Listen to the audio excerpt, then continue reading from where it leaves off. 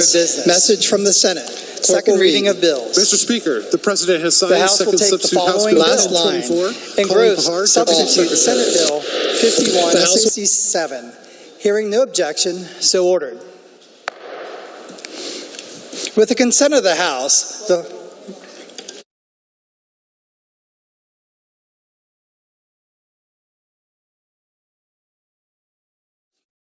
engross substitute Senate Bill 5167. The clerk will read. An act relating to fiscal matters, amending RCW 9.46, effect immediately. There are amendments. The following amendment, Amendment 928, is withdrawn with the consent of the House. Hearing no objection, so ordered. There are further amendments. There are amendments. The representative from the 3rd District, Amendment 911, the clerk will read. Strike everything after the enacting clause and insert the following. Last line. Correct the title. The good member from the 3rd District, Representative Ormsby. Thank you, Mr. Speaker. I move for the adoption of the striking amendment 911. It has been moved and seconded that striking Amendment 911 be adopted. There are amendments to the amendment. Amendment 912. The clerk will read. On page 27, line 23, Last line. General, volumes. The good member from the 19th District, Representative Walsh, to move adoption. Thank you, Mr. Speaker. I'd like to move Amendment 912 for adoption. It has been moved and seconded that Amendment 912 be adopted. Remarks. Thank you, Mr. Speaker. This is a good amendment. It's a small amendment. In the scheme of things that we will discuss this evening, it's budget dust. But it's important, Mr. Speaker. It's important even though the numbers are small. What this amendment does, Mr. Speaker, is it funds what used to be called a drug task force, now is called an investigations unit, for the Sheriff's Department in Pacific County, Washington. Mr. Speaker, when we started this session, we spoke of channeling resources, of dollars, to law enforcement in our state. And sadly, Mr. Speaker, some of that conversation, some of that good discussion has fallen away. Mr. Speaker, it is incumbent on this legislature to support law enforcement in the state of Washington. You know the numbers, Mr. Speaker. We have record levels of property crime. We have record levels of violent crime. We have record levels of drug, I don't even want to call it crime, damage to the people in this state. Mr. Speaker, this is a small step to honor our commitment to support law enforcement here in this state. Mr. Speaker, we speak often of what's good in Washington State, and throughout our state's history, we have been known for having a high quality of life. It has been one of the reasons that people want to live in Washington. But in recent years, we have frittered away that advantage. We have given away the high quality of life that Washingtonians can enjoy. And Mr. Speaker, this has fallen disproportionately on small, rural communities like those in Pacific County. I know you know the stories, Mr. Speaker, but they're worth repeating. Small, rural, timber-reliant counties have been devastated by policy choices in this state. The industries that created wealth, that created jobs, that created opportunity for their people have been regulated out of existence, nearly. And the resources that the timber industry used to provide to schools and to law enforcement in these rural counties has dried up. We've tried to sort of put on Band-Aids and backfill that lost resource to these small counties, but we've largely fallen short even in those efforts. Mr. Speaker, this amendment won't fix a history of bad policy that has ruined rural counties and the communities in them around our state, but it is a small, we've largely step in a better direction. It is a small thing we can do to help fight crime in rural Washington, to help restore good civic engagement in rural counties. And, Mr. Speaker, to keep our word to the law enforcement community, at least a little part of it, at least a letter of it, Mr. Speaker, that we would support cops and sheriff's deputies in Washington State. This is a small step, Mr. Speaker, but an urgent one and a clear one. Let's back law enforcement. Let's back the fight against crime in our towns and our communities. Let's restore what's good in our beautiful state, Mr. Speaker. Let's fix what's broken in Washington. Please vote yes on this amendment. Further remarks. The good member from the 30th District, Representative Reeves. Thank you, Mr. Speaker. I agree. We need to honor our commitment to law enforcement and public safety in the state of Washington. I'm a pro-public safety Democrat, Mr. Speaker. I'm also an economic developer, so couldn't agree more with the previous speaker that we know that there's a clear correlation between our investments in public safety and our quality of life in community, Mr. Speaker. But what I also know is that public safety is ultimately the paramount responsibility of our local jurisdictions. We believe, Mr. Speaker, and we agree that local control in this area of ensuring that law enforcement and public safety is determined at the local level is incredibly important in the dialogue. It's why, Mr. Speaker, this legislature, you and I, sir, have already voted on legislation in this body to ensure that we are enabling local control around decisions about how best to meet the public safety needs of our individual communities. Mr. Speaker, I know my community in South King County is desperate for public safety resources due to high crime, due to homelessness. I've heard from my mayor and my city council multiple times in the largest community in my district. But that's why, Mr. Speaker, we have to ensure that those resources are being determined community by community, that they're being built out, Mr. Speaker, based on the needs of those communities, and making sure that if it's law enforcement folks want, great. If it's behavioral health, great. If it's co-responders, fantastic. And that's why we've taken that vote, Mr. Speaker. What I would also say is, at the end of the day, for me, I'm encouraging a no on this because there's an equity element here. Why should one individual community in this budget, Mr. Speaker, get access to local law enforcement when we have legislation moving through this body to ensure that every community in this state gets to uphold their commitment to funding public safety, to funding new law enforcement officers, to funding behavioral health? So, Mr. Speaker, I'm going to be asking for a no for those reasons, to ensure that we maintain local control and local responsibility of law enforcement, to ensure that we're providing an equitable resourcing of that support and that service across our state, and ensuring that every community has the opportunity to build a public safety plan that best meets their needs. Further remarks. The good member from the 19th District, Representative McIntyre. Thank you, Mr. Speaker. I would be remiss if I didn't get up and at least share a little bit of my thoughts about the community that we are trying to help with this amendment.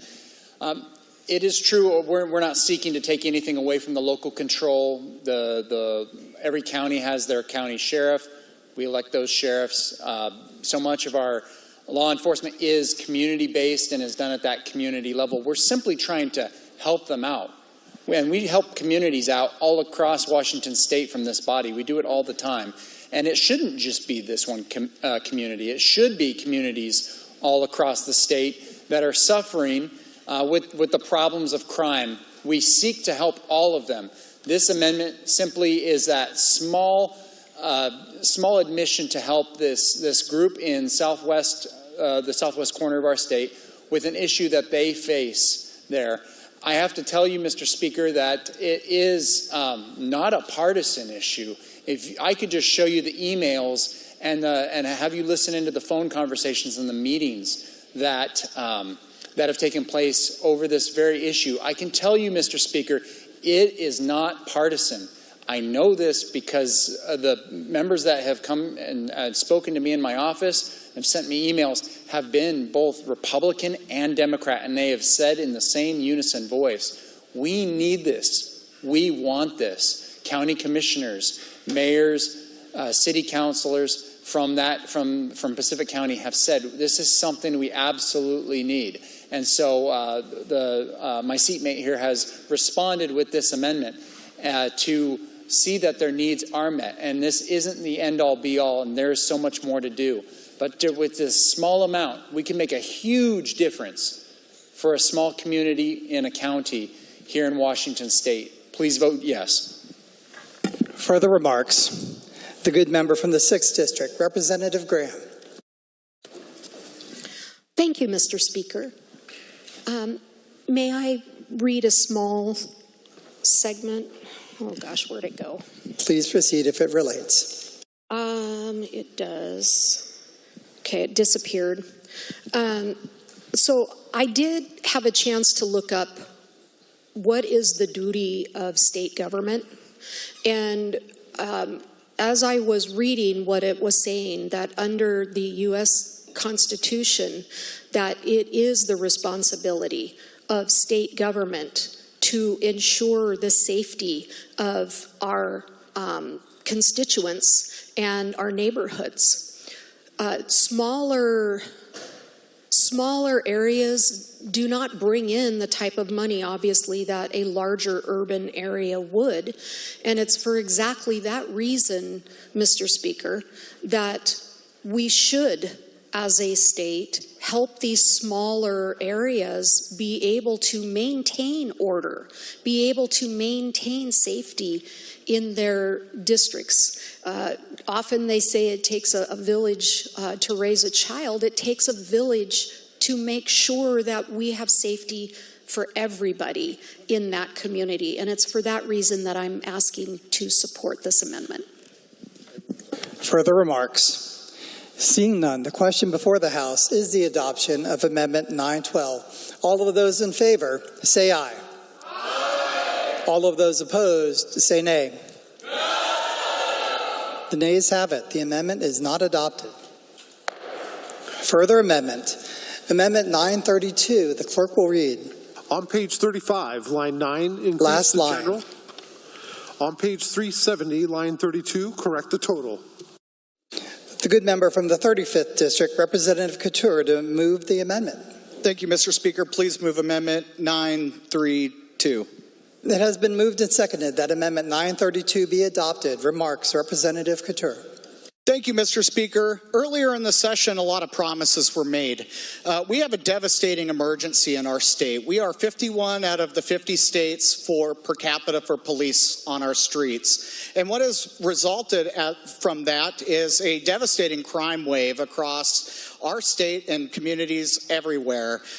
We, Mr. Speaker, have to do a lot more for our police and our first responders. And what this amendment does is it strikes at the overbloated bureaucracy in our higher education system in order to keep the promise that many, including myself and including our new governor, Governor Ferguson, have made to try to make sure that we're not 51 out of 50, but that we start moving our way into a better direction to have more police on the streets per capita in our communities. Now, Mr. Speaker, one of the problems with House Bill 2015 that was recently passed and is assumed in the underlying budget and in the striker is that it essentially asks communities across and cities and counties across our state to raise a regressive sales tax in order for the benefit of public safety in their communities.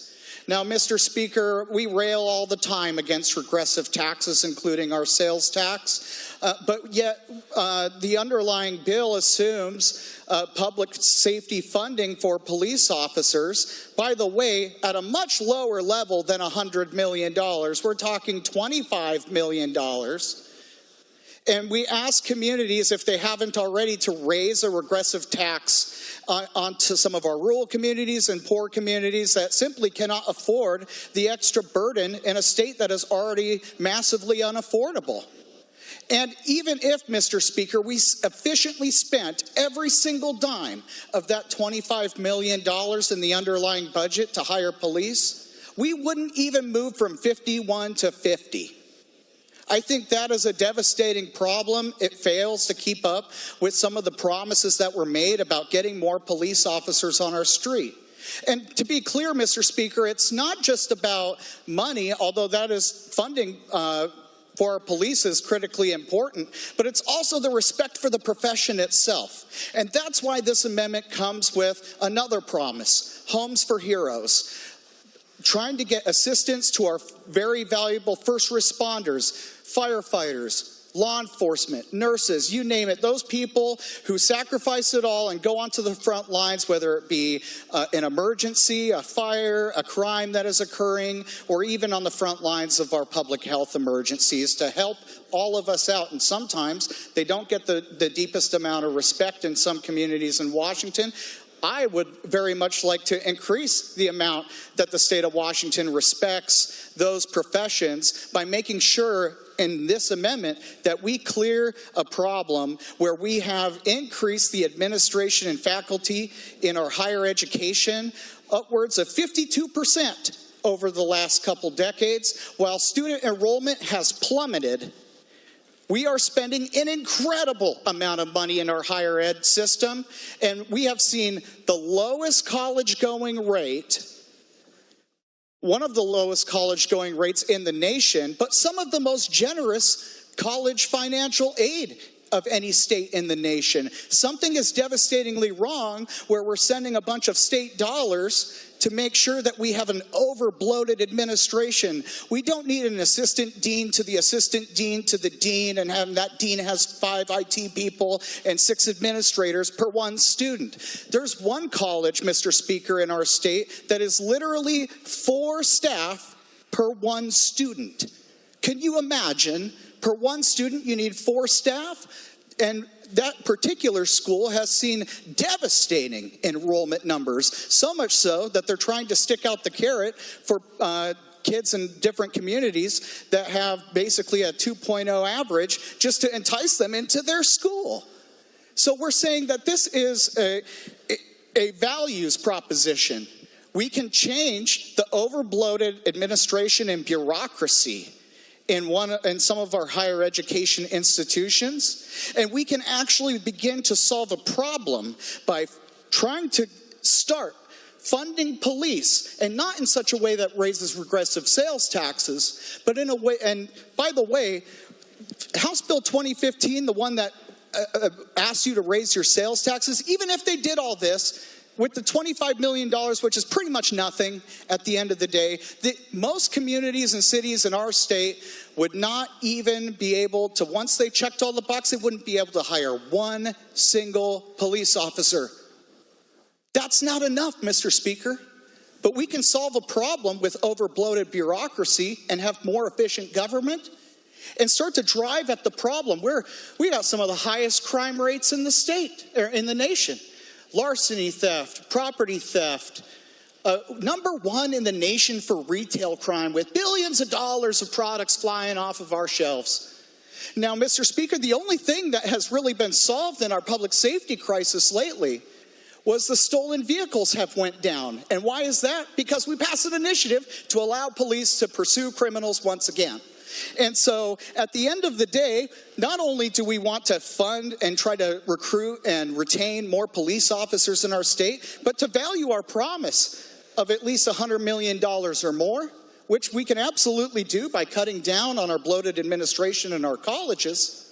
But also, we want to show some respect for those professions, and not just police, but others as well, that are first-line responders.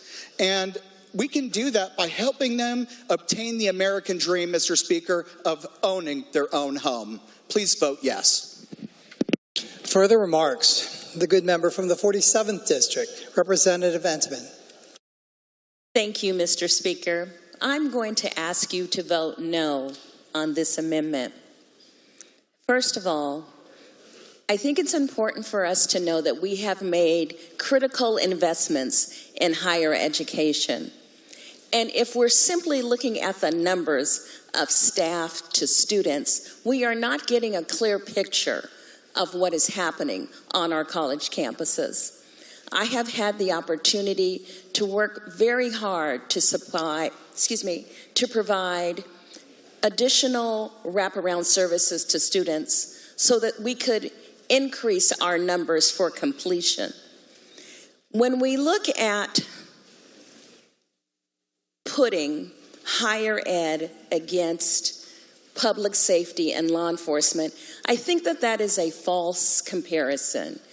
I want in our state to have access to higher education and wraparound services, and I also believe that we can support law enforcement and make our community safer by supporting alternatives to law enforcement response for mental health crisis, by supporting economic development in our communities, and by supporting youth employment in our communities. There are a number of things that we can do. 2015 is a bill that I hope will help us to begin to do that work and to do that work well. But I do not want to pit education against law enforcement. I believe in this state, Mr. Speaker, we can do both. Please vote no on this amendment. Thank you. Further remarks? The good member from the 8th District, Representative Connors. Thank you, Mr. Speaker. I too value higher education, and I understand that the amendment that we have before us does some cuts into higher education. We also do a lot of funding for kids that don't want to go into higher education. They're doing vocational technical learning, those kind of things. But as one of the previous speakers said before me, the higher education budget has become extremely bloated. We are seeing a great decline in our students who actually want to go to college. And so by taking non-faculty and going back to the 2008 level, we can save hundreds of millions of dollars in Washington State while still serving our students appropriately. So I don't think it's a bad idea for Washington State residents to look at what's been happening in higher education and to look at all the money that's been wasted in the higher education field and say, we want certain things in our state. And one of those things is we want our state to be safe. A lot of people do not feel safe in Washington State right now. For instance, we have the third highest crime rate in the nation. We have the second highest property crime rate in the nation. We have the first highest retail theft in the nation. And as was indicated earlier, not a very good statistic either, as we are 51st in the nation for police officers per capita. And so trying to get police officers to come to Washington State, due to a lot of legislation that has been passed, has been very hard to get them to want to actually be here and to be police officers for us. You know, on opening day of this session, I was inspired. We had a new governor standing where you're standing right now. And some of the things that he mentioned were not only important to me, but they were important to my community. And a lot of my community members were very surprised by the speech of our new governor. One of the things he talked about was working bipartisan to find solutions. And a couple of the things that he talked about were funding police officers, $100 million for police officers. And he talked about, I was very surprised that day for him to bring up a bill that I had before the House to say, if this makes it to my desk, I want to sign it because I think it's important. And that piece of legislation is inside of this amendment to actually help our first responders want to be first responders in Washington State. to help them purchase a home, to help them to live in a community that they're proud of. I have a police officer that lives in my neighborhood, and the one thing that having a police officer lives in your neighborhood does, Mr. Speaker, it creates a relationship with the members of that community. It creates a relationship with children that they like to be around the police officers. It gives amazing community support. So this bill was actually, by putting the Homes for Heroes bill inside of the state budget, was to say that we would like our police officers in our communities. We would like to recruit them into our communities and give them a place to live, because housing costs have gotten so expensive in Washington state that people can hardly afford to live here and to be recruited here to work in our state. And so this amendment is going to help recruit. It's going to help retain police officers, firefighters, nurses. And so I'm encouraging a yes vote today to try to make our streets and our public safer in Washington state. Further remarks. The good member from the 7th District, Representative Abel. Thank you, Mr. Speaker. Rising in support of the amendment and to speak on behalf of some of the heroes mentioned by the gentlelady from the 8th District, I'd like to speak a little bit about our law enforcement situation that we have here in Washington State, Mr. Speaker. And as I do so, I speak with a heavy heart. We had a tragedy in the 7th District over the course of the last couple of weeks. My little county, Ferry County, experienced a murder, suicide, and an injured law enforcement officer in that incident. For context, this is the first murder to happen in Ferry County in over a decade. There's a lot that we don't yet know, Mr. Speaker, but here's what we do know. We do know it was a domestic violence incident. We do know that 911 was called. We know the law enforcement officer responded as quickly as he could. We also know that because of the nature of the district, law enforcement response takes a while. But here's what we also know, Mr. Speaker. We know that the Ferry County Sheriff's Department is operating at about 50% manning. There's just not enough cops serving in the Ferry County Sheriff's Department, and it's not unique to Ferry County. It's true for a lot of jurisdictions here in our state. We rank last in the nation in terms of law enforcement officers, and that's a problem that we can fix with this amendment, Mr. Speaker. This amendment is an opportunity to reallocate funds from non-faculty full-time employees at our public institutions and put them to solving the narrow problem that we have, which is that we rank last in the nation in terms of per capita number of law enforcement officers. This is a direct effort to address a direct problem, one that's been identified by our governor here in this chamber. Here's what we also know, Mr. Speaker, is that all too often for Washingtonians in danger here in this state, when they call 911, they're put on hold while gunshots are ringing out in the background. Let's not keep them on hold any longer, Mr. Speaker. Let's hire some cops. Thank you, Mr. Speaker. Further remarks? Seeing none, the question before the House is the adoption of Amendment 932. All of those in favor, say aye. Aye. All of those opposed, say nay. No. The nays have it. The amendment is not adopted. Further amendment. Amendment 926. The clerk will read. On page 44, line 10. Last line. For any public purpose. The good member from the 35th District, Representative Couture, to move adoption of Amendment 926. Thank you, Mr. Speaker. Please move Amendment 926. It has been moved and seconded that Amendment 926 be adopted. Remarks, Representative Couture. Thank you, Mr. Speaker. This amendment requires cities and counties to adopt public camping bans in order to access the document recording fee backfill. So under the underlying budget, we've once again backfilled the document recording fee with over $100 million. And we've heard throughout the session, Mr. Speaker, the problems. We have one of the highest document recording fees in the nation, possibly well over $300 at the end of this session, depending upon what legislation makes it to the governor's desk and gets signed. And that is a devastating problem. It's not like, like a little bit higher than the other states. It's a lot higher, but we're seeing revenues into the document recording fee plummet, and that's part of our housing crisis as well. We're not recording enough documents because we're not building enough housing.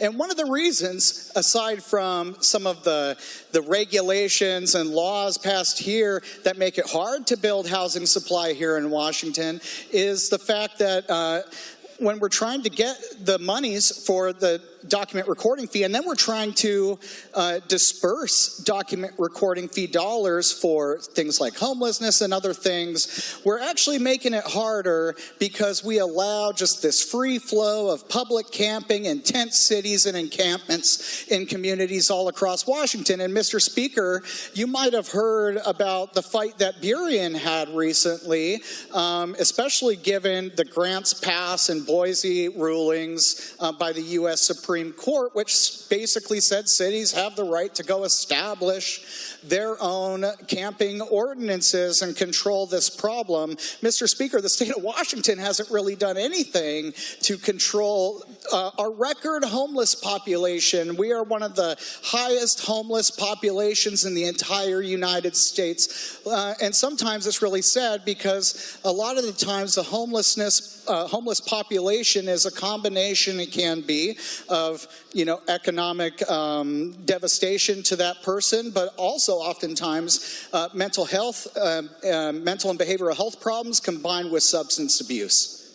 And Mr. Speaker, what we've also seen is record amounts of drug deaths in our state, over 3,600 drug deaths, a lot of them due to the fentanyl pouring into our state across our borders and in other places has essentially gone unchecked. The drug crisis, and unfortunately, not only do we see very unsafe tent cities between daycares and schools and businesses, it's hurting our local economies. This is not a victimless crime. A lot of the time, the homeless population is committing crimes to continue the things that they do, and then we have to use public resources for the aftermath, the absolute human misery and destruction that is happening on our streets. And Mr. Speaker, I would like to be a society that does not step over those in crisis. I would like to become a society that helps those in crisis and not trying to give them the tools that will aid in their own demise, but instead ban public camping in our cities and our public space. If you want to be able to use the document recording fee and able to help with some of the homeless and housing programs, you can't cut off your nose to spite your face, Mr. Speaker, and that's why this amendment is a great reform that is needed in our budget. Please vote yes. Further remarks? The good member from the 21st District, Representative Peterson. Thank you, Speaker Stearns. Nice to see you up there. Asking for a no vote this evening on this amendment. We know that the folks living in our communities, living in tents, living on the street, it's a very complicated issue.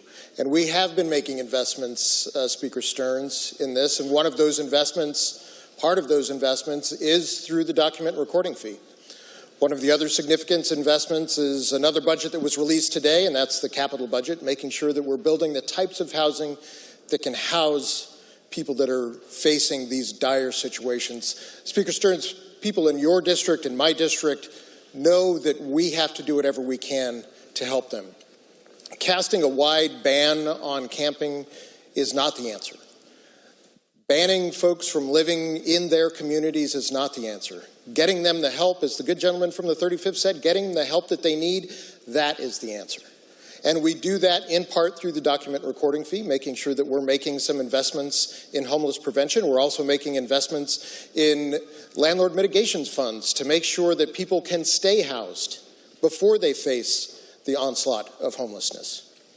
So, Mr. Speaker, I'm asking you to join me tonight in saying no to this amendment, but also as we work through this budget and other budgets before us to making sure that we are focused on making the critical investments to help those in our communities that are facing the most dire circumstances. And those are the people that are living in our streets.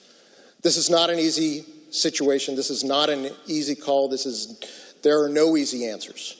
But we know the answers are investments, smart investments, and the other answer is compassion. So please join me, Mr. Speaker, in saying no to this and continuing the work that we've done to help our most needed people in our community. Thank you.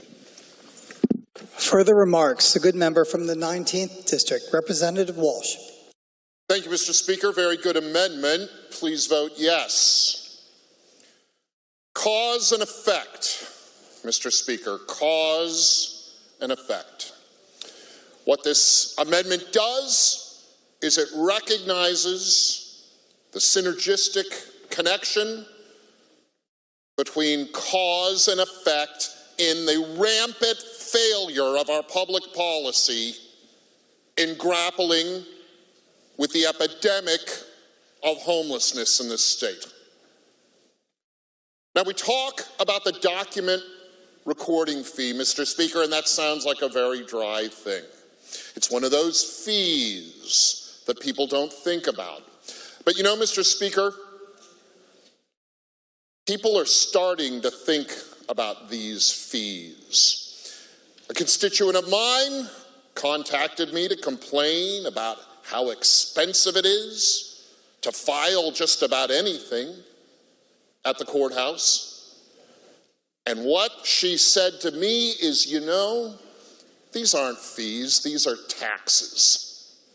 And we can get into a philosophical debate, Mr. Speaker, about the difference between a fee and a tax, but her point was right.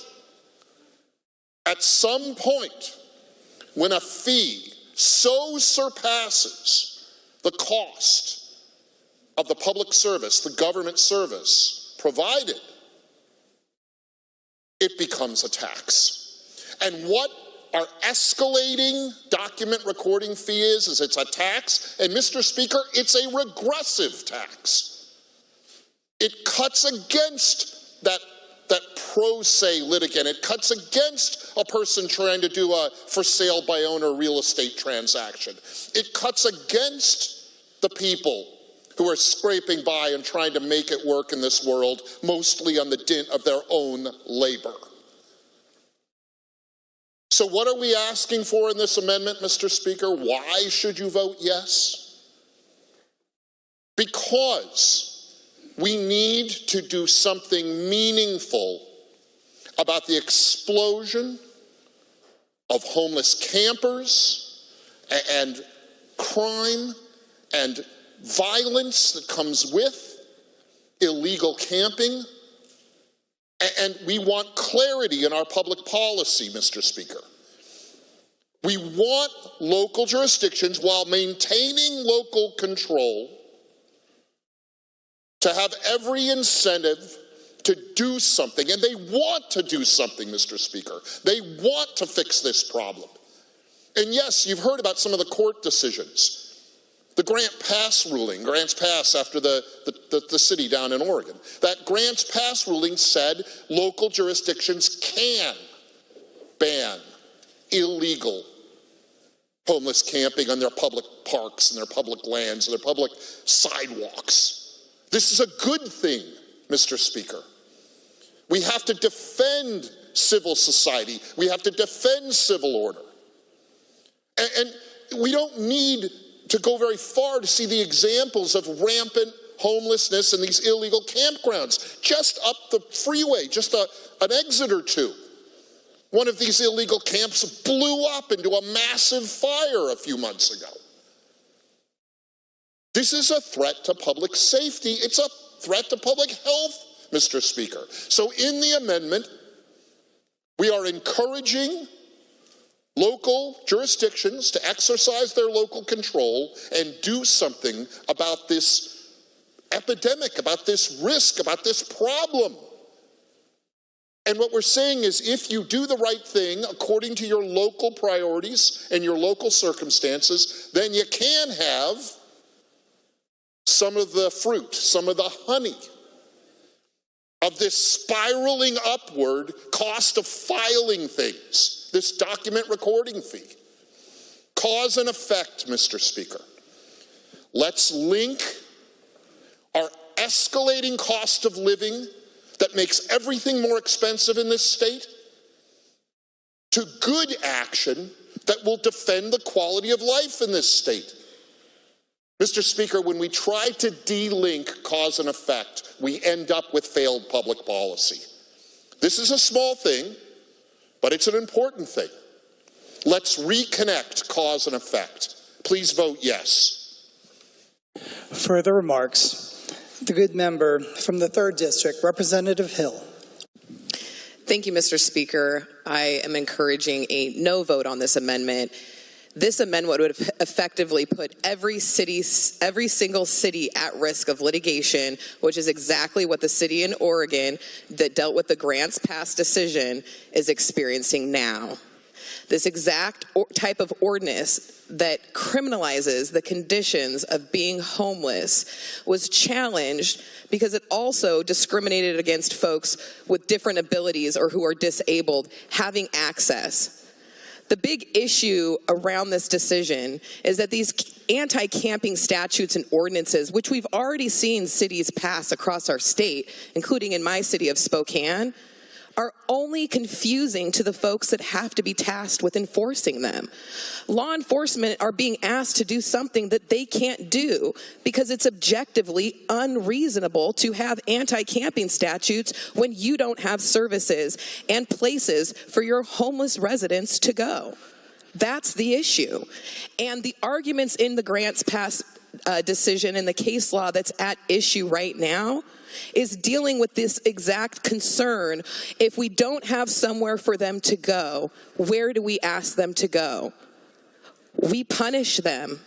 We create additional barriers that they're going to have to overcome to even get to some kind of stable housing, which is what the document recording fee is intended to do and what it will do.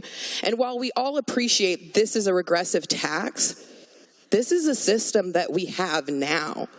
And I am excited to hear from my colleagues both on the Democratic side and the Republican side about what we really need to do, which is catch up when it comes to our tax code to states like Oregon and institute a state income tax that would tax income fairly across the board.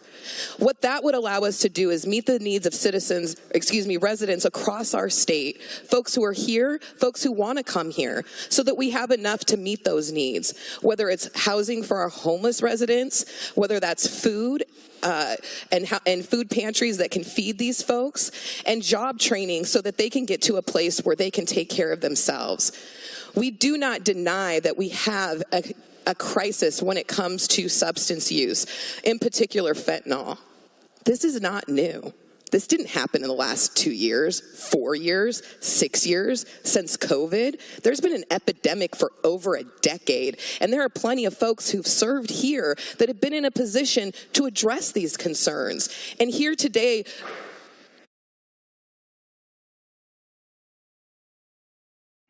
the Speaker would ask members to please speak to the policy and not previous efforts on the issue. Please proceed. Thank you, Mr. Speaker. Here today we have an opportunity to increase funding to meet the needs that we have when it comes to housing, so that we can make sure that folks don't have to take an option of camping, whether that's on sidewalks, underpasses, in the parks, because they have somewhere to go. This amendment assumes that cities and counties have places for the homeless to go. The reality is they don't. And that's the exact issue that we're looking to address by having this increase in the document recording fees. We have to come up with solutions. Identifying issues and problems is just the beginning. The solutions that we have in front of us in the system that we're working with is what we're doing. And so this is why I'm encouraging a no vote on this amendment. It's simply going to put all cities and counties at risk of litigation, just like we're seeing in Oregon. Thank you. Further remarks. The good member from the 19th District, Representative Walsh. Thank you, Mr. Speaker. Well, I'm happy to say that Grants Pass actually won their lawsuit, and they can ban illegal camping in their town, and we can ban illegal camping as we choose to in our various communities around this state, too. Mr. Speaker, if the Hobson's choice is between a document recording fee exploding upward and an income tax, I promise you, Mr. Speaker, the people of this state will begin a tax revolt, the likes of which we haven't seen since Howard Jarvis in California 50 years ago. Mr. Speaker, this is exactly the false choice in public policy we have to move away from. Just because the document recording fee is a regressive tax that's no good on people working on their own efforts to make their lives better doesn't justify a worse tax, which is unconstitutional. Mr. Speaker, we need to get our house in order both in tax policy and public policy. This amendment helps do that. Please vote yes. Further remarks. The good member from the 26th District, Representative Caldier. Thank you, Mr. Speaker. I hate to be Captain Obvious, but I just kind of wanted to say something after listening to the good woman from the 3rd District. And there has been one party in control for several decades. And please speak to the policy. Please proceed. My apologies. I was talking about the regressive tax that the good woman from the 3rd District said that this is our current tax structure. And the current tax structure is a result of the people who are in power. Thank you. Further remarks. Seeing none, the question before the House is the adoption of Amendment 926. All of those in favor say aye. All of those opposed say nay. The nays have it. The amendment is not adopted. Further amendment. Amendment 925. The clerk will read. On page 45, line 19, increase last line. Responsibility set forth in RCW 43.167.030. The good member from the 30th District, Representative Reeves, to move adoption of the amendment. I move adoption of Amendment 925. Amendment 925 has been moved and seconded for adoption. Remarks, Representative Reeves. Thank you, Mr. Speaker. The underlying amendment before you encourages investment in local community within the good member from the 37th District. And as soon as we can find the good member from the 37th, fantastic. Thank you, Mr. Speaker. I'll yield my time. Further remarks. Additional remarks. The good member from the 37th District, Representative Santos. Thank you, Mr. Speaker, and my apologies for not being prepared and on the floor. I am asking for you to support this amendment. We have two state community preservation and development authorities. These are instrumentalities of the state. They are designed to address issues of statewide significance in terms of revitalizing underutilized areas and preserving unique community characteristics. This particular, the Central District CPDA, in the last biennium received an appropriation of $2.7 million to help with the restoration of the McKinney Center, which is an historic building in the Central District, as well as for their operations. They were, I think, inadvertently left out by the Appropriations Committee. This simply restores a $500,000 small acknowledgement of keeping the lights on so that we can sustain them until economic times are better. So I ask for your support. Further remarks. The good member from the 35th District, Representative Couture. Thank you, Mr. Speaker. Urging a yes. We absolutely love community preservation and development, but what I think I love even more is hearing no impact to NGFO, which means we're not spending any money. Please vote yes. Further remarks. Seeing none, the question before the House is the adoption of Amendment 925. All of those in favor say aye. All of those opposed say nay. The ayes have it. The amendment is adopted. Further amendment. Amendment 934. The clerk will read. On page 48, line 11, increase the general fund state last appropriation. Line. Business Center. The good member from the 39th District, Representative Eslick, to move adoption of the amendment. I'd like to move Amendment 934. It has been moved and seconded that Amendment 934 be adopted. Remarks, Representative Eslick. Thank you, Mr. Speaker. Do you know that there are 1.7 million acres of farmland that have been bought by foreign entities in Washington state? Tonight, I'm standing before you to talk to you about saving our farms. The Northwest Agricultural Business Center started in 2006, and since 2008, the state of Washington understood the work that they were doing was invaluable to the farms.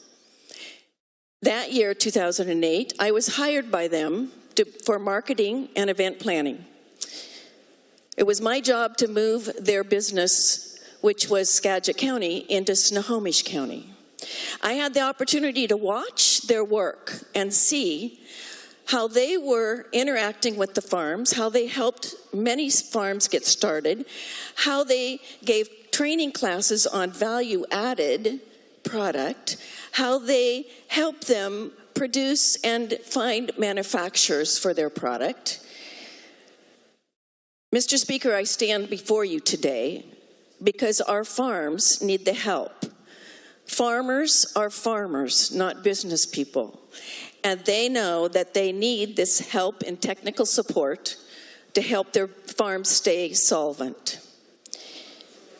We have 37,000 farms in Washington state, and 85% of them have a gross income of $250,000. We're talking small. But yet, we produce over 300 different kinds of crops. It's a huge industry overall for Washington state. Northwest Agricultural Business Center has grown since 2006 from 1 county to serving 10 counties.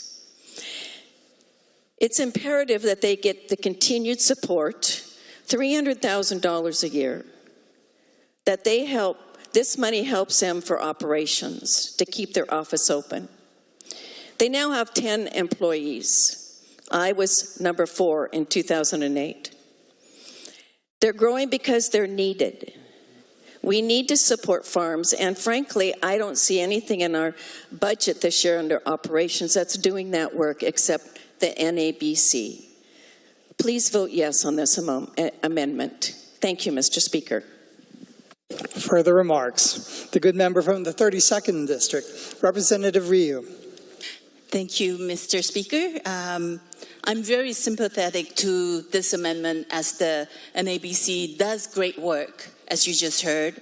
And as you can see, actually by logging on to agbizcenter.org, and they do take donations. However, we do have to make tough choices in this budget as we try to protect direct state services and functions and to ensure that basic needs such as housing, food, and shelter are maintained wherever possible. And so I regrettably ask you to vote no on this amendment. Further remarks. The good member from the 13th District, Representative Dent. Thank you, Mr. Speaker. Our farms feed us. That's what they do.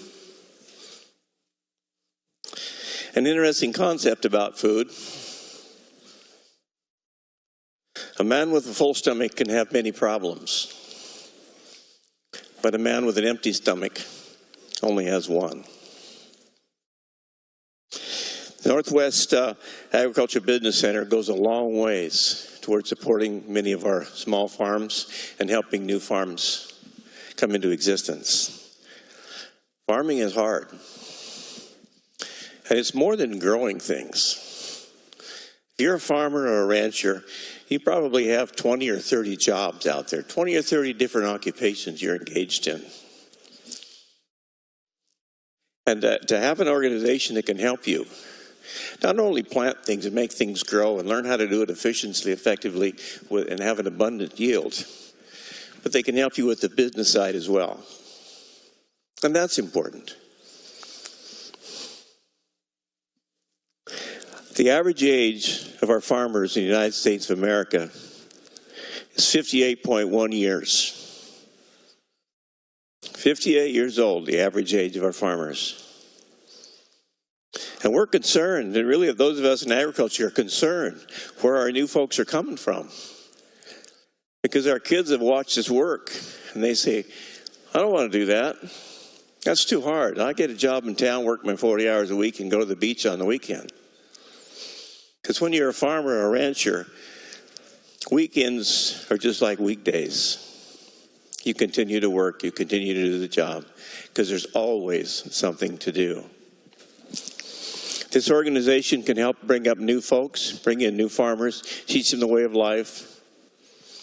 A lot of folks out there want to farm, but they don't have that opportunity.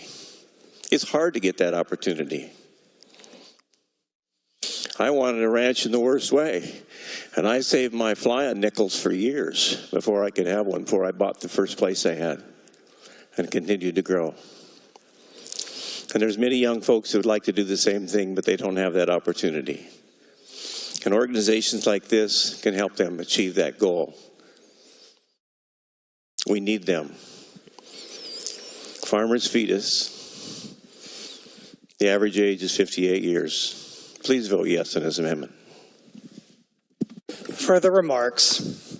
The good member from the 14th District, Representative Mangeras. Thank you, Mr. Speaker. We need to connect. We need to provide shelter and food for the less fortunate.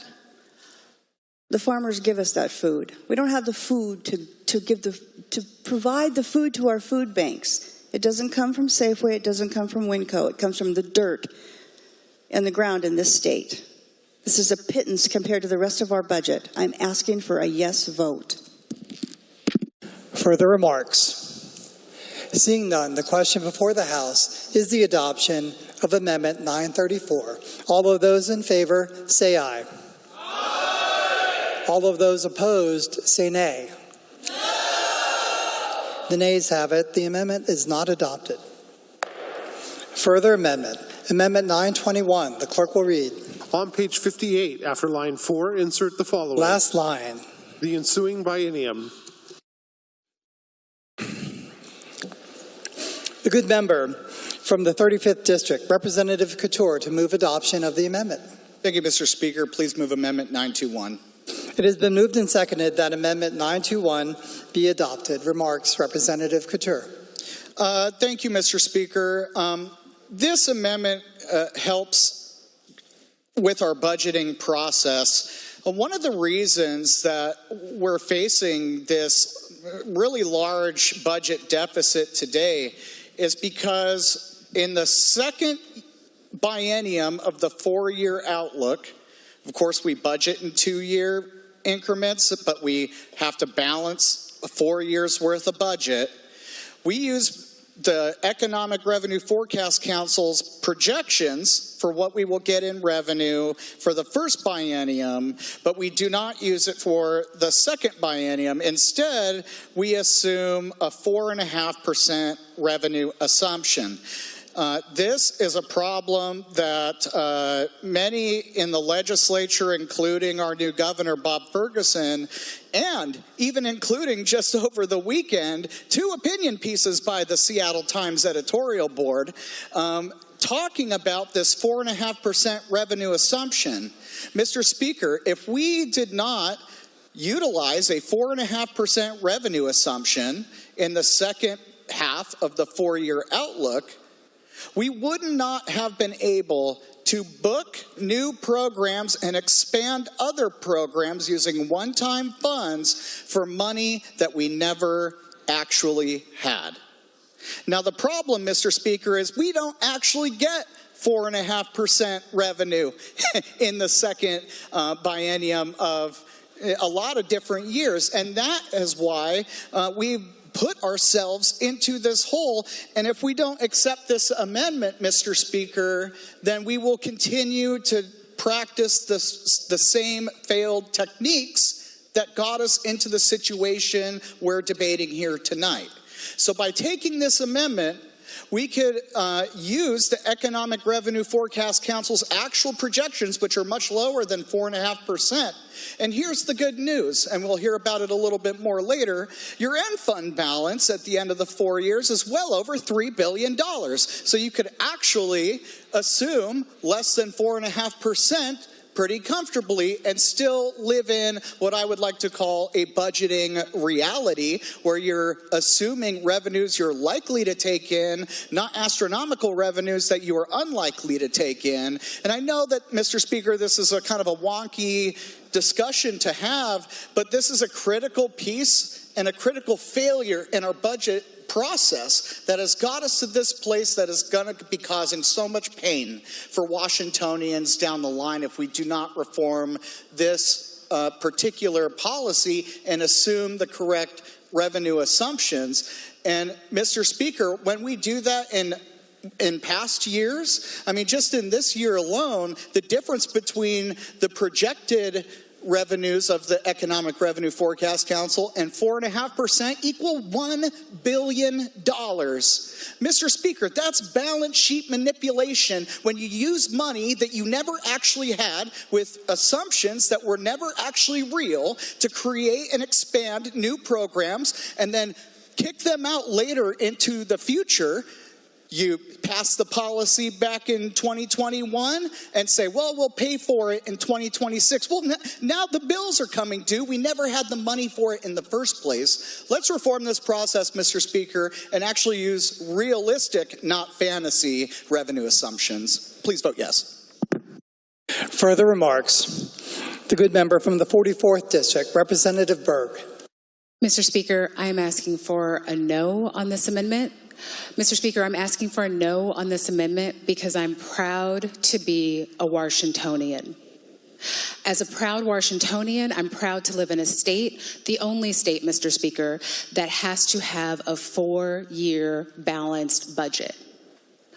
We are the only state beginning in 2013 through 2015 biennium that had that statute placed into our law. Mr. Speaker, I'm proud to go to fiscal conferences across this nation to say that my state has to have a 4-year balanced budget.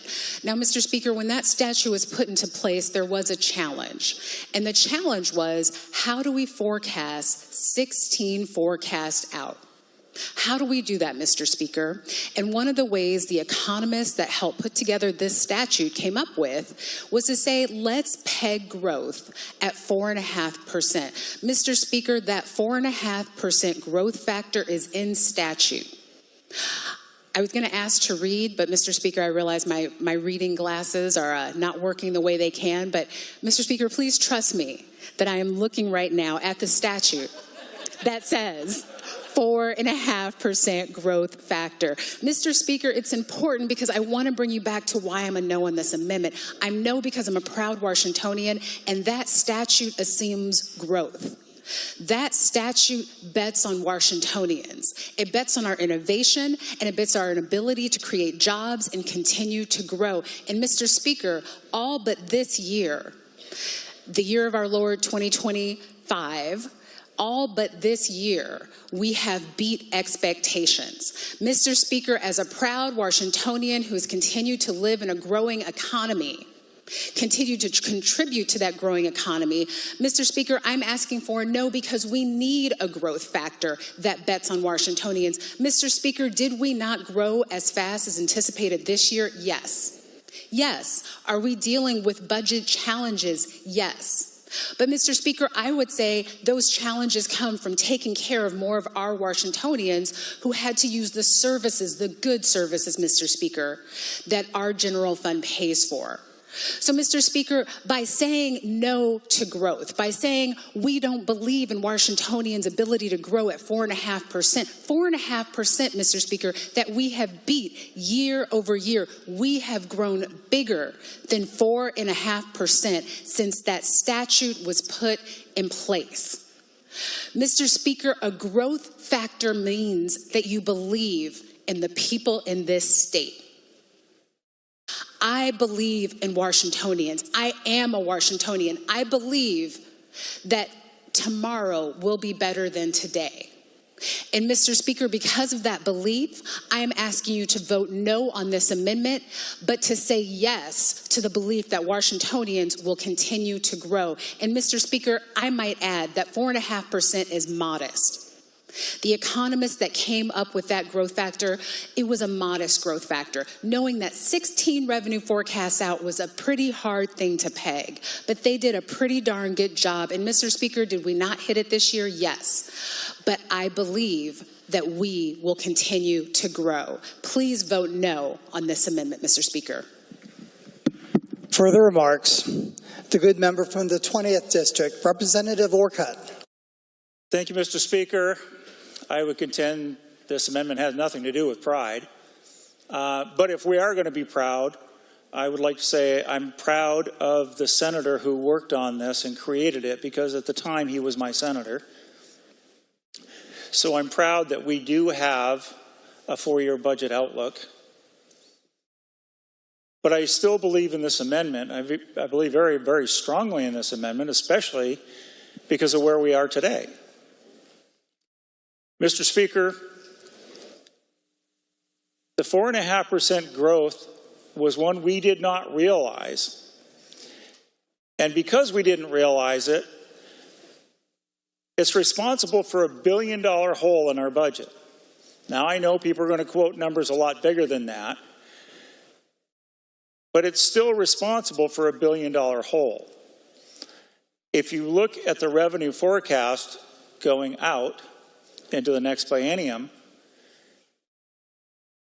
and you look at the 4.5%, the difference between what our revenue forecast is and the 4.5%, it's $1 billion again.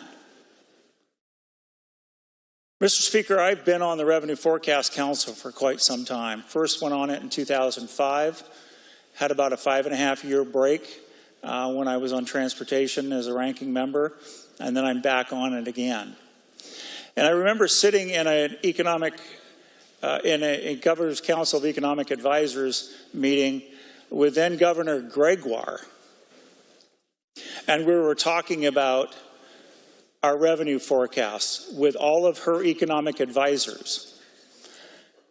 And she was asking them to be a little more conservative in their estimates because she believed it was better for us to be wrong with a surplus than to be wrong with a deficit. Right now, we're wrong with a deficit.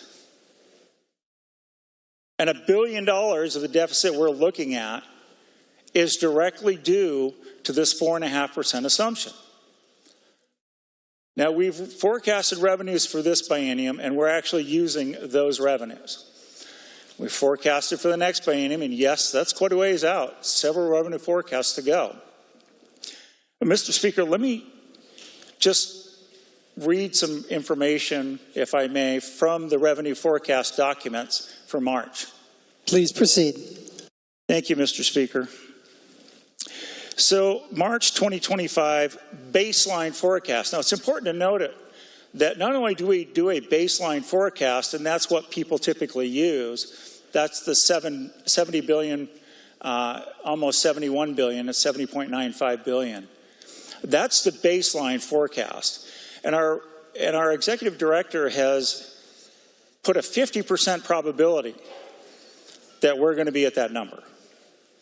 50% probability. But if I'm telling you there's a baseline forecast, you might have guessed that there are some other forecasts in here as well. He also does an optimistic and a pessimistic. And you know what? If he assigns a 50% probability to the baseline forecast, that leaves 50% left over for the pessimistic and the optimistic. Now, in order for us to hit on the next biennium 4.5%, we'd have to be optimistic. Our revenues would have to come in higher than what we're projecting. But of the 50% that's left between the pessimistic and the optimistic was only assigned 20%. The pessimistic is assigned 30% probability. That means that we believe that if we don't hit the baseline, that there's a greater probability that we won't hit the baseline, that we will be under the baseline. It's a greater probability of that than there is of being over the baseline forecast. And Mr. Speaker, our forecasts are based on some assumptions. And when those assumptions come true, then our revenue forecasts are pretty accurate. Any swings that you see in our revenue forecasts are because something happened different than what we were expecting with the underlying economy. To assume the 4.5% is to assume that our assumptions are wrong. To assume that we're going to do better than what our assumptions are. Mr. Speaker, we get a tremendous amount of not only state data, but national data. We subscribe to different services. We get a lot of different economic reports. We look at a lot of different economic reports. We even look at oil prices. We've even adjusted the oil prices that we use in the revenue forecast to try and hone in and be as close as we possibly can with our assumptions. We actually went from using Brent to using WTI because it better reflected what our oil prices would actually be. So we've done a lot of work to make sure that our model is as close to the assumed inputs as possible.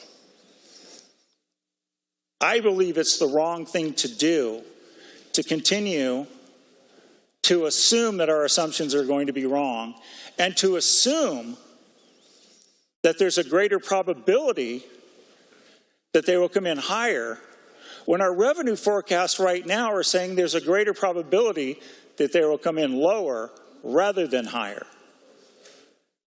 Mr. Speaker, I believe we would be better off. I believe the people of the state of Washington would be better off if we went with our actual assumptions, with all of the economic data from all of the economists around our country, instead of assuming this state knows better and that we will achieve that 4.5%. Because we know this year we did not. And the projection for next biennium is that we will not. I believe that it's better for us to take a chance on being wrong and having a surplus than to take a greater chance of being wrong and having a deficit. Please adopt the amendment. Further remarks? Oh, the good member from the 25th District, Representative Jacobson. Thank you, Mr. Speaker. So I think that this is one of the most important amendments that we can consider passing tonight. When we passed this balanced budget amendment in 2012, we assumed the 4.5% revenue increase over the second biennium because that's what the average had been through the 80s, through to 2011. That's what we had been looking at. We are responsible for our statutes. If our statute needs changing, we should change it. And so right now, with the revenue forecast for 24 to 29, none of them hit the 4.5% mark. None of them do. So we are assuming revenue that it is likely that we will not have. When I got on the Puyallup City Council, Mr. Speaker, I went to go interview the controller, and I like finance, so that was a fun morning for me. And we talked about a policy that we have in Puyallup called the Budget Stabilization Policy. And I liked it very well. And the controller at that time told me that before we passed that, there were times when we were worried about payroll, and this was years ago. So we passed this budget stabilization policy, which required us to assume basically a pessimistic revenue forecast. It's more complicated than that, but it was the pessimistic one. And then if we had extra money, we could put it toward our capital projects or any number of good things. But we assumed a pessimistic revenue forecast for how much we were bringing in. And I liked that budget stabilization policy so well that when I left, they gave me a sign that said budget stabilization lane or something like that. So it's a good idea. It's prudent. We are in charge of the statutes for this state. The 4.5% is not working anymore, and it's given us $1 billion hole, and it looks like it's going to continue to do that in the next biennium. And we need to make sure that we adjust our statutes to fit the times. So let's follow the revenue forecast for the last biennium in our balanced budget outlook. So I'm urging a yes on this amendment. Thank you. Further remarks? The good member from the 35th District, Representative Couture. Thank you, Mr. Speaker. I just wanted to point out that there is a lot of growth happening in our state. I mean, we are still growing at a pretty good clip, just maybe not as much as before, but what has grown substantially is the out-of-control spending. And this is a policy that allows the growth of out-of-control reckless spending that has more than doubled in the last decade, while people's take-home pay in our communities has not grown that large in the last decade. And what else has grown is our tax collections in the last decade. We have raised taxes and fees over 50 times, more coming now in this session, but at a rate of over 103%. That is what has grown because a cumulative amount of policies, including assuming revenue that we never had. Mr. Speaker, what I believe in is actual data and from our Economic and Revenue Forecast Council. And I want to point out that although it is great that we have to balance a 4-year outlook budget, that even if we balance a 4-year outlook budget today, and then tomorrow we get a different forecast or something like that because the end fund balance is so close, that the governor does not have to sign a 4-year balanced budget. And that has actually happened in the past, and only as a result of having additional revenues come in from our already overtaxed citizenry did we recover from that delta. So there's a lot of variances here, but the end fund balance of over $3 billion would take a $1 billion hit because of this. And that just goes to show you how reckless assuming 4.5% revenue actually is. And you would not be able to book new programs based on that revenue if you had an actual realistic assumption. And just in the last forecast, we learned that nearly $500 million more in inflationary increases to our public schools and other things. Those things happen along the way as the revenue forecast gets updated. But we're assuming a great amount of money at a time later on down the line, at a time when it has been steadily declining back to a more realistic amount of revenue growth in our state. And I like to mention it like this. Some people have said, well, we're suffering low revenues. No, we're not. We still have record high amounts of revenue coming in, all-time highs. We have a lot of revenue coming in, but instead of speeding at 65 miles an hour down the road, we have slowed the car down to 55 in a 50-mile-an-hour zone. We're still speeding, just not as much as before. This is an important amendment, and it's not about if I believe in the people of the state of Washington to grow our way out of this, but we see a lot of concerning trends in our economic revenue forecast, and we should actually be budgeting based on the data and based on reality and based on the experts who have told us what they expect to see. Please vote yes. Further remarks? The good member from the 25th District, Representative Jacobson. Thank you, Mr. Speaker, for your forbearance. I got so excited about the Puyallups budget stabilization policy that I did forget to read a quote, if you would allow me to read it quickly. Permission to read, please. Thank you. So this is from Governor Ferguson's budget priorities for 2025 to 2027.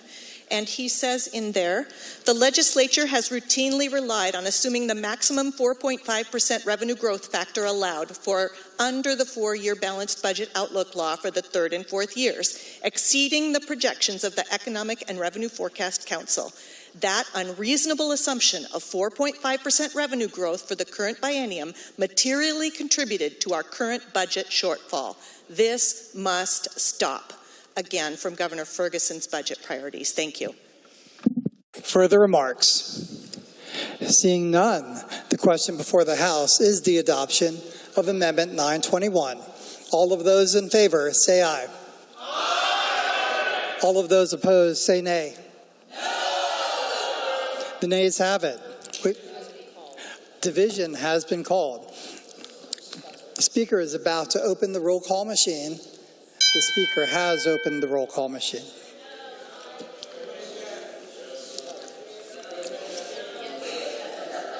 Has every member who wishes to vote voted? Any members wishing to change their vote? The Speaker is about to lock the roll call machine. The Speaker has locked the roll call machine. The clerk will take the record. Mr. Speaker, there are 39 yeas, 52 nays, 0 excused.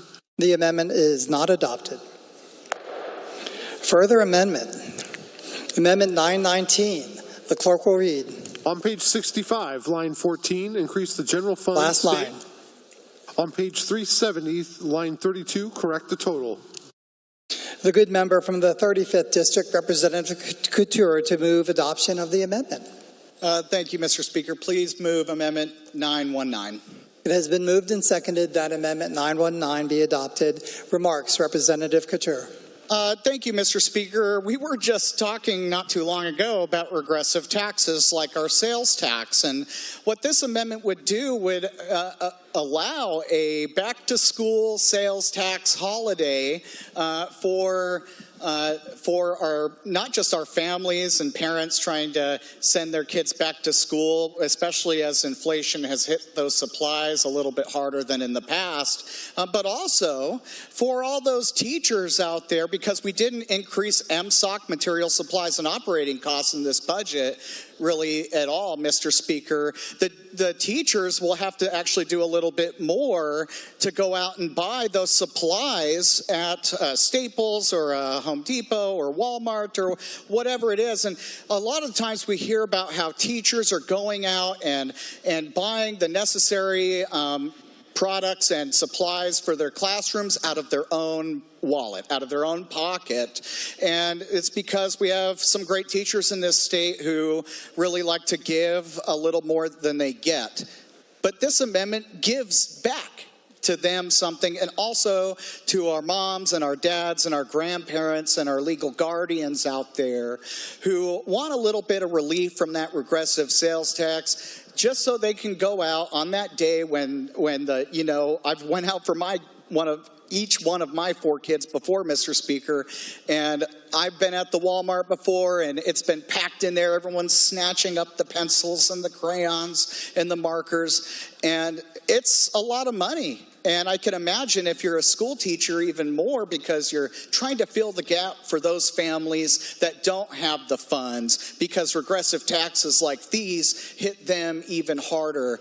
And so this sales tax holiday would be a great message. And in exchange, what we do is we cut this junk drawer of things that aren't helping families and teachers in our state. Things such as a lot of the diversity, equity, and inclusion activities at our higher education institutions, our 4-year institutions. Mr. Speaker, it wasn't too long ago that we did a survey of all the state agencies about this kind of spending, and wouldn't you know it, the only people to respond were some of our colleges. And it is an incredible amount of money. We heard a little bit ago that tough decisions had to be made to develop this budget. But we're not actually giving any relief for families or for teachers or for anybody in the state of Washington. We're actually burdening them a lot more as a result of this budget. But we didn't actually have to make, there wasn't any tough decisions actually made, because there is still a junk drawer of other things, including laser hair removal for transgender inmates in our prisons. Now, Mr. Speaker, we also do fund transgender surgeries in Medicaid.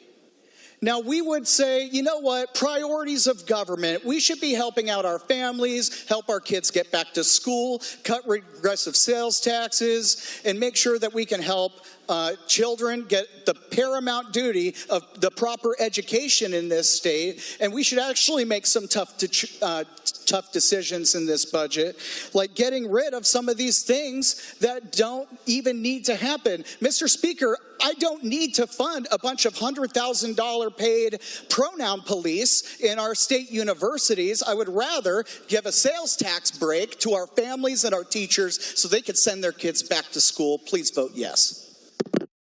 Further remarks. The good member from the 43rd District, Representative Macri. Thank you, Mr. Speaker. I'm glad to stand up on this day of Trans Day of Visibility to speak strongly against this amendment. You know, it pains me to hear the previous speaker say that he'd rather not fund some of these things and refer to some of the investments that we've made in the people of Washington as junk drawer investments. We know, because research tells us, when we invest in the medical services that transgender and non-binary people need, their risk of suicide goes down, their well-being goes up. You know, the other thing I want to say about this amendment, Mr. Speaker, as you know, I represent the district with the greatest number of higher education students in the state of Washington. And I hear regularly from these students, including young women who've been supported to go into STEM fields, and young Black men who never, ever dreamed of the opportunity to go to college until mentors in the community college in my district supported them in their journey to graduation. It is for those students and the transgender people who we stand for today on this day of visibility that I ask you to join me in voting no on this amendment. Further remarks. The good member from the 7th District, Representative Abel. Thank you, Mr. Speaker. Rising in support of the amendment and rising as a proud father of 2 school-aged daughters. Like many Washington families, we'll be going back to school shopping here later on in August or so as they get ready to head back to school for the next school year. We'll spend a lot of time at the store buying new clothes. That's not unusual. It seems like they grow out of their clothes about every 2 weeks as it is, so that's kind of baked in the cake. But we're also going to spend a lot of time buying school supplies, trapper keepers, paper, glue sticks, that sort of thing. And then we're going to get to the front of the line at the checkout there, and we're going to end up paying a lot of money, made a lot more by virtue of our state sales tax. Now, we have an opportunity with this amendment, Mr. Speaker, to give a sales tax holiday back to the families that are headed to do back-to-school shopping later on this year. And I think this is a good amendment. I'd like to explain a little bit more why. It was mentioned earlier that this amendment takes funds from a number of different things to fund this back-to-school tax holiday. One of the things that it does is it takes roughly $18 million from some of our public schools, our 4-year schools, that are currently put toward DEI efforts, diversity, equity, and inclusion efforts, and puts it toward funding of this back-to-school tax holiday. Well, Mr. Speaker, you and I suspect, have attended a lot of DEI training over the years, and I have found some of it to be helpful, particularly the historical aspects of it, but some of it, in my opinion, Mr. Speaker, to stray far from what I would say are the common understandings of diversity, equity, and inclusion. And unfortunately, in many respects, DEI training today can more often constitute divisive, expensive indoctrination rather than diversity, equity, and inclusion. And to me, Mr. Speaker, that's a problem. There are better ways for us to spend our money. If the purpose of the back-to-school shopping for my kids later on this year is to help them get good grades on their homework and get good grades on their tests, we, Mr. Speaker, you and I have an opportunity right now to get good grades on our homework given to us by the people of the state of Washington. We've got an opportunity to get an A on this issue that's given to us about how we spend our money. Let's go ahead and spend the funds on a back-to-school tax holiday rather than doubling down on DEI efforts. I ask the amendment be adopted. Thank you, Mr. Speaker. Further remarks. The good member from the 25th District, Representative Jacobson. Thank you, Mr. Speaker. We had 7 kiddos Back to school time was a time of stress for me.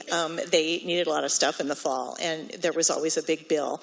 I can remember even paying their Awana bill over the course of several months because it was just too much all at once. So $875 is about what the average family spends at back to school time, and I think it would be great to give them a tax holiday on this amount that they're spending. And when we're budgeting, Mr. Speaker, we have to look at choices. We have to look at priorities. The budget tells us what our priorities are when we read it. We may say what our priorities are, but we put our money where our mouth is when we write the budget. So, Mr. Speaker, we've got a situation, and I'll just address I agree with what the good gentleman said about the DEI, and there's another aspect of Medicaid help for folks who are transgender. But just in our prisons, we need to take a re-look at some of what we're doing. We're having laser hair removal, we're having elective surgeries, we're having vocal therapy. Mr. Speaker, I think if you put this to a poll, that Washingtonians would rather have a little break at back to school time than funding some of those things. Europe is walking back some of the transgender ideology based on some studies. And they're walking back the idea that it is curative of suicidal ideation. And so I would kind of push back on the other comments that we had. I think that we could afford to take a look at not doing these elective surgeries, these elective procedures, and instead help our working families. Thank you, Mr. Speaker. Urge a yes. Further remarks. The good member from the 35th District, Representative Couture.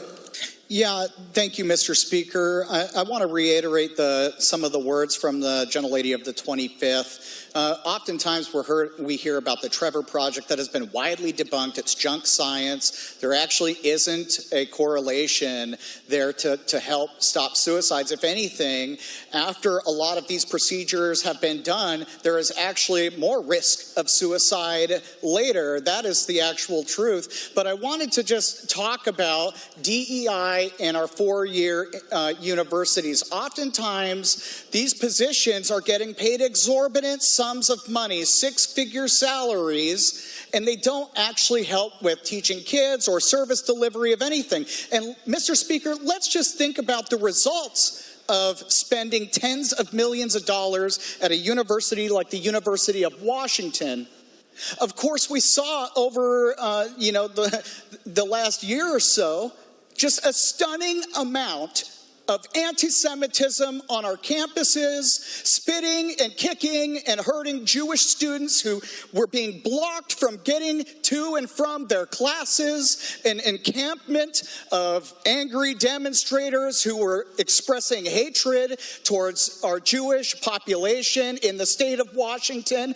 That is not diversity, that is not equity, and that is not inclusion, Mr. Speaker. So I would ask, what are these DEI employees doing at the University of Washington? Because at this point in time, the way I see it is that the UW's own climate survey, it's a survey done by their own school, their own faculty, they ranked themselves one of the most anti-Semitic schools in the nation.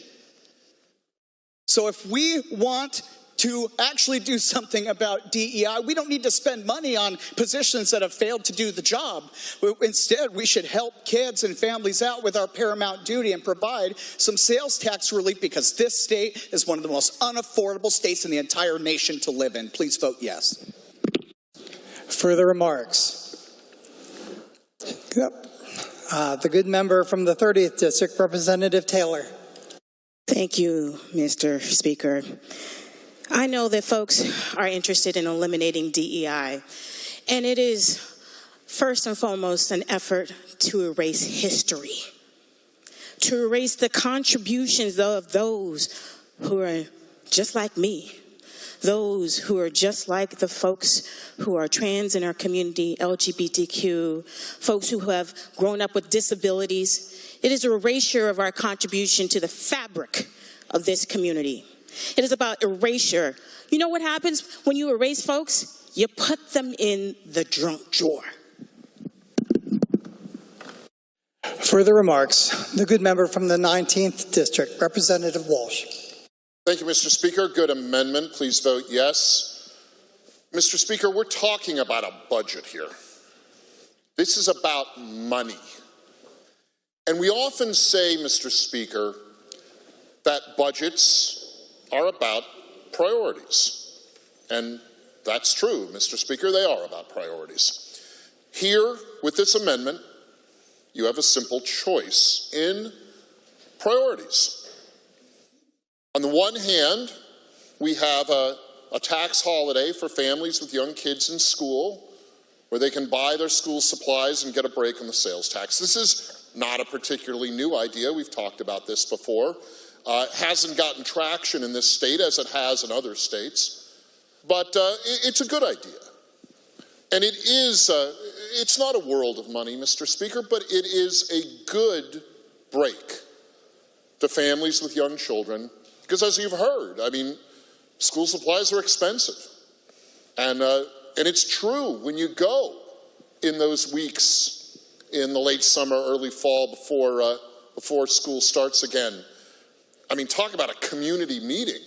I remember when my wife and I would go to Staples to get our kids their stuff, or Walmart, we'd see half the bloody neighborhood in there buying pencils and notebooks and pens. That was a real community experience. And the tax break would favor that kind of interaction among people in a neighborhood, people in a town, people in a city. On the other hand, we have where the money's going now. And that money now is going, as you've heard, to a couple of controversial places. I want to focus on one of those, Mr. Speaker, and one that's been glanced on but not really discussed in any detail. That's the Medicaid piece of this, the Apple Health piece of it. We've spoken before on the floor, Mr. Speaker, about things we are doing to Medicaid and what we call Apple Health or Apple Care. And this is part of that. The amendment covers part of that. Medicaid, of course, is the hybrid state-federal program that provides medical care, health care services to people who are poor and people who are broke and people who are physically or otherwise ill and can't work and don't have other health insurance. We've talked before, Mr. Speaker, about how it is a program, because of its unusual hybrid state and federal money sources and policy direction, that's gotten pushed and pulled and stretched and turned in ways that I believe dilute the core mission of Medicaid Apple Health. We're doing, to say it simply, Mr. Speaker, too much. And by doing too much, we are lessening the value of that health care benefit to its core market.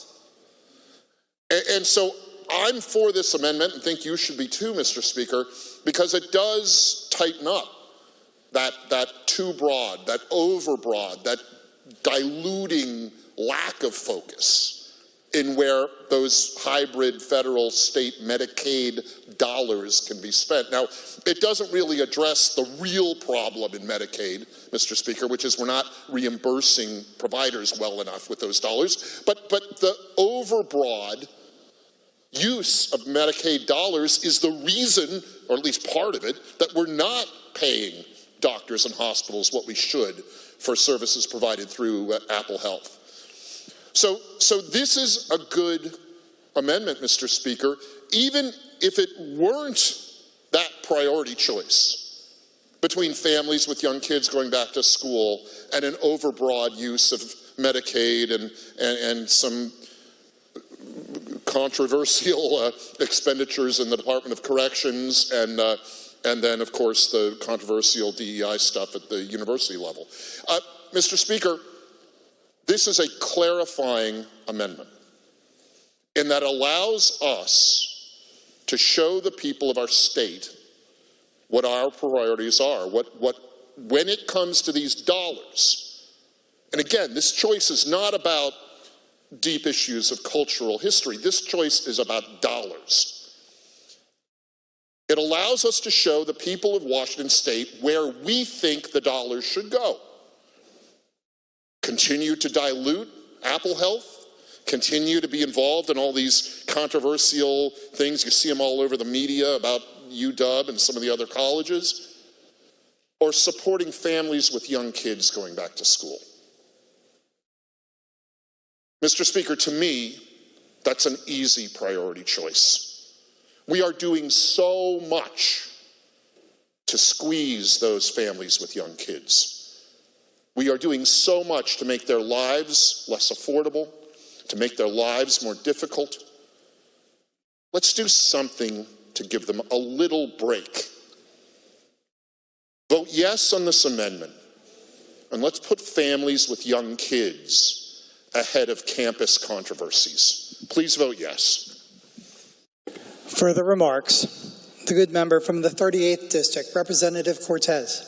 Thank you, Mr. Speaker. Asking for a no on this amendment today. I don't believe taking funds away from important programs that deliver and educate on diversity, equity, and inclusion activities at institutions of higher education, which are intended to educate our young minds, is good policy, Mr. Speaker.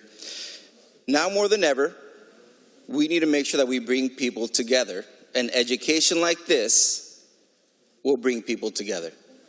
Mr. Speaker, no matter what, my history, me as a person, is not going to go into any junk drawer. So I ask for a no on this amendment. Further remarks. Seeing none, the question before the House is the adoption of Amendment 919. All of those in favor, say aye. Aye. All of those opposed, say nay. No. The nays have it. The amendment is not adopted. The House will now be at ease until 7:10. The House is now at ease.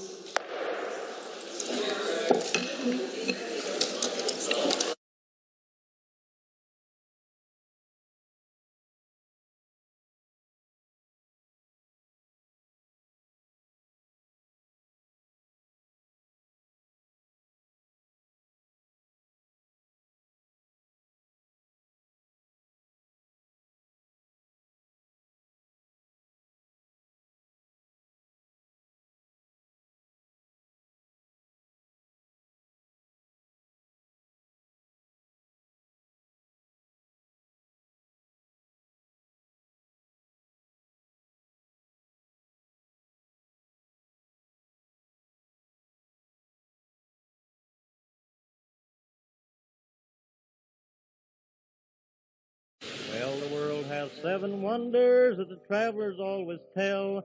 Some gardens and some towers, I guess you know them well. People just don't realize what our state was like before Grand Coulee Dam.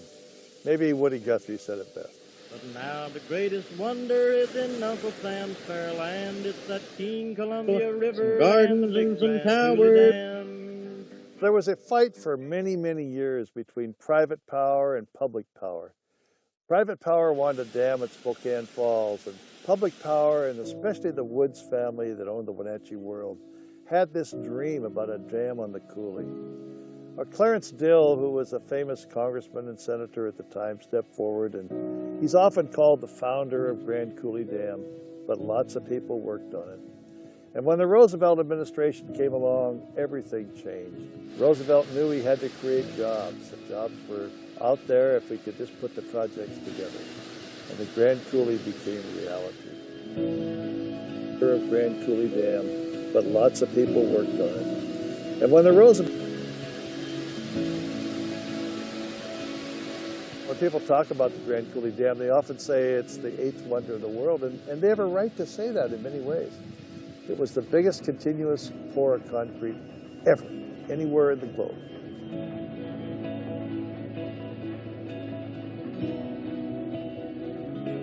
thousands of workmen, and the job it was to capture this river, and the size and the volume, and where they had to divert the water.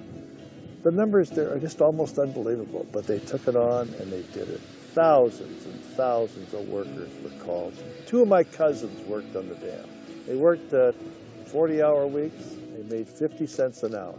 So they came home with a $20 paycheck. But from that $20, they deducted $10.15 for board and room. And then they deducted more for insurance, a little more. After a week's work, they ended up with about $8.40. It was tough work, and they didn't make much money.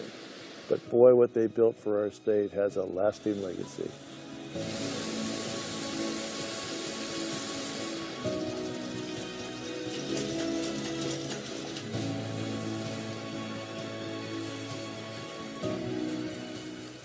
And of course, there's a negative side too.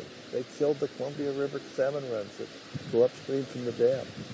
And the Native Americans above the dam didn't get power for years and years and years, but nevertheless, our state has prospered time and time again from the Grand Coulee Dam.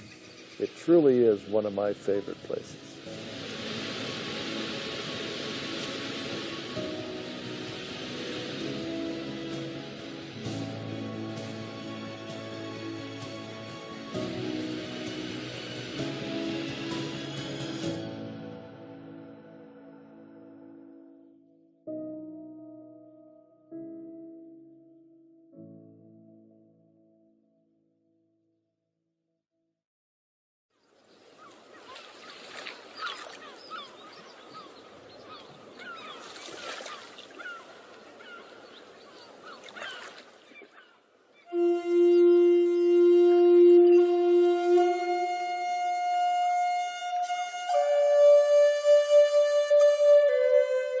Here we are in the southernmost reaches of Puget Sound.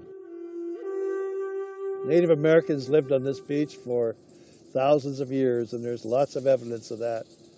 Broken fire-cracked rock, Olympia oyster shells, clam shells, shell middens. It's all here as evidence today.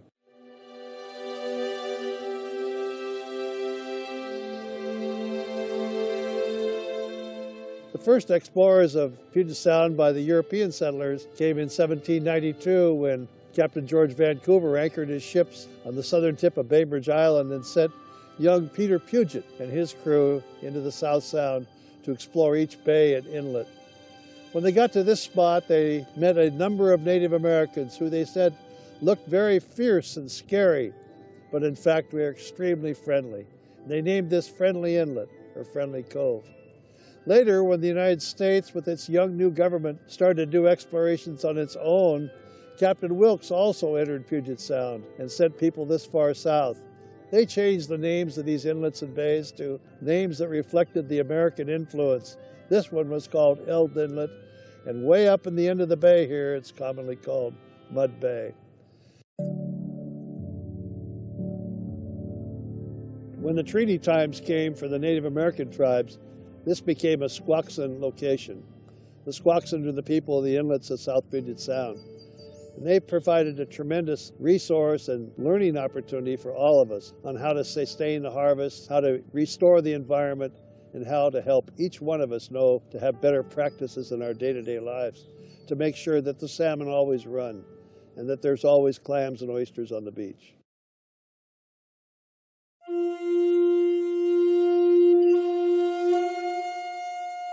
On this location, the Squaxin Island tribe, as well as the South Puget Sound Community College, had an archaeology dig for more than 10 years. They discovered amazing things on the beach. Some of it was down on the wet side of the beach. Some of it was just above in the cooking locations. They found it was fish net, that the Indians did have net that they made from cedar bark. They found beautiful baskets. They found many, many cooking tools and even toys that the Native Americans had for their children to play with. The Native Americans would dig clams, they would smoke them, and they'd put them on skewers. And they would carry them on their back all the way to Slilo Falls, or where Bonneville Dam is now located. When they reached there, they would trade for items they couldn't get. They needed hard rock from Eastern Oregon to make projectile tips and to make tools. And so that became a large part of the find here when we did archaeology on this site. Just around the corner from this spot were fish traps. And many Native Americans were involved in the salmon harvest from a wide variety of runs throughout the year. Salmon could be stored and could be preserved and was good for the winter longhouse meals. Native Americans in the summertime, as well as winter, had the opportunity to harvest sea life, clams and oysters and crab and a wide variety of other things that grew in these bays. The tribes here were rich with history and rich with lore, and they still live on these bays and they still harvest the fish. And they're welcome good neighbors to all of us. This is an area that's changed dramatically. Once a very industrial bay with log loading operations and gravel loading operations, and now today its environment is being restored by landowners all around the bay who want to see it be clean and productive in sea life again. There's no question that Eld Inlet is one of my favorite places.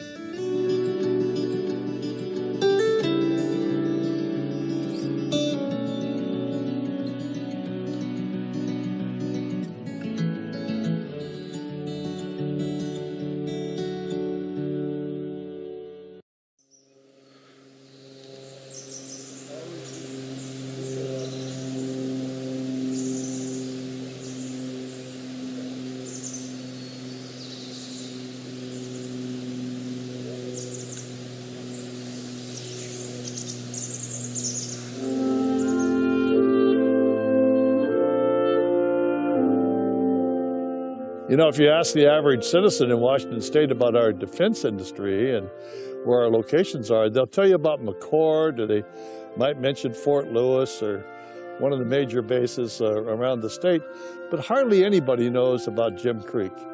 And here we are high in the Cascade Mountains, where one of our most important facilities is located.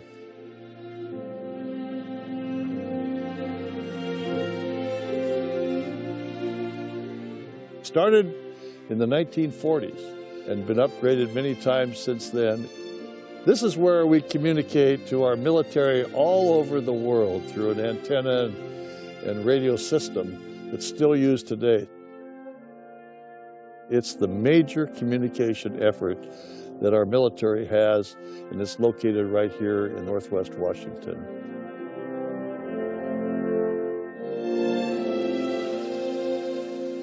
The Navy not only protects us, but it's also protected some of the biggest trees in our state.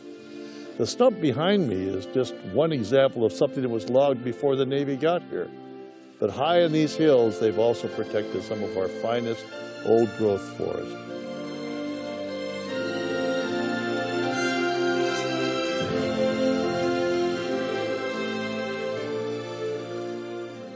This is Jim Creek, and it is one of my favorite places.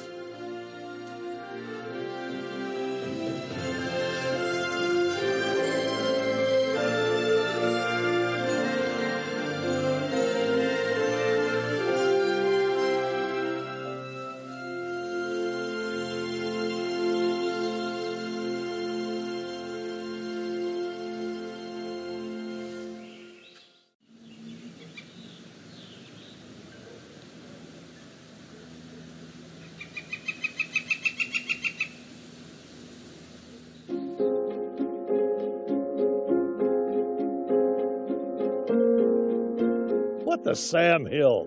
How many times have we said that? And who was this guy, Sam Hill? Builder of the Peace Arch and Mary Hill Museum and the Stonehenge replica. But the real thing that's important about Sam Hill is his advocacy for paved roads. He was into making sure that we all had a comfortable ride across the countryside. As the head of the Good Roads Association, Sam Hill was a strong advocate for better highways and better roads. He even built this 8-mile section of highway down on the Columbia River near his Mary Hill home to show the legislature that this was a practical idea. The Washington legislature didn't buy it. So he went to Salem and brought the Oregon legislature over, and they bought it. They built the Columbia River Highway. And from there on, we saw paved roads going in all across our state.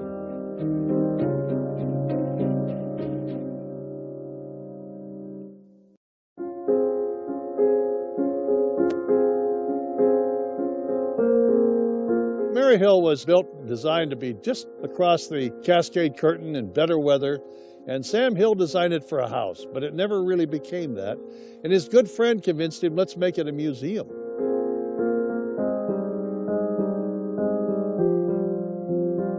And they brought in beautiful thousands of pieces of artwork from all over the world, but especially Europe. And they located this spot for the enjoyment of the people of our region. And it's still there today, and it's a beautiful museum. Mary Hill is a real spot to visit in my mind.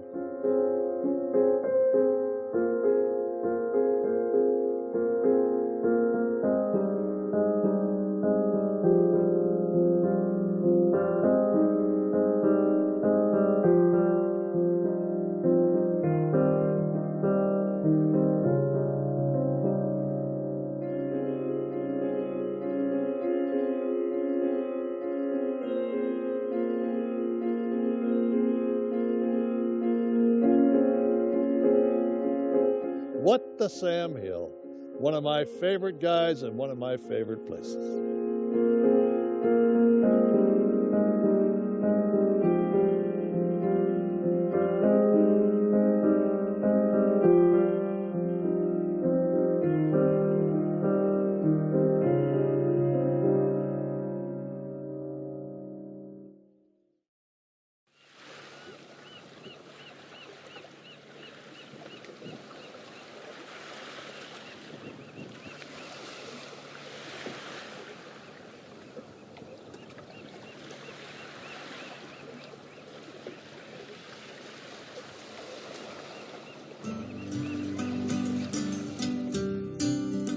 This beautiful little bay on Bainbridge Island is called Port Blakely Harbor.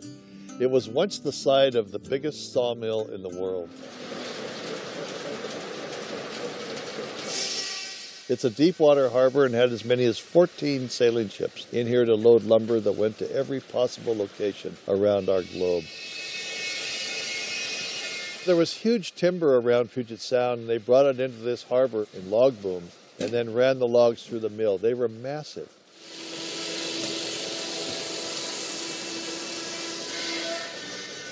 My dad told me that he could hear the logs going through the mill 4 miles away.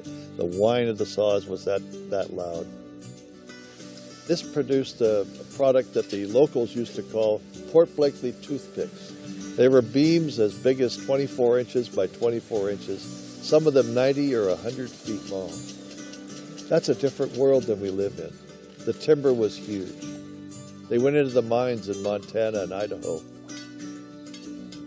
There's one that's been brought back and is used here in Bainbridge Island.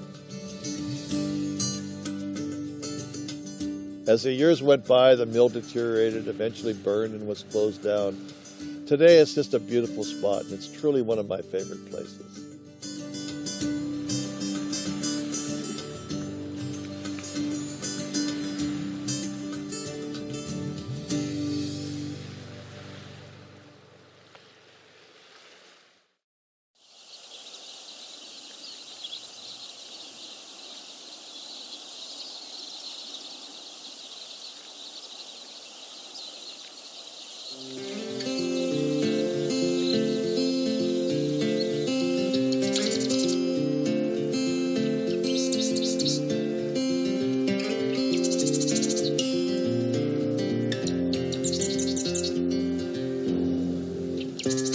This is the Grays Harbor National Wildlife Refuge. These incredible tide flats host just a wide variety of birds as they migrate up and down the west coast in the spring and the fall. If you haven't seen these migratory birds, come to Grays Harbor and see this location.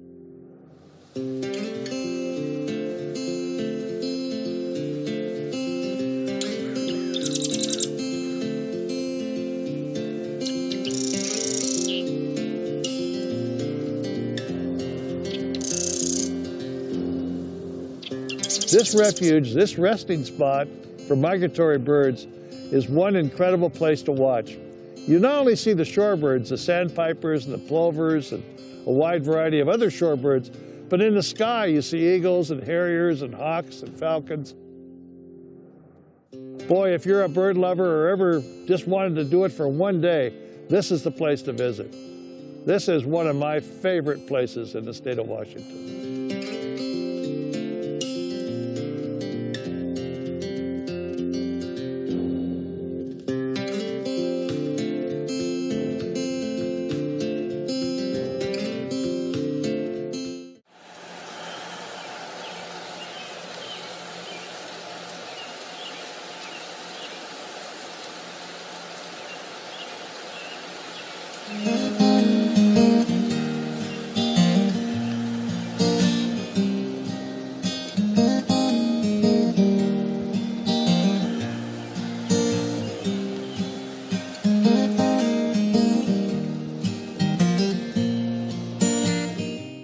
You know, during the 1920s, electric power really came online, and all kinds of new electrical appliances came out.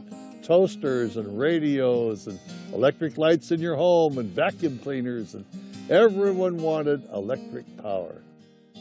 The Puget Sound Power Light Company came to this location on the Baker River and built the Lower Baker River Dam. It's one of the biggest power producers in our state of Washington. But it wasn't easy to build. They had all kinds of flooding problems, insurance problems, corporate problems. My dad worked here in the 1920s along with my uncle, and they were young guys looking for work, but they didn't stay long because they were worried about how many people were getting injured on the job. That's when the Wobblies appeared, the industrial workers of the world, one of our state's first major unions. They shut down work here on 2 occasions and made sure that industrial accidents went to the top of the agenda to be solved. It was dangerous work and people did get injured. But the dam was completed, and today all kinds of people in Western Washington enjoy the power from this source.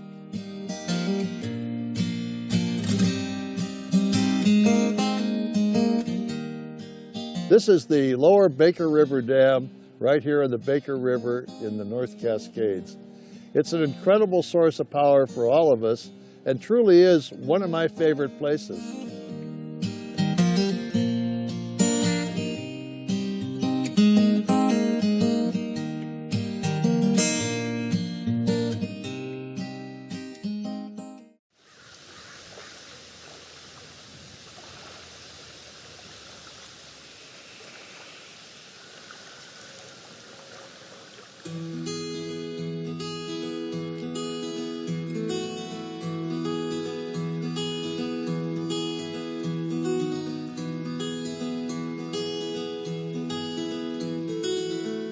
Alfred Pritchard came home from the gold rush in the Yukon Territory, looking for a place to build a house and raise a family.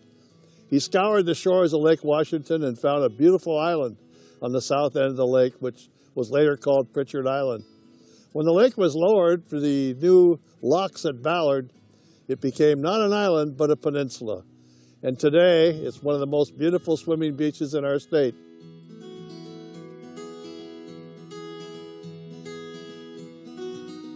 I love it there because many of my cousins were raised close by, and we used to go down to Pritchard Island to swim. In the 1950s, my aunt took us to Pritchard Island, and we were going to swim. It was a really hot day, and we found out that the lake was just too polluted. We looked out over the lake, and you could virtually see the pollution in the lake. And it was then when guys like Jim Ellis and others stepped forward to develop something called Forward Thrust and clean up Lake Washington. To those individuals, we'll always be indebted.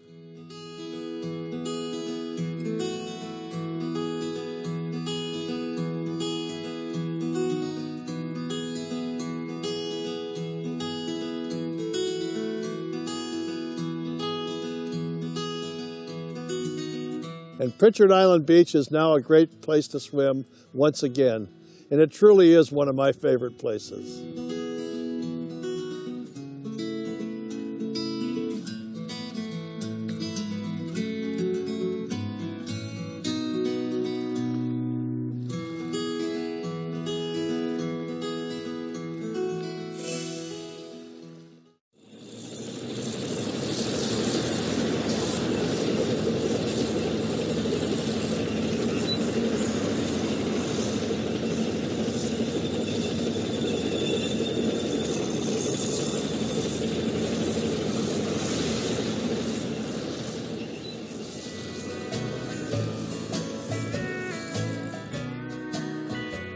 Toppenish is quite a town. It's got a lot of history and a lot of background and a lot of good people. This is my friend Fred Oldfield, and one of Washington State's most famous artists.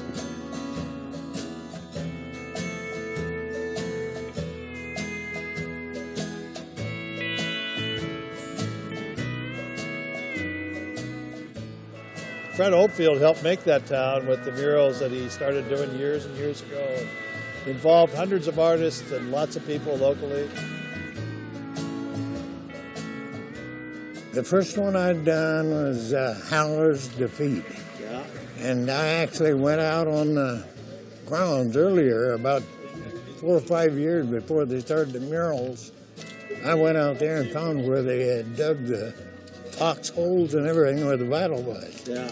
And it was really interesting to look at that and figure out where the soldiers laid to defend their pack mules and all that. And I did a painting, and Washington State Historical Society put it on their magazine. Right. Then I wanted to do that with the Toppenish. Toppenish started with 0, and now they have 73 murals.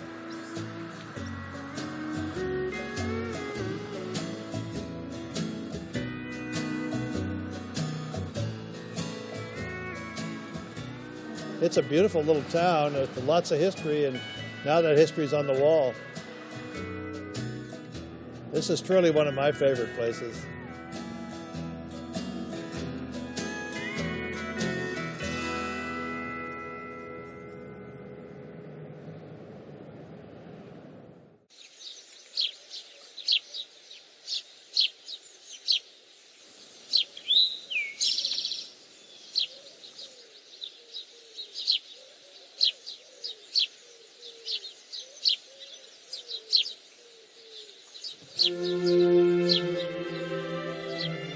Our state has some beautiful gardens, Olney Gardens up in Wenatchee, and the beautiful Bloedel Reserve on Bainbridge Island, and Seattle's Arboretum, Wright Park in Tacoma. But one of the finest is Lake Wold Gardens right here, just south of Tacoma and Gravelly Lake.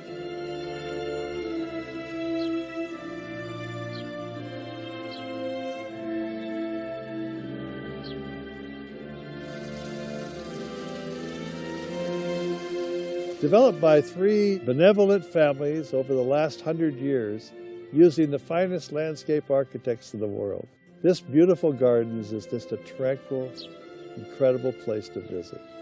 You walk through it and you just wonder, how could there be this much beauty and flowers and joy and good smells, everything that you've sought after for tranquility and a relaxing afternoon.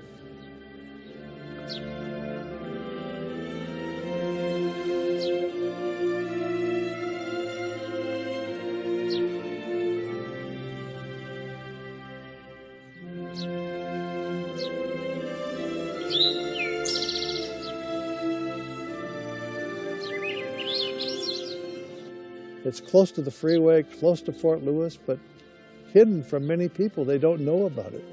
It's a great place to visit. I think that Lake Wold Gardens is a very, very special place, and it's most certainly one of my favorite places.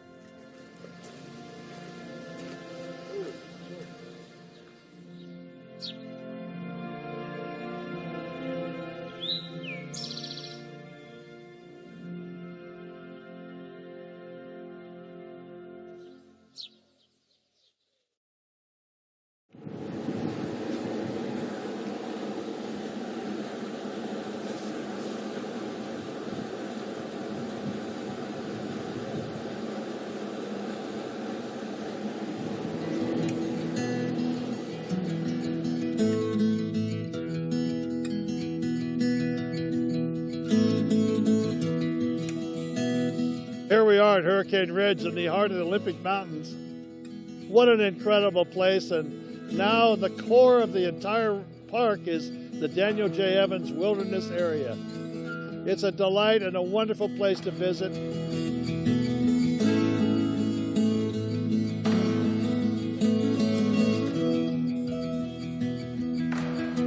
When I was a kid from Bainbridge Island, I was a leader in our ski club. Bainbridge Island was almost all strawberries in those days, and so our symbol was the strawberry on skis. We came here and skied nearly every weekend.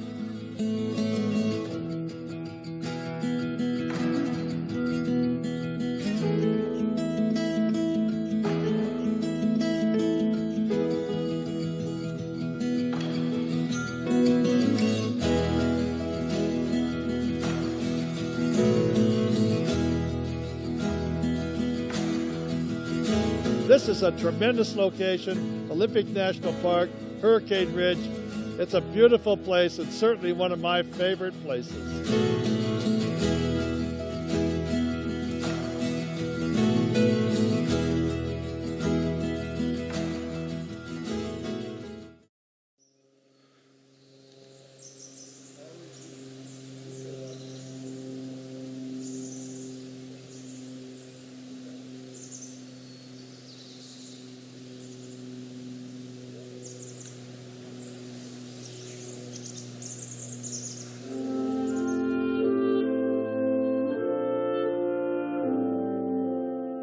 You know, if you ask the average citizen in Washington State about our defense industry and where our locations are, they'll tell you about McChord, or they might mention Fort Lewis or one of the major bases around the state, but hardly anybody knows about Jim Creek. And here we are high in the Cascade Mountains, where one of our most important facilities is located.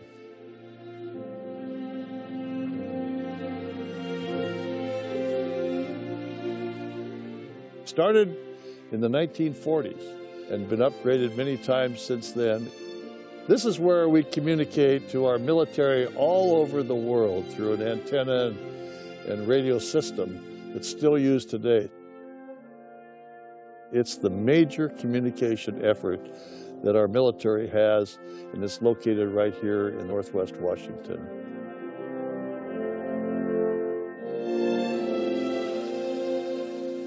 The Navy not only protects us, but it's also protected some of the biggest trees in our state. The stump behind me is just one example of something that was logged before the Navy got here. But high in these hills, they've also protected some of our finest old-growth forest.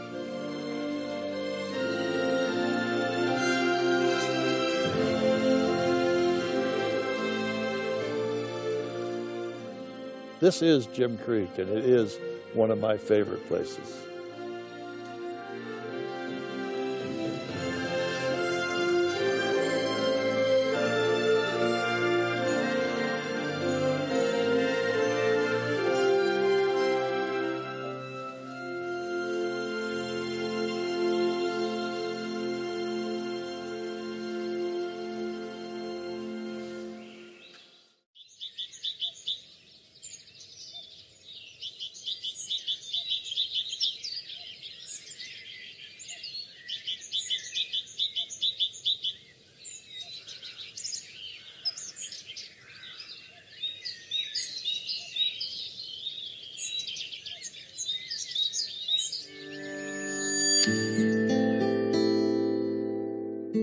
History comes and history goes. Historic locations, sometimes they burn down or fall down, or we lose sight of what were Indian encampments, or we bulldoze over some facility we love. And in some ways, that's the case today when I see this incredible tree behind me has fallen. This is the George Bush butternut tree out on Bush Prairie and just south of Puget Sound. Planted maybe 15 years before the Civil War by a man of mixed race who came here because of racial discrimination in Oregon and also in Missouri. Bush was one of our state's first settlers. He helped lead a wagon train west along with Michael T. Simmons in 1845.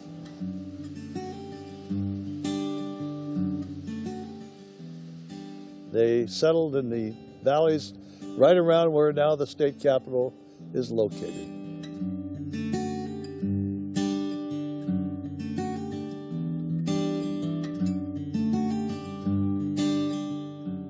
George Bush was a man that all of us can respect and learn some lessons from. He helped those who arrived in our state that were dead broke and needed food for the winter. He became a contributing member of our government formations here. He was involved in the community, and he showed others by his example. One of the things he planted was a butternut tree. Butternuts were a new variety for us. It's an eastern United States tree, but it produced a product, a white walnut, that would last and last and last. And this butternut tree really tells, in some ways, the story of our state as it grew and prospered 176 years, provided seedlings for many other locations around the state. I've had the opportunity to visit Bush Prairie and to come and look at this particular tree when it was standing many, many times. And just like all of us, its days have come to an end. But it's given us a good life and assisted in our history, our heritage, and tells us a little bit about our future as well.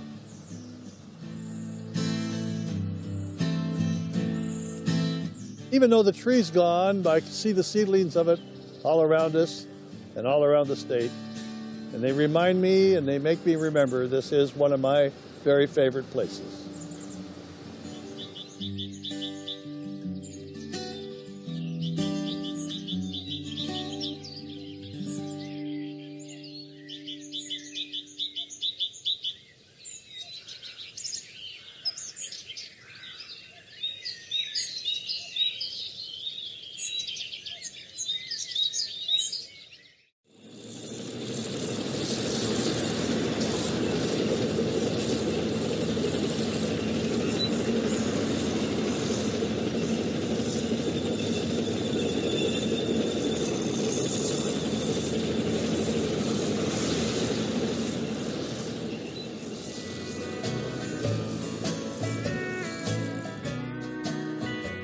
Toppenish is quite a town. It's got a lot of history and a lot of background and a lot of good people. This is my friend Fred Oldfield, and one of Washington State's most famous artists.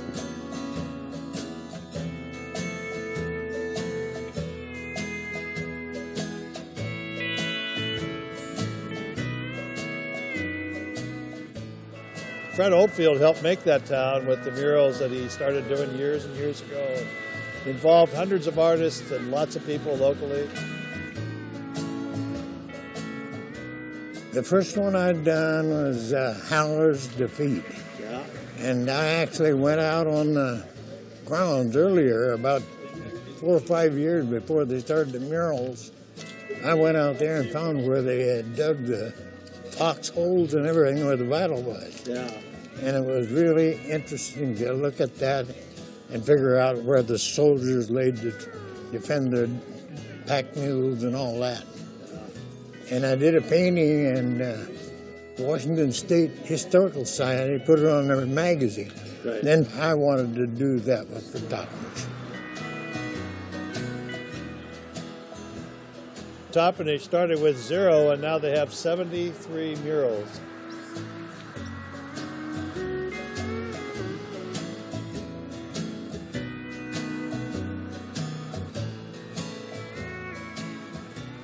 It's a beautiful little town with lots of history, and now that history's on the wall.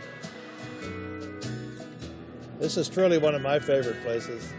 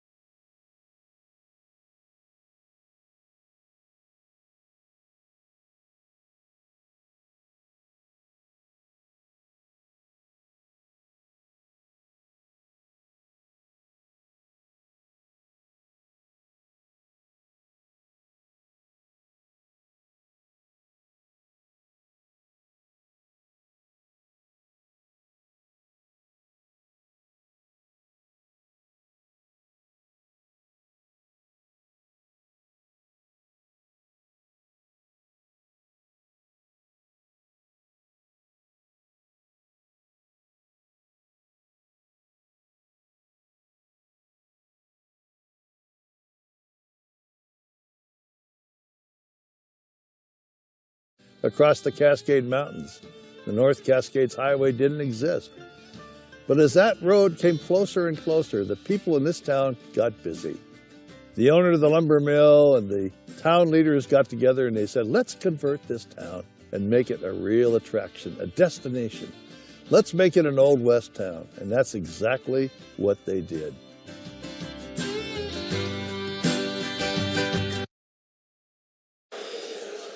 The House will be in order. Resume consideration of engrossed substitute Senate Bill 5167, Amendment 922. Clerk will read. On page 65, line 14, decrease the general fund. Last line. On page 330, line 14, correct the total. Good member from the 35th District, Representative Couture, to move the amendment. Thank you, Mr. Speaker. Please move Amendment 922. It has been moved and seconded that Amendment 922 be adopted. Remarks, Representative Couture. Thank you, Mr. Speaker. This amendment is about the property tax assumption in the underlying bill and what's called local effort assistance funds. And what it would do is essentially roll off the property taxes and assumption in the bill and take away that LEA funding and instead do something that the underlying budget really doesn't do, which is put more money into material supplies and operating costs in our schools. Mr. Speaker, of course you know that K-12 education is our paramount duty. And when we're talking about budget priorities and priorities of government, what's important to realize is that K-12 education is our constitutional paramount duty, and that underfunding those types of things like material supplies and operating costs are actually doing significant harm to our schools. And of course, our schools and our local governments are having to deal with a little bit of inflationary pressure and maybe some policy pressure from policies passed here in Olympia onto our local governments and our schools in the form of unfunded mandates and so many other different things. But Mr. Speaker, the most harmful, in my opinion, part of this budget proposal is the assumption of a property tax that could go up from what we have in statute right now, which is a 1% annual adjustment, to up to as high as a 3% annual adjustment, and then also allow our schools to double the amount that they could pull in levies. And Mr. Speaker, I've been told over and over and over again this session that we need to raise progressive revenues. Well, this is not a progressive revenue, Mr. Speaker. This is a regressive property tax, and it's not on the wealthy. Mr. Speaker, both of us pay property taxes, and I know for a fact we're not wealthy people. This is a tax on the backs of hardworking Washington families. It will crush the middle class, and when combined with other proposals such as rent control, will absolutely ensure that rents always go up to the highest amount allowable in the cap. Now, Mr. Speaker, property taxes like this, I mentioned that local governments have some inflationary pressures, but you know who else has inflationary pressures, Mr. Speaker? Our families at home, our senior citizens, our retirees who are on fixed incomes who had to try to budget to pay for property taxes on homes they already own. And this is going to send people out onto the streets if we pass this property tax proposal. And we did some back of the napkin math, Mr. Speaker. Your property taxes could double, maybe even triple in just the next 10 to 13 years. That is an astronomical level of growth to help out government on the backs of hardworking middle-class Washingtonians. And it will also harm those who are lower income as well if they seek to rent and their rents go up as a result of the movement of property taxes that people, housing providers, have to assume.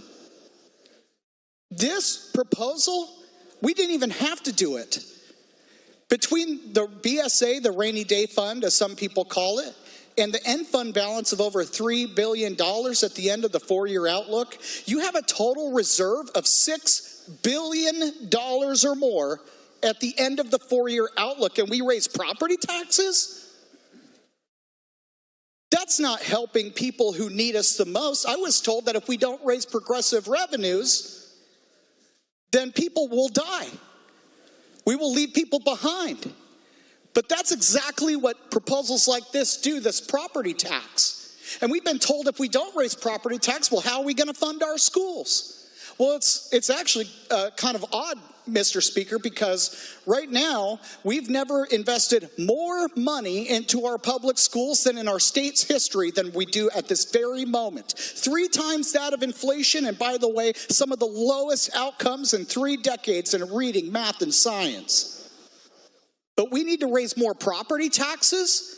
No, we don't actually need to do that. We can accept this amendment, we can roll off the property taxes, and we can fund material supplies and operating costs in our schools. Mr. Speaker, if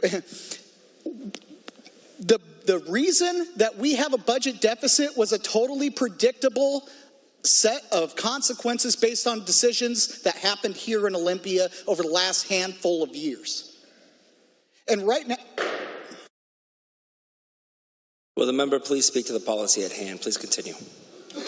Thank you, Mr. Speaker. I'm trying to get to it. The point is that we don't need to we shouldn't be raising property taxes on everyday Washingtonians to use them as a bailout fund for negligent decision making that happened in the past and is continuing to happen right now. We should roll off this property tax, say no to increased property taxes, make sure that we actually do something that's more affordable for the people of Washington State so that they actually can afford to live here. So many of my constituents have emailed and talked and called me to say, please don't raise this property tax. It's going to put me out of my home. Senior citizens who are 70, 80 years old. Mr. Speaker, what are we going to do? We're not doing anything for those people in the underlying budget. We actually take money away from nursing homes and Medicaid and so many other different things. And then we want to combine that with policies like rent control, which, when acting together with an increase in property tax, would be absolutely devastating to housing supply in our state. Mr. Speaker, please vote no on increased property taxes and say yes to helping our schools, which are failing in many of our districts financially right now. Further remarks. The good member from the 11th District, Representative Berquist. Thank you, Speaker Timmons. Speaker Timmons, I'm sure you heard this year coming down that you were hoping to have more investments in the big 3 for education. Well, in my opinion, these were my big 3 coming down this session for education, and they're all wrapped into this amendment. And I'd like to just talk about them real quickly, and I would urge a no on this amendment. When I came down here, we really have significant need for additional investments in MSOC. That's material supplies and operating costs. We have a significant need for investments in special education for our students. We also have a need to give local districts more flexibility with some of the dollars that they're utilizing, because right now we are forcing them to use a lot of those dollars on things that we probably need to pay for in the long run. One of the biggest priorities, I felt, was going back and looking at the bipartisan agreement that we had for the McCleary fix. And the first 4 years of that McCleary fix had an uncapped state property tax, and that's what helped us make those additional investments in K-12. Just a couple of years ago, that rolled off without an agreement to continue, and now that need has even doubled or tripled because we've really gone behind on allowing those additional funds to pay for K-12 education for our students. Allowing a small inflationary adjustment just to keep up with inflation, to keep up with those costs, is an important part of our investment in our students' education.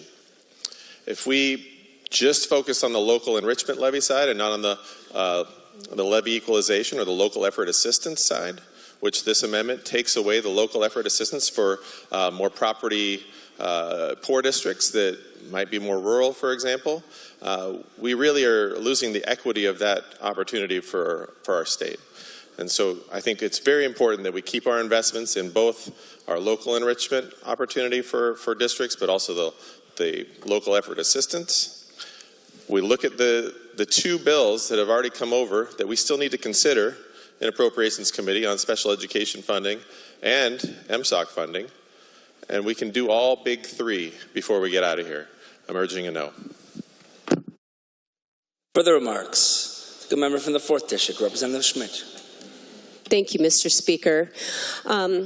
More than anything that I have heard from the people in my district, whether I've been doorbelling or I've had town halls, when I'm out meeting with constituents, the thing that they bring to me the most is, please don't raise our property tax. Please don't raise that tax. I know the good member mentioned that we had lifted that cap and then we took it off a few years ago.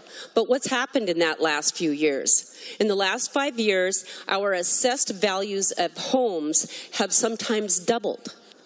So we have families that are on low fixed income that are paying property tax based on a home that is now double what it was worth in 2020 or 2019. These people they're afraid. They do feel like they're going to be on the streets. They can't afford their property tax. And so what do? We hear this, and I've gotten more calls and more email, and like I said, I've met with people face to face, and their fear, and they're in tears, worried. What are we going to do? How are we going to live? They're choosing between buying food and medication and paying their property tax. They don't want to lose the only asset that they actually own.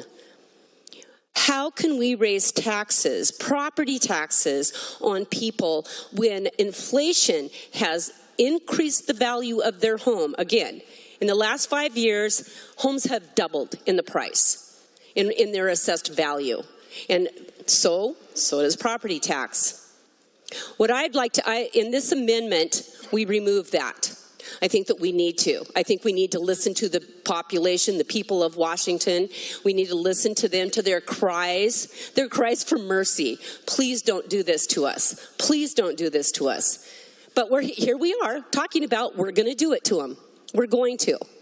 And as far as adding the funding for MSOC, I have 4 school districts in my legislative district. I talk to my superintendents on a really regular basis. I text them, I call them, I talk to them, and I can tell you that MSOC is crippling them. They're drowning in the costs. Their liability insurance have doubled in the last few years. Their fuel costs to heat their houses. And why? Or excuse me, not their houses, but their schools. Their utility bills have doubled because of CCA, because of cap and trade. So we've put all of this burden on the people of Washington. I and this chamber has put burden on the people of Washington, and then here we come asking them for more when they least can afford it. I'm asking for a yes on this amendment. Remove the property tax increase. Further remarks? The good member from the 18th District, Representative Lee. Thank you, Mr. Representative Lee. Good evening, Mr. Speaker. We have an affordability crisis in Washington State. Chief amongst those affordability issues is homes, is housing.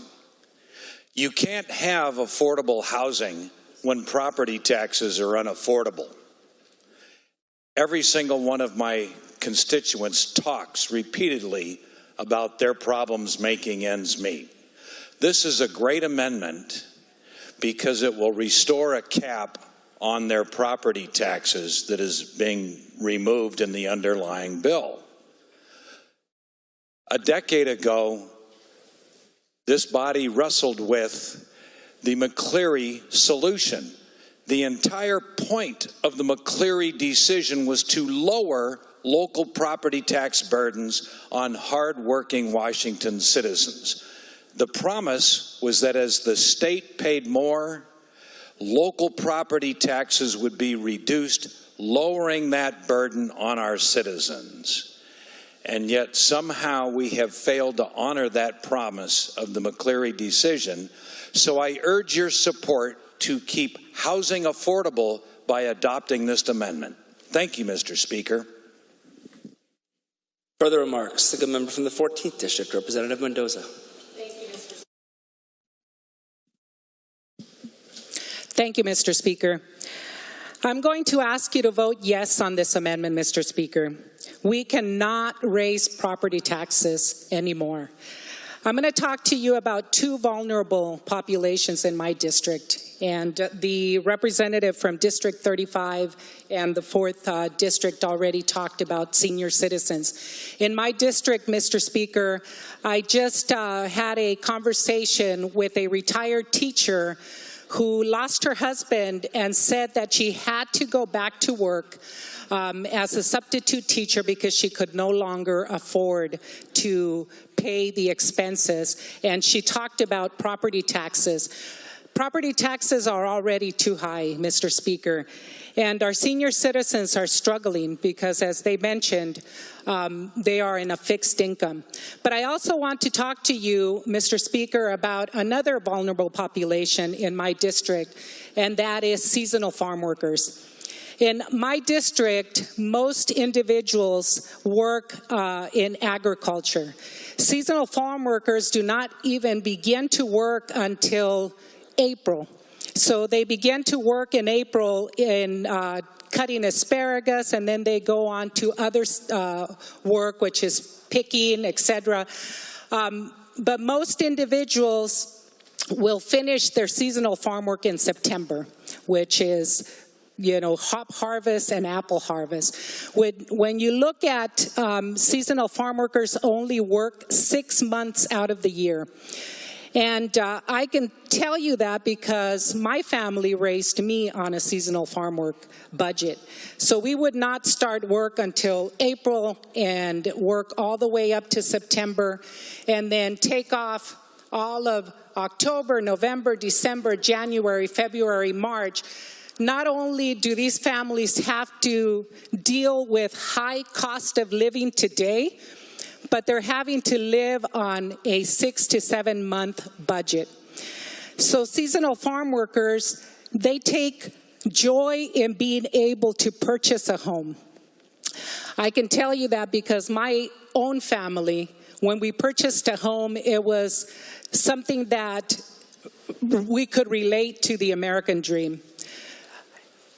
Today, a lot of these individuals, just the property taxes, the grocery taxes, the high cost of food and gas is making it impossible for individuals to be able to buy a home, Mr. Speaker. You and I need to vote on this amendment. We cannot afford to raise more property taxes. So for that reason, I urge you to vote yes on this amendment. Thank you, Mr. Speaker. Further remarks, the member from the 17th District, Representative Stevie. Thank you, Mr. Speaker. Mr. Speaker, I also encourage yes on this amendment. And I want to talk about another issue. We've all heard about people on fixed incomes, veterans that have got the retirements coming in and thinking that, okay, we can survive. We can stay on this fixed income and we've earned it. And we can have all the benefits that our great state offers. But there's a domino effect with all this. Mr. Speaker, hope you agree with me on this, but there's more things to worry about. Not only do you have to worry about your property taxes, but then there's maintenance. And we've seen the cost to get a contractor to come over, to repair a roof, to repair a leak, just to keep up with the basic maintenance of your home. All these extra costs, and then you got the groceries and you've got the gas. And so it's getting harder and harder for these people who have worked hard to contribute to the building of this state to make it great. And now we're taxing them out of their homes. And hope you agree with me, Mr. Speaker. It's not fair to these people that have worked so hard. And I encourage a yes on this. Thank you. Further remarks, the good member from the 46th District, Representative Paulette. Thank you, Mr. Speaker. Mr. Speaker, if I tell you that you can get something for nothing, do you think that there might be a catch? In this case, We're being asked in this amendment to fund something very helpful for our schools without any indication of where the dollars will come from, something for nothing, and remove the wherewithal to actually pay for our investment in special education. Now, I've worked closely with the prior speaker from the 11th district and the maker of this motion from the 35th district on trying to remove what I consider to be an unconscionable and unconstitutional cap on how many children with disabilities we pay for out of the state in each district. And that would be removed in this amendment. Our effort to actually pay for removing and ending the cap on special education would be eliminated by this amendment. How are we going to pay for it? We've proposed removing what is an incredibly arbitrary and low cap on property taxes dedicated to our schools under the state constitution.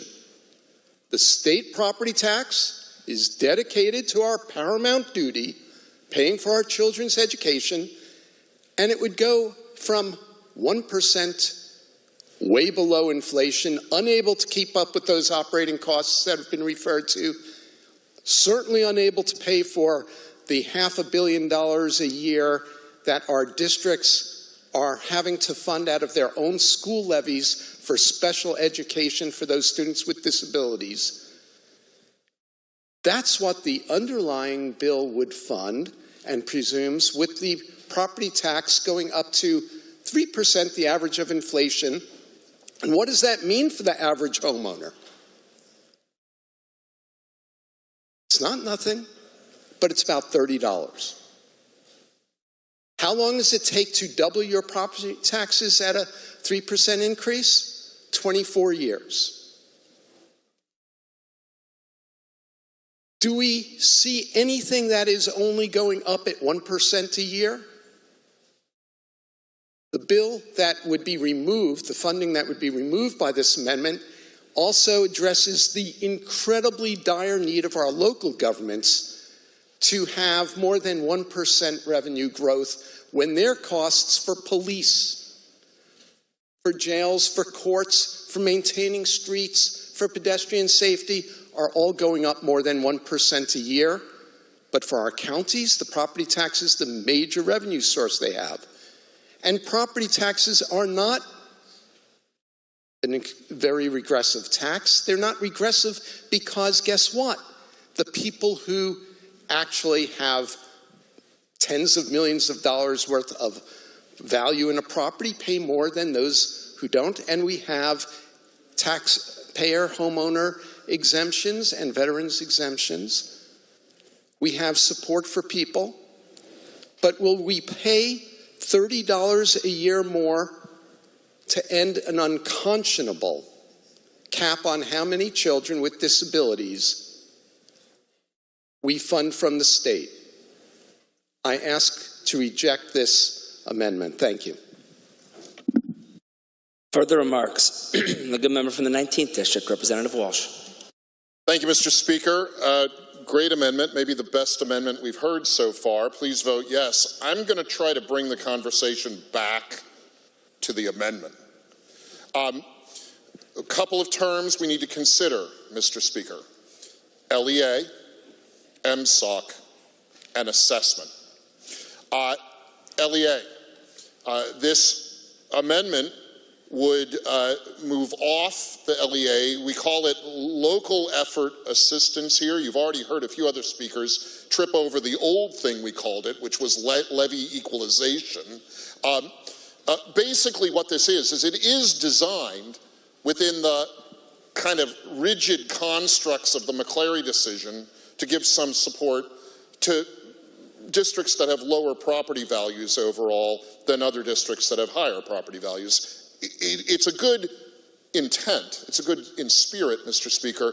It's a complete dumpster fire in terms of its implementation.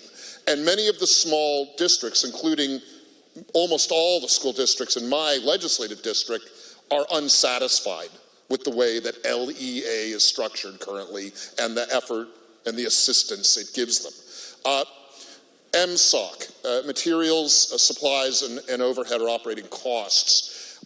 MSOC has become a sort of catch-all term for the cost to operate schools, and it's the error buffer from all the inadequacies in our so-called McClary fix. And it's ended up becoming kind of the catch-all for the shortcomings and failures of the McClary fix. It transfers on to school districts, usually funded through local levies or local funds, these essential operating costs that, as other speakers have said, rightly ought to be covered by us, covered by the state.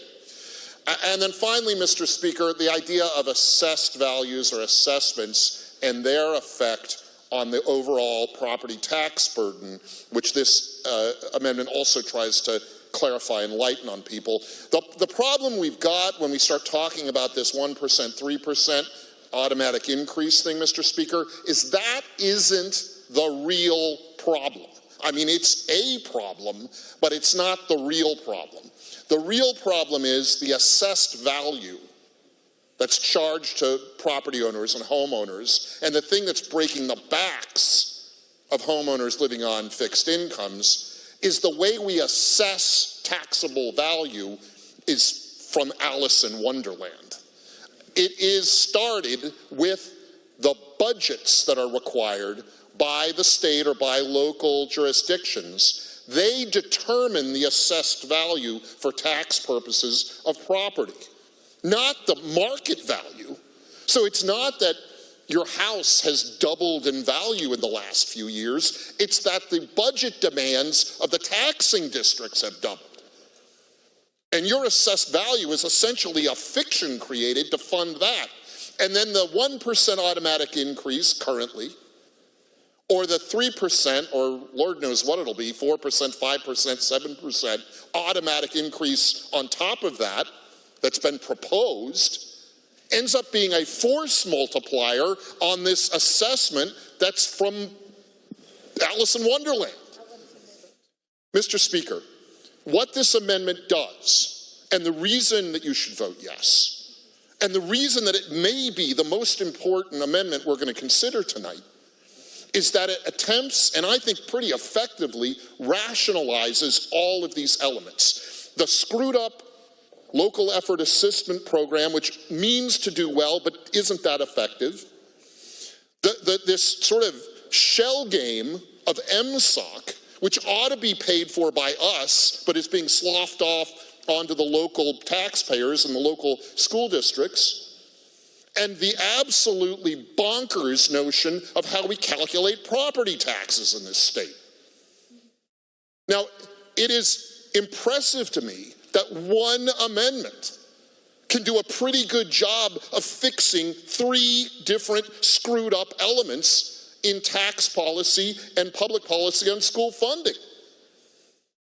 I mean, shoot, this amendment ought to be the whole bill. It's a good amendment, Mr. Speaker, and if we don't say yes to this amendment, if we don't say yes to funding MSOC, we're missing the opportunity to do the thing that I hear the most right now from teachers and administrators about. I mean, we've talked a lot about homeowners and taxpayers here, but when I hear from teachers and administrators in my district and elsewhere around the state, they're talking about MSOC and how it's underfunded and they want to see it funded better. This is a chance to vote yes on better funding for that portion of the operating costs of our schools. So, I mean, this is your chance, Mr. Speaker, to do something to satisfy those teachers and those administrators, at least the ones who are actually in the building, those administrators, to help them. You know, you hear all these stories about how the teacher has to buy pencils for the kids. That's MSOC. If we do better with MSOC, then the teachers doesn't have to do that, or at least the pressure is taken off the teacher to have to do that. A yes vote here, Mr. Speaker, is a yes vote for better funding of these materials, supplies, and operating costs. It's the remainder from the fault in our attempt to fix McCleary. This is an important thing. If we don't want to have to deal with a McCleary redo, a McCleary 2.0 or whatever, if we don't have to face those same problems again, vote yes on this amendment, Mr. Speaker. Without this amendment, the underlying budget, it's just shuffling chairs in the Titanic, and we're going to be back dealing with the problem that MSOC represents, with the problem that LEA represents, with the problem that our screwed up property tax calculation represents, all over again. The budget doesn't fix it. This amendment, it's very well done, Mr. Speaker. It fixes these problems. This is a rare opportunity, Mr. Speaker. Seize it. Vote yes on this amendment. Further remarks. Good member from the 20th District, Representative Orcutt. Thank you, Mr. Speaker. Also rising in support of this amendment. We heard that property tax growth rate is limited to 1%. Yet I've looked over the last 20 years, since the 1% was in place, not a higher limit, but the 1%, my taxes have doubled in 21 years. Now, we heard that under 3%, it would double in 24. Mine's already doubled in 21 with a 1% limit.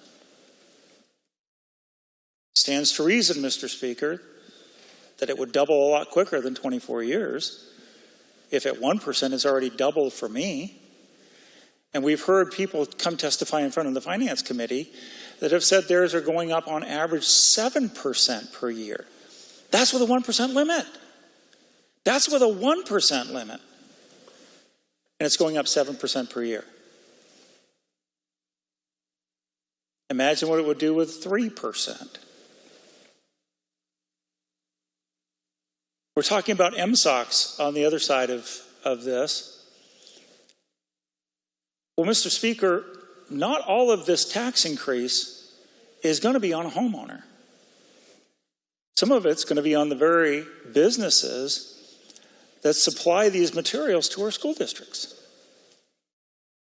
So if the cost of materials has already gone up, and we increase the cost for those supplying those materials, those costs are going to go up again. And then we're going to see people back here asking for more, for another increase in materials and operation costs. And then what? Another tax increase that makes it even more expensive? It's kind of like this budget is chasing its tail. It's real cute when dogs and cats do it. It's not real cute when the legislature does it. Not when a budget does it. And we've heard about the McCleary fix. We've heard how that money is for schools. Mr. Speaker, are you aware that since the McCleary fix, you know about fiscal notes and projections out into the future? When you have a bill in front of you, we project what the revenue is going to be, we make estimates. Do you realize that we've actually taken in more at the state by about $4 billion than what the McCleary fix told taxpayers it was going to take? Taxpayers have paid $4 billion more than what our state Supreme Court said met the requirements of the McCleary decision. $4 billion more. $4 billion more.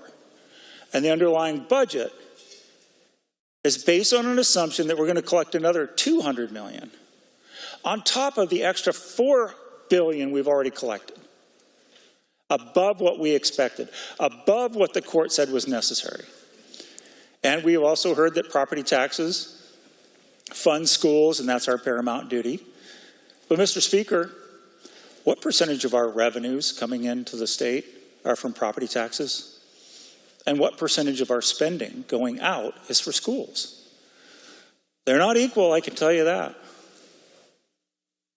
About 1/6 of the revenue this state takes in is from property taxes. About half of what we spend is going to schools.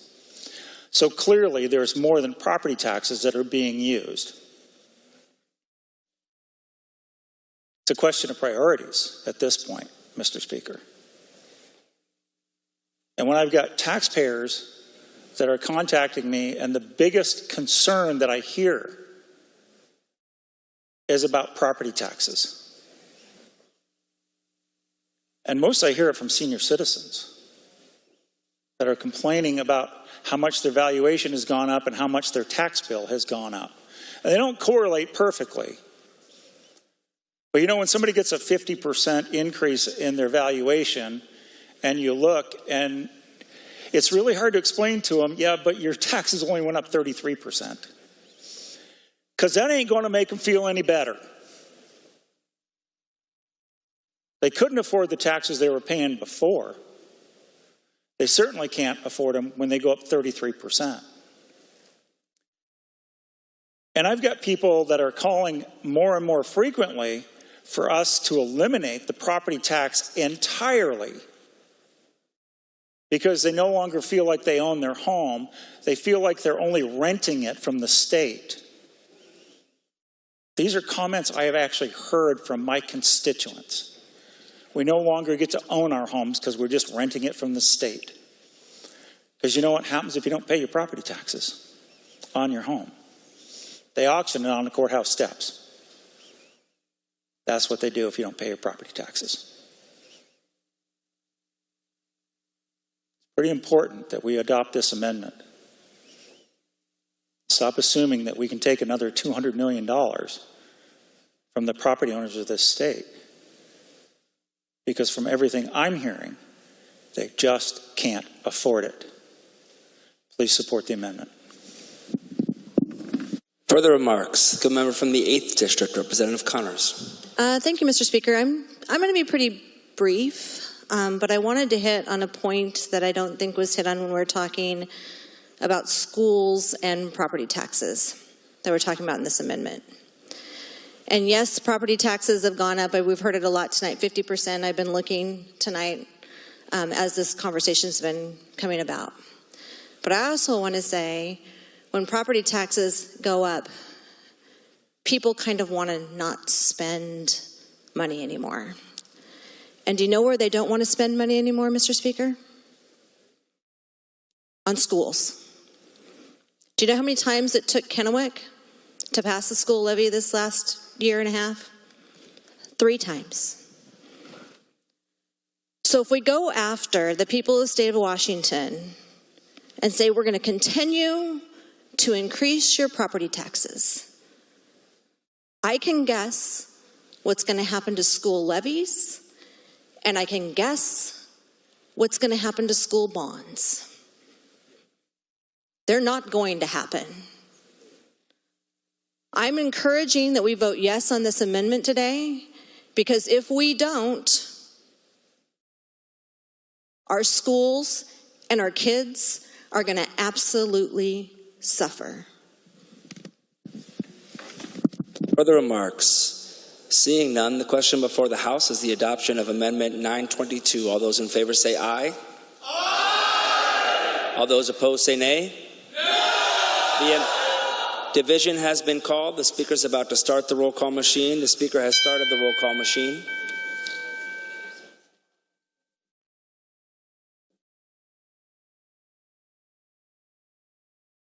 Is every member who wishes to vote voted? The Speaker is about to lock the roll call machine. The Speaker has locked the roll call machine. Will the clerk please take the record? Mr. Speaker, there are 40 yeas, 53 nays, 0 excused. The amendment is not adopted. Amendment 923. The clerk will read. On page 65, line 14 of the striking amendment, decrease the general... Last line. Commitment account $7 million for fiscal year 2027, $7 million. Good member from the 35th to move adoption of the amendment.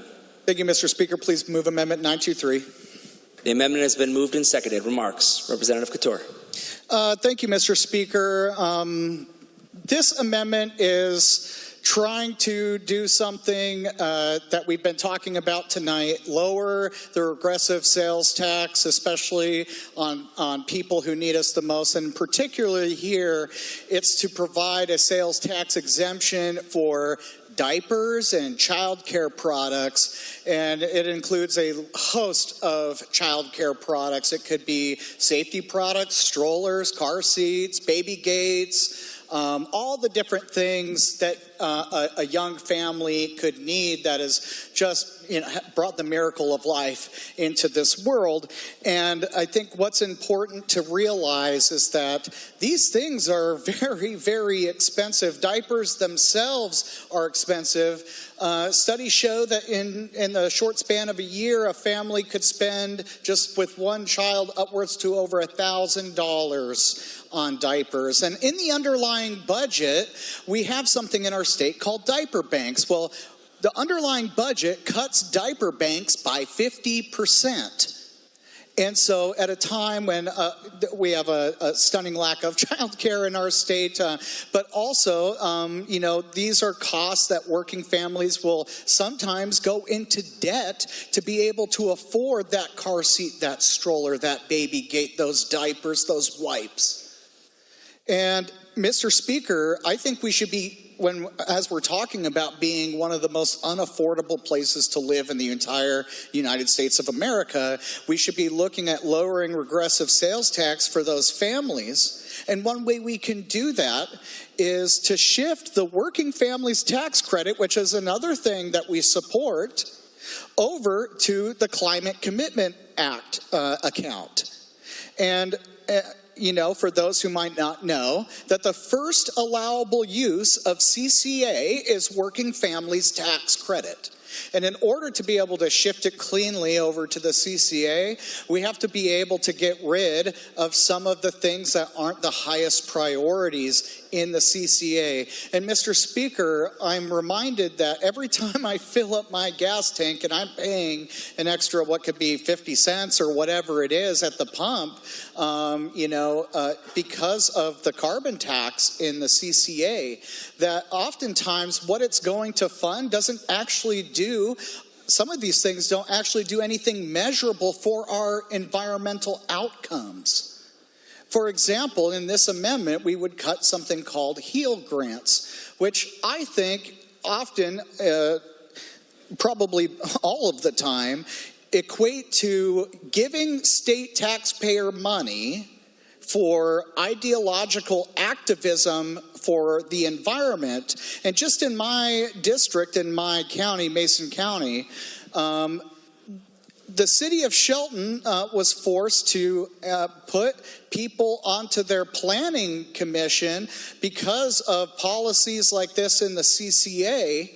So I'm actually paying more at the pump so that environmental activists can go sit on my city council meetings and help them with their city planning. And I think that is absolutely not a priority. What I think two priorities are is making sure we do a tax credit for working families, which we do under this budget, but we could still do as the first allowable use in the CCA. But then we also provide much needed tax relief for families with young babies so they can afford the child care products that matter to them the most and save them a lot of money in order to do that. But again, I think that it's important that we have priorities of government and we prioritize working families, making sure they can have an easier route to success and the American dream through the working families tax credit. It's to make sure that young families can afford the baby products that they need in order for the health and safety of their child.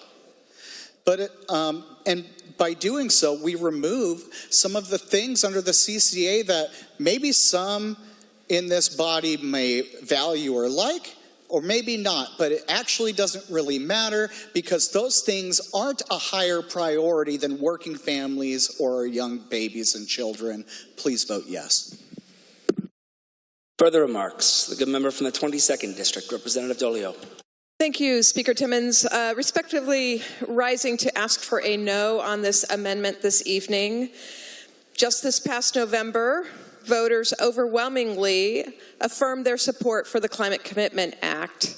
In fact, over 61% of Washingtonians affirmed their support for the Climate Commitment Act and our work in this state to reduce greenhouse gas emissions and fight climate change. This amendment undercuts the will of the people by diverting Climate Commitment Act funds and dollars to other programs. And while I support the Working Families Tax Credit, and it would be great to have tax benefit if with small kids, it just undercuts what the voters just voted for in November. So I would respectfully ask you for a no. Further remarks? The good member from the 26th District, Representative Carrier. Thank you, Mr. Speaker. So when Initiative 2117 was on the ballot, do you know what it said on the ballot? It said that if this passed, it would be a threat to our water, our air, and we would have an increase in asthma and illness, and it would gut all of our transportation funding. Wow, that kind of sounds pretty scary, doesn't it? And I think that's a reason as to why people voted in support of against it, because that's what they were told. So then I went and I looked at what these HEAL grants funded, because gosh, I want vital infrastructure for our transportation. I don't want my asthma to get worse. I don't want to ruin our environment. So what do these HEAL grants fund? Well, let's take a look. Because it just so happens that one of them funds learning about how to promote government policies for East African immigrants. That doesn't seem like I'm going to make my asthma get worse. Another one says that they want to study and learn about the interconnection between environmental justice here and environmental issues in Africa. Once again, doesn't sound like I'm cutting transportation funding, and it also doesn't sound like I'm going to make our air and our water and our climate worse if that doesn't get funded. And so my whole thing is, if we're supposed to be doing what we told the voters on the ballot and what we told the voters over and over again, that this was going to reduce climate emissions, and if that's something that's not being funded in the budget, let's give the money back to the people. Shouldn't we be honest to taxpayers?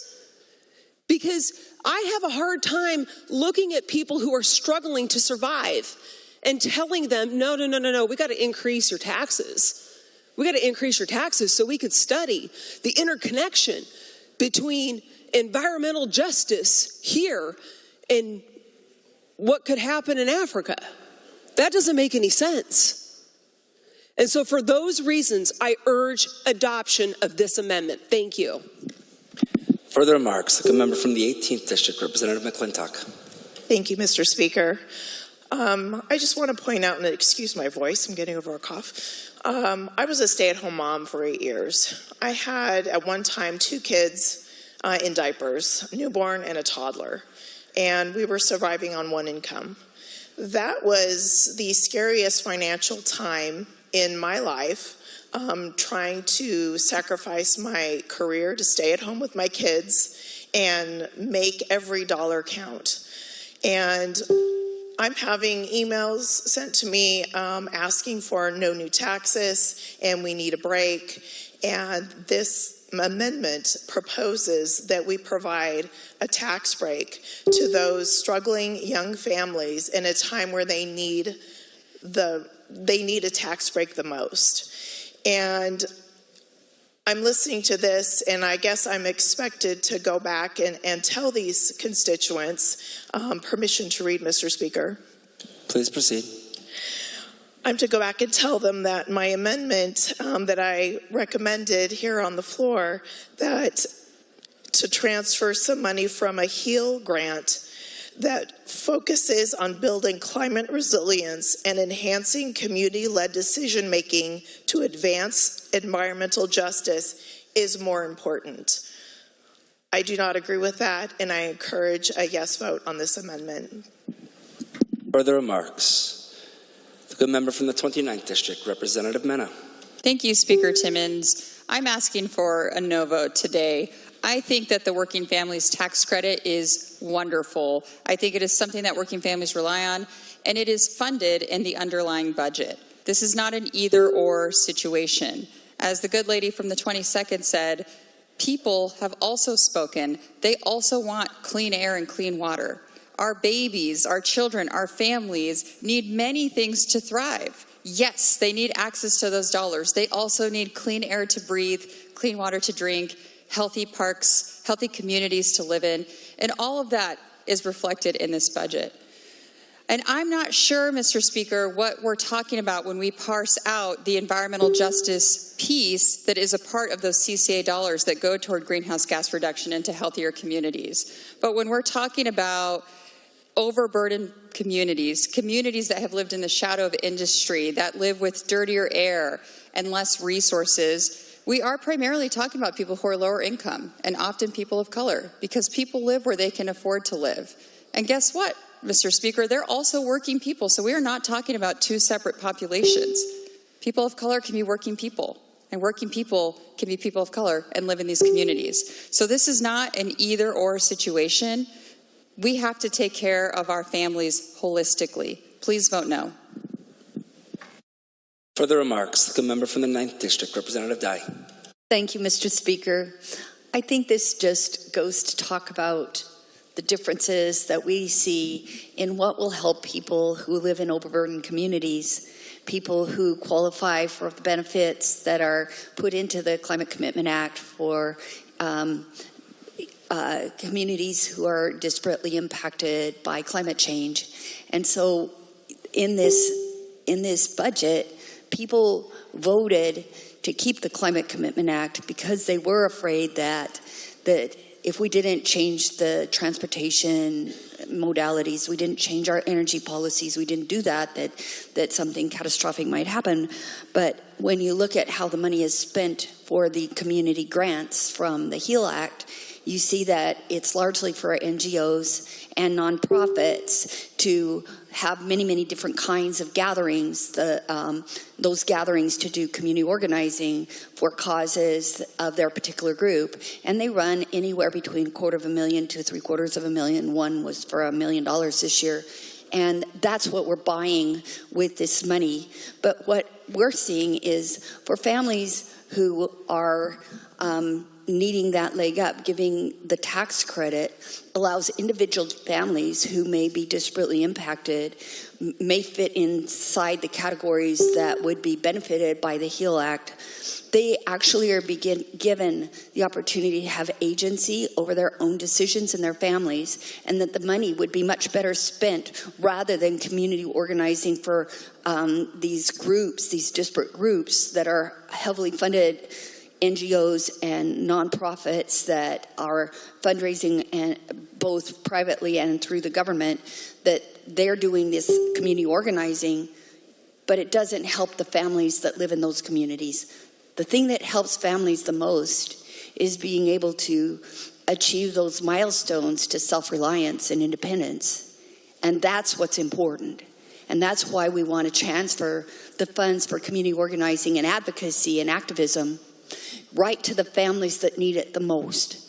The people who can actually use their own money, the money that they've earned, to step up on the next rung of the ladder of success, to be earned success and to have a vision, a goal, a purpose, a mission, and to be able to do that with their own money and to earn their own way. And that's what that tax credit does for them. We don't take out of the household that can't afford to support all the things that we spend here with the tax money, but rather to build the strength, build the legacy of their own family.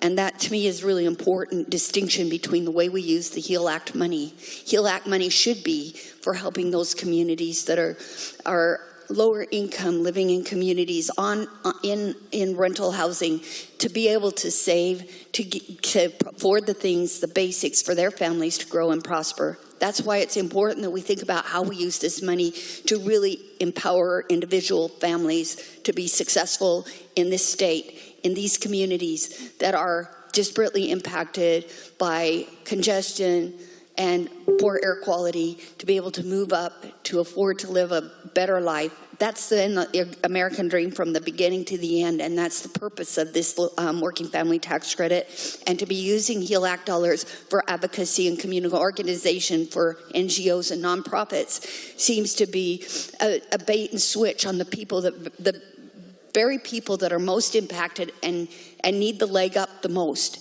That's why I just think this amendment makes total sense.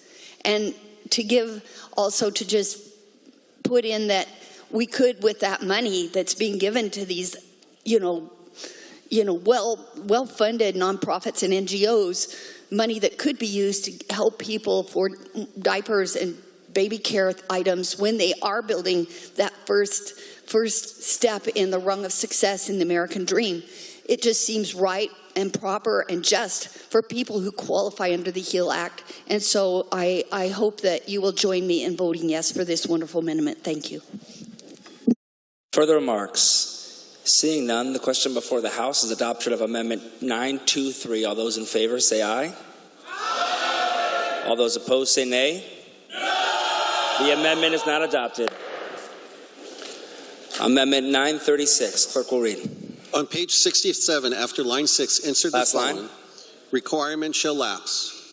Good member from the 2nd District, Representative Barkas, to move the amendment. Thank you, Mr. Speaker. I move Amendment 936. It has been moved and seconded. Amendment 936 has been moved and seconded. Remarks. Representative Barkas. Well, thank you, Mr. Speaker. Talk about something a little different. Mr. Speaker, may I read this first line here real quick? Please proceed. Thank you, Mr. Speaker. Mr. Speaker, it says an act relating to the rebalancing statutory fund transfers and revenue dedications for transportation. Mr. Speaker, every once in a while, the chamber across the rotunda comes up with some pretty good ideas. And this is one of them. They came up with a proposal to reappropriate funds out of the budget we're talking about right now for another thing that, Mr. Speaker, I know you and I know a lot about because we've had a great opportunity over the last several years to work on transportation-related issues. And we're going to hear in a couple days the challenges that we're facing in the state of Washington to make that happen. Well, tonight, Mr. Speaker, with this amendment, we have an opportunity to make a real big dent in that challenge by adopting this little piece of legislation that the other chamber has been working on in the form of this amendment to reappropriate. And it's pretty simple. 0.3% of sales tax is redirected. They rebalance a couple of the accounts. But it is a significant amount over a 4-year period of time that could significantly close the gap in the shortfall of what we're dealing with in our transportation budget. And Mr. Speaker, you've heard me talk, and we even just talked a little bit about CCA and what I would love to do with that funds. As a good lady said from 26, we thought that when they had that initiative, all those things about taking care of our roads and bridges and everything else, if the initiative stayed in place, and well, we'll talk about that another day. But this, Mr. Speaker, when we look at what the needs are, this is a really good way to get at that while using existing revenues without increasing the burden on the people of the state of Washington. Pretty simple, Mr. Speaker. Pretty good proposal. I would ask that we consider tonight, and you and I would adopt this and make this step towards helping the critical needs of our transportation. Thank you.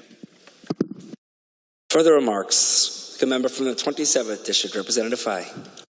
Well, good evening, Mr. Speaker, and I know that you know a lot about this topic, having served with me on the Transportation Committee the past 2+ years and appreciate your service. And I want to say I very much appreciate the service of the good gentleman from the 2nd. We've worked many, many years. I think this is year number 7. And he has been a great asset to our transportation policy and our budget decision making. Mr. Speaker, the good gentleman from the 2nd talked a bit about the other body's budget. And quite frankly, Mr. Speaker, I got a raging headache this weekend trying to understand all the puts and takes on budgets from the other body. I don't know that I'd recommend that for other people to do with their spare time. But here's the problem for me. Almost 10 years ago, I worked on a bill called the Homeless Student Stability Act. And that was to provide community supports and provide counselors for youth suffering from the perils of homelessness. Spent a lot of effort in trying to enhance that program. And quite frankly, with some great disappointment, I found that the work that I had done is getting a bit eroded in the funding in this budget. So, Mr. Speaker, these are very hard decisions for all of us. And any amount of money that comes over to the transportation budget comes with a consequence to those things that we all count on in the operating budget. And for me, this particular special interest I have in supporting youth suffering from homelessness. So regrettably, with understanding the consequences for the transportation budget, but also understanding all the important needs that citizens throughout the state of Washington have, I'll have to ask for a no on this particular amendment. Thank you. Further remarks, the good member from the 39th District, Representative Lowe. Thank you, Mr. Speaker. I rise in support of this amendment today.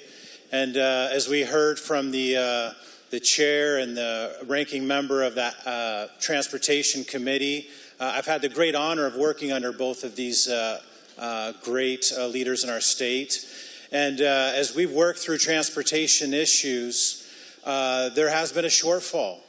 There's been a shortfall because we've been funding a lot of things that in some people's estimations are not transportation related, whether it's walking paths or bike paths, multimodal, fish culverts. In fact, can I read an email that I received from one of my constituents about fish culverts? Please proceed. This is from a retired state trooper. His name is Jeff, and he's in the northeast corner of the 39th District. And he says, culverts have been replaced on SR 20 at Olson Creek and an unnamed creek east of Concrete. I reached out to DOT and requested the reason for the construction. They emailed me back and advised that the construction was done to improve salmon habitat. Neither of the creeks have year-round water. Olson Creek has water only 3 months out of the year. Since this water flow is incompatible with salmon, I requested that due diligence was spent on determining if this was worthy of the investment. Since there's going to be a lot more money spent on additional culverts in this salmon project, I'm asking you to look into this and explain to me and other taxpayers why our money is being wasted. Again, from a retired state trooper. The public sees these projects being worked on with transportation dollars, and they wonder why transportation isn't being fixed. This amendment before us today is not in the transportation budget in the other body. It's actually a separate bill from the other body. And it's a great idea. I agree. It's a great idea using 0.03% of sales tax revenue, taking it from the general fund, putting it into the transportation fund. It's not unprecedented. Just 2 years ago, we did $2 billion from the general fund into the transportation fund because we're funding a lot of transportation things that, again, could be questionable to many of our constituents. And so it is important that our constituents see value for the money that's there. It's important that we fund transportation projects. But it's important that we don't put all that funding just on the drivers, because that's really what's happening is we're going to go back to the voters. We're going to go back to our constituents and say, here's another gas tax for you. Both bodies have gas taxes there. It's going to be put on the drivers to fund more fish culverts that may only have water 3 months out of the year. It's going to fund other projects that really don't fix maintenance and operation, fix the upkeep on our highways, take care of all the graffiti. My constituents are tired of seeing the graffiti on the side of the freeways. That needs to be taken care of. But the reality is we're spending all this money other places that should be invested with transportation dollars in transportation. That's why we need this money brought over into the transportation budget so that we can do this. I'm going to leave you with one more story as I close. Highway 522, my constituents in the very southern part of the 39th district use Highway 522. And just over 30 years ago, my classmate Cinnamon, she passed away on Highway 522 at the intersection of Paradise Lake Road and 522. And it's the only stoplight on that 10-mile stretch from 405 into Monroe. Here it is over 30 years later. It's the only stoplight there. Reader's Digest 30 years ago this year said it's one of the most dangerous stretches in America, Highway 522. This body said, hey, we're going to fully fund it. We're going to take care of it. A 6-phase project to take care of that. And I'm happy to report 4 of those 6 phases have been completed over the last 30 years. But my constituents have been waiting for the last 20 years to have the last 2 sections fixed. It's a section that has 12 fish culverts. 12. A project's about close to $300 million now. And my constituents, they got the gas tax in 2003. They've been paying it since then. They've been paying the increase in 2008. They've been paying the increase from 2015 and that gas tax revenue and the revenue along with that. And yet here it is, still not fixed, still not finished. We need more transportation funding. And we need to stop diverting transportation funding to all these other projects that some of my constituents, as I read from the email, consider wasteful spending, and start getting people to work, getting people home from work so they can go to baseball games for their kids and soccer games and all the other things. And so with that, I'm asking for a yes vote today. Further remarks? Seeing none, the question before the House is adoption of Amendment 936. All those in favor say aye. Aye. All those opposed say nay. The amendment is not adopted.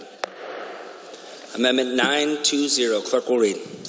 On page 72, line 22, decrease the legal... Last line. On page 370, line 32, correct the total.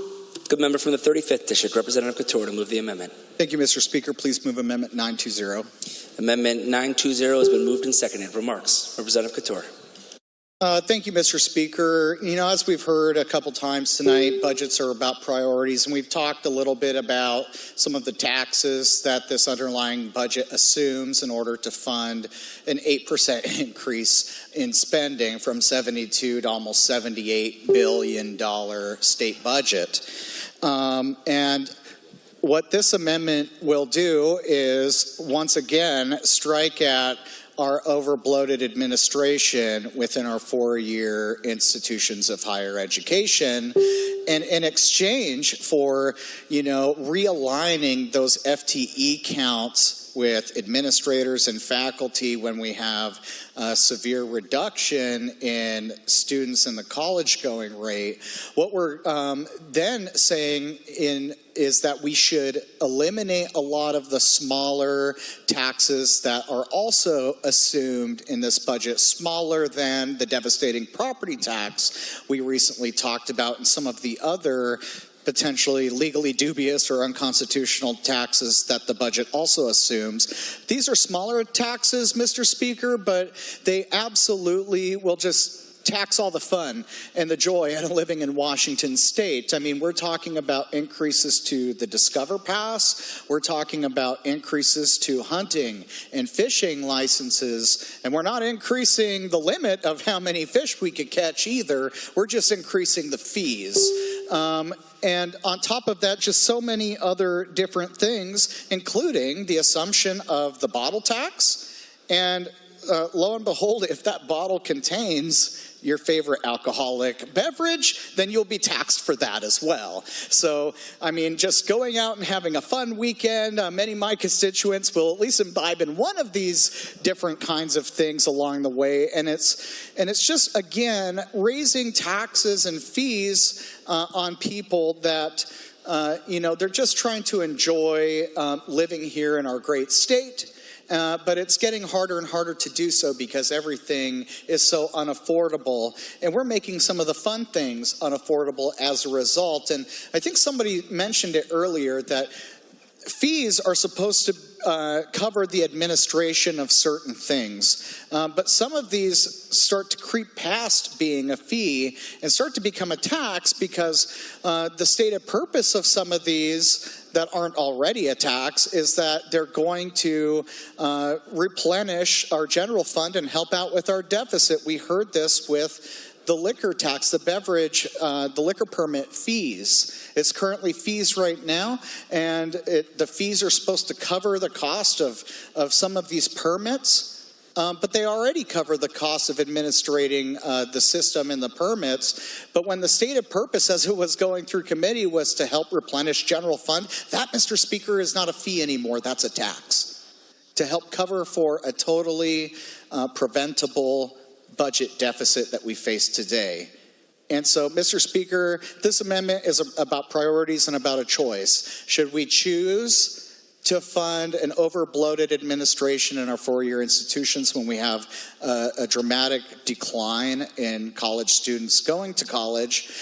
Or should we make sure that we don't tax the joy right out of every Washingtonian? Please vote yes. Further remarks, the member from the 28th District, Representative Levitt. Thank you, Mr. Speaker. I agree that a bloated level of administrators is not acceptable, and maybe we can do less with vice presidents or deans or associate deans. But I'm going to urge you to join me in voting no respectfully on this amendment, because what we're talking about in non-faculty exempt employees, these are our tutoring center coordinators, writing center coordinators. These are our counselors. These are our veteran services folks. These are advisors or navigators who are working with students to identify a pathway to a career that is straightforward and that doesn't have them take extra courses or spend additional money. These are folks who are behavioral health specialists. And these are individuals who are helping our students who are experiencing food insecurity or housing challenges in order to help them be retained. The nature of our student body compared to 2008 is complex in 2025. And ensuring that we are providing these non-faculty exempt employees who are providing critical wraparound services are not only helping these students stay and remain in post-secondary education when we know that 90% of our jobs are going to require some form of post-secondary education, but they're also helping our institutions of post-secondary education in Washington State to help their retention rates rise and thereby strengthening our economy. Our businesses are begging us for skilled workers. They are saying every single day when I speak with them from the round table or beyond, we need skilled workers in order to have our businesses be strong. By keeping these non-exempt faculty employees who are providing critical services, not only will we increase our retention rates, but we will deliver the skilled workers that our businesses are asking us for. Please help me and join me in voting no. Further remarks. Good member from the 13th District, Representative Dent. Thank you, Mr. Speaker.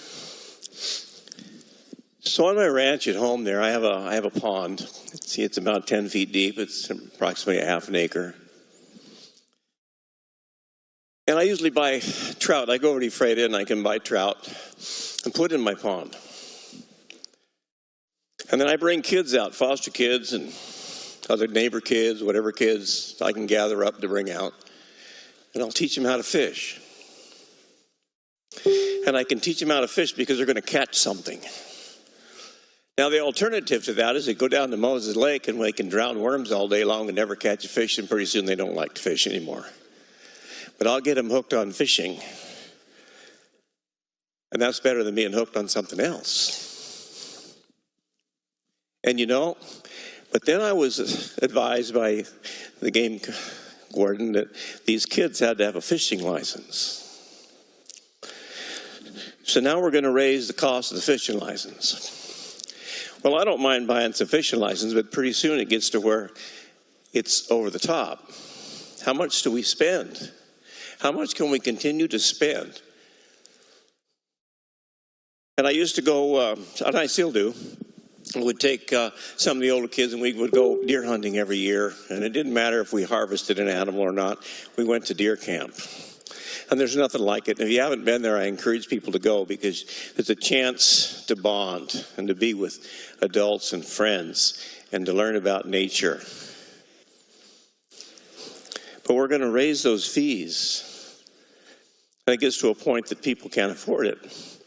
Because I would take a lot of kids to do these things. They don't have the resources, the financial resources to do all of these things. We keep raising it to enjoy the outdoors, to enjoy what's in front of us.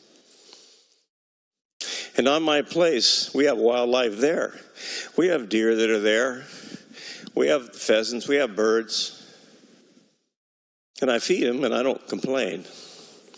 But where do we stop raising the fee to enjoy nature and to enjoy our wildlife? No, this troubles me a lot that this is in here, and I'm encouraging a yes vote on this amendment and allow our young people to enjoy nature. Thank you, Mr. Speaker. Further remarks? The member from the 7th District, Representative Engel. Thank you, Mr. Speaker. The people who have sent me here from my district have made it clear that the biggest concern they have is the rising cost of living and the challenges that they're facing to pay their bills and to make ends meet. They expect me to fight for them. And unfortunately, this budget, I believe, moves us in the wrong direction. But this amendment helps to make it less painful. The presumption in this amendment would remove the budget presumption that we increase our cost of a Discover Pass by 50% and hunting and fishing licenses by 38%.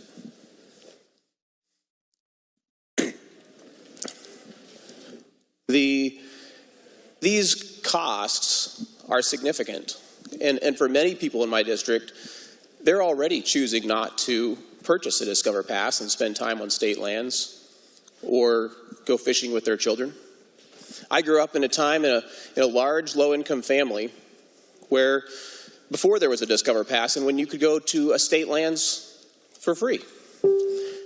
And we did that a lot as a child. And unfortunately, a lot of my friends and personal family members and other people in my district, their children don't have the opportunities to go to those places. I know it's hard for a lot of people to understand how a $30 or $45 Discover Pass would prevent people from going to these places, but that is the experience that many people face. I'm particularly concerned with how these increases will affect our children. When parents decide to forego the cost of a fishing license or a Discover Pass, those children will lose the opportunity to spend that time outdoors that they could have. And I believe that access to these things shouldn't be reserved for the elite people of our state. Please join me in voting yes for the amendment. Further remarks? Good member from the 17th District, Representative Waters. Thank you, Mr. Speaker. Good evening. Mr. Speaker, you and I live in some of the most beautiful places in this state. And being that I live in the Columbia River Gorge is a border. It's a border area, so we share a lot with Oregon. As I've said on this chamber floor, I can see them across my window, out my window.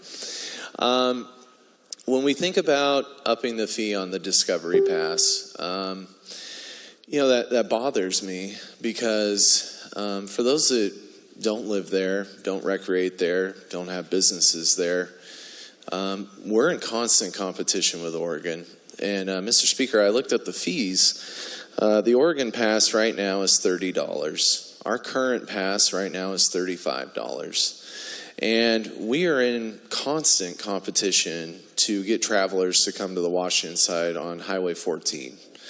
Highway 14 is in pretty darn rough shape as it is. So a lot of folks, they prefer taking I-84 on the Oregon side because it's in pretty good shape. And it's also pretty cheap, if not free, to go visit the beautiful waterfalls. I worry about my community, and I worry about the folks that depend on tourism. We have Beacon Rock, we have Hamilton Mountain, we have Third Bridge. We have so many great areas that I think about and how folks maybe won't be able to enjoy that, especially low-income folks in my community that live there already. And it's a place that they went fishing to, like the good member said, from the 7th. And so I worry about that. I also worry about businesses that are looking to open up an alcohol establishment. I think about myself when my family and I were opening up our brewery, and every penny counted when we were opening it up. And I won't lie, the Liquor Control Board, they were great to work with when we were doing our process, but every little dollar counted. And so I think about those breweries. I think about those folks that just want to start a small little place, have perhaps a bar at night. It doesn't have to be a big bar or anything like that. And a business like that in my community is typically that size. It's small. People have a lack of funding, but they want to be involved. They want to be entrepreneurs. So I worry about that. And then I also think about the funding that these increases are going to, which is our colleges. Mr. Speaker, I went to Eastern Washington University. I left there in 2008. And our student levels really haven't changed since 2008. But what we have seen is we've seen a huge increase in admin staff. And I was fortunate. I got a full ride scholarship from the Bill and Melinda Gates Foundation.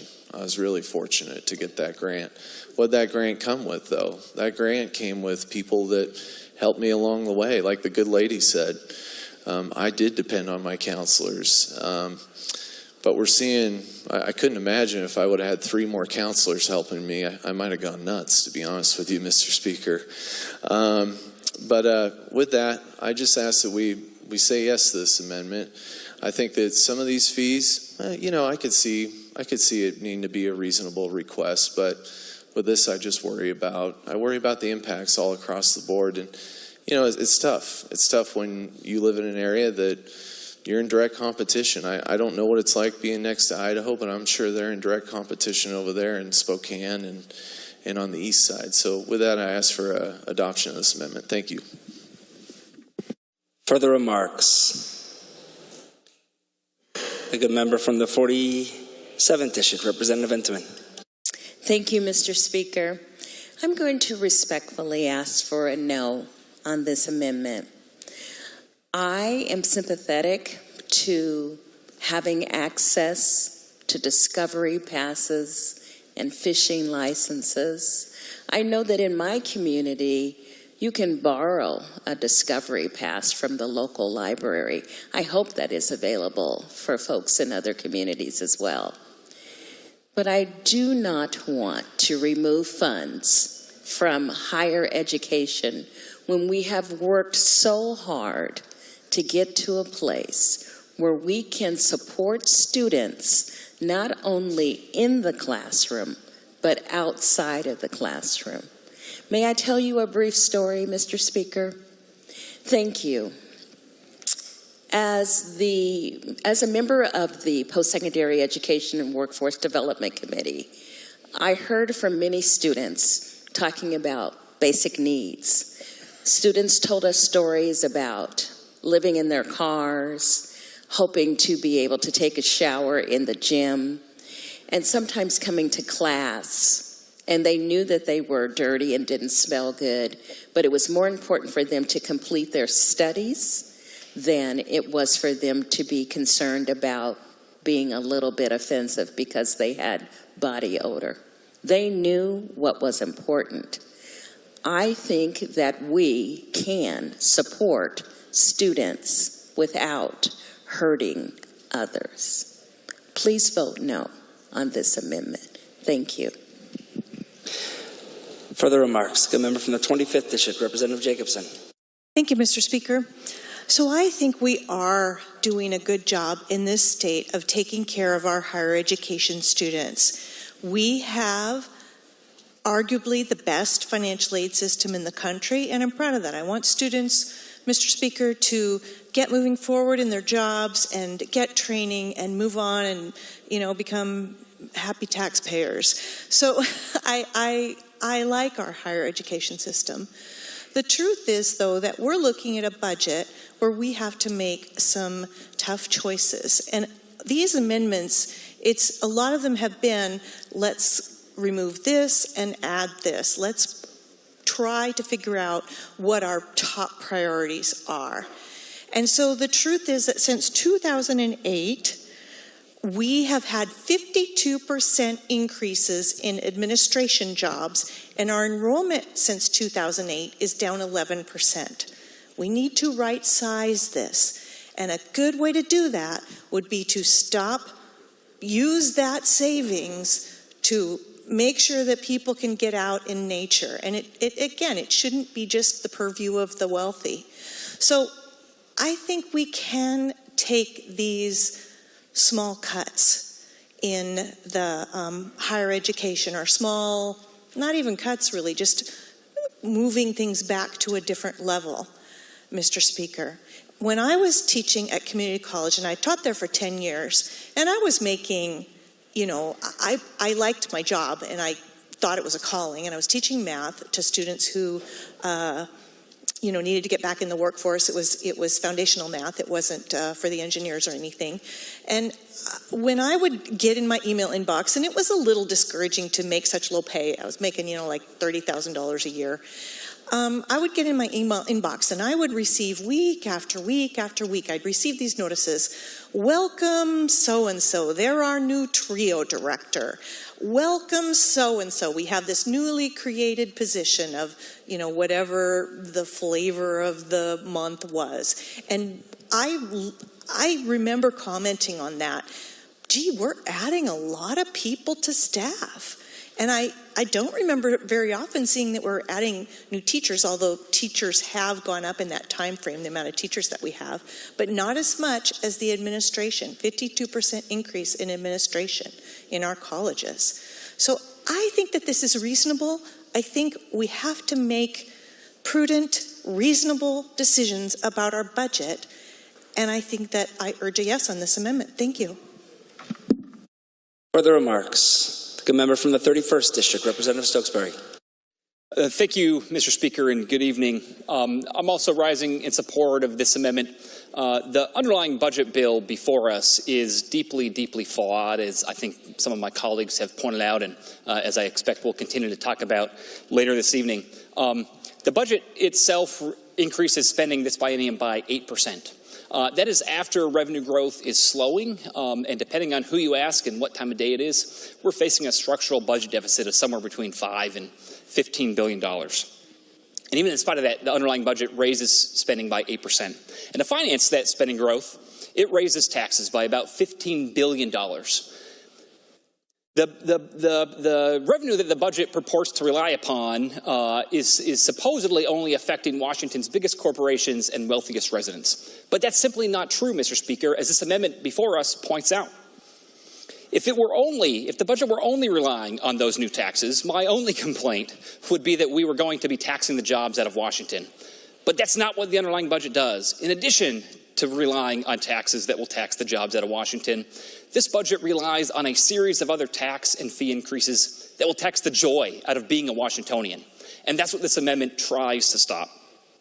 The underlying budget relies on raising Discover passes for individuals that want to experience Washington's wonderful park system.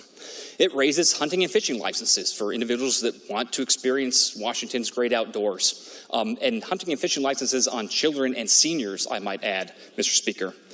It assumes an additional tax and fee on bottled beverages. It assumes a 50% increase in liquor license revenue. And we're not just talking about liquor licenses for bars and restaurants, but the kind of banquet license you need to have a party or a wedding. This budget taxes the joy out of being a Washingtonian, Mr. Speaker, and for no reason. The collective total of those things I just mentioned is about $30 or $40 million a year. Yes, that's a lot for you and me, but the underlying budget has a $3.5 billion surplus. After raising taxes by $15 billion, after increasing spending by 8% this biennium, there's still $3.5 billion left over. And this budget has the audacity to tell regular Washingtonians that the things they get joy out of in life, they have to pay more for.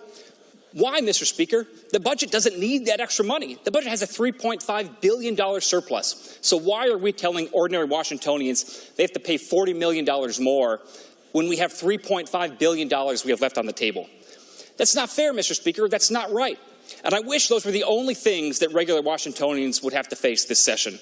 All these taxes, all these fees, the additional Discover Pass costs, the additional hunting and fishing license fee, the additional banquet fee to serve alcohol at a wedding, the tax on bottled beverages, that's on top of taxes this body might consider from taxes on vacations to concerts to cell phones to Zinn pouches. Why, Mr. Speaker? Why are we taxing the joy out of being a Washingtonian? And we're not just taxing the joy out of being a Washingtonian. We're taxing and shifting fees onto regular middle-class people in all kinds of other ways, too. We heard a little bit about the property taxes that this budget assumes. We'll get to this in a minute, but another change will shift costs of health care onto regular middle-class Washingtonians. This amendment does not fix all of the underlying problems with the budget, but it begins to fix a few of them. Because this budget, contrary to what's been said outside the building, doesn't just finance a shortfall through raising taxes on wealthy Washingtonians and big businesses. This budget goes out of its way to seemingly punish working Washingtonians who simply want to enjoy the great abundance that this state has to offer. But rather than be content with taxing the jobs out of Washington, this budget would tax the joy out of being a Washingtonian. So please vote yes on this amendment to leave a little bit of joy left over for those few of us that will still have jobs if the budget and taxes assumed in this budget come to pass. Further remarks? The good member from the 36th District, Representative Reed. Thank you, Mr. Speaker. I want to bring us back to what this amendment really is about and the discussion of this amendment.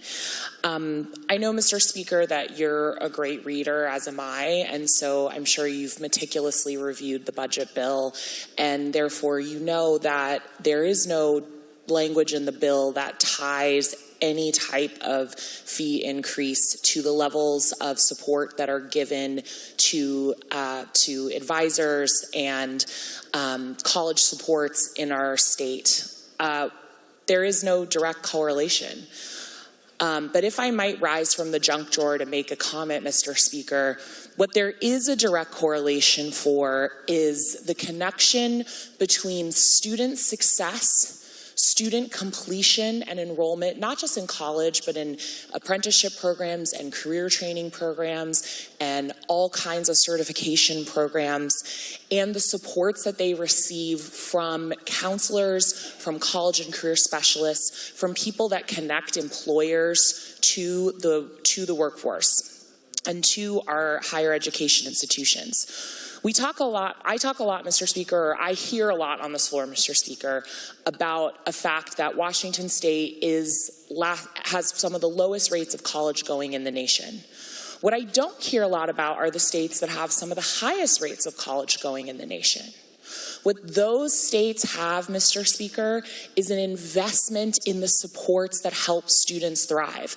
Because the data clearly shows, and this, Mr. Speaker, when I'm not in this chamber, is my professional field of expertise. The data clearly shows that the number one greatest influence on whether a young person will pursue education of any type after high school is whether they have a trusted and trained adult, a counselor, a coach, a college and career specialist, even a teacher who has special training in post-secondary advancement, if those folks are there to support them in enrolling in that program, and those folks are there to support them in persisting in that program. It's about cause and effect, Mr. Speaker, cause and effect. And as we consider what this amendment really does, which is pit revenue that is unconnected against education investments that are critical, I ask you, Mr. Speaker, to join me in voting no. Further remarks? Seeing none, the question before the House is adoption of Amendment 920. All those in favor say aye. Aye. All those opposed say nay. No. The amendment is not adopted. Amendment 937, the clerk will read. On page 99, line 10, reduce the general last line. Facilities. Good member from the 35th District, Representative Couture, to move the amendment. Thank you, Mr. Speaker. Please move Amendment 937. Amendment 937 has been moved and seconded. Remarks, Representative Couture. Thank you, Mr. Speaker. This amendment is about replenishing the funding for Yakima Valley School and Rainier School in our state. These are institutions, schools that help out some of our most gravely disabled citizens, people who, you know, Mr. Speaker, that I call them my people. I love them. But these institutions exist in our state for a reason, and although they're not the ideal place for every single person with a disability who is there, there are some people who I have great fears that if we rush into closing down these schools, that there could be devastating things happening, including, like we've seen in the past, when we've closed similar institutions, people dying. And that is something that I do not want to have weigh on my heart.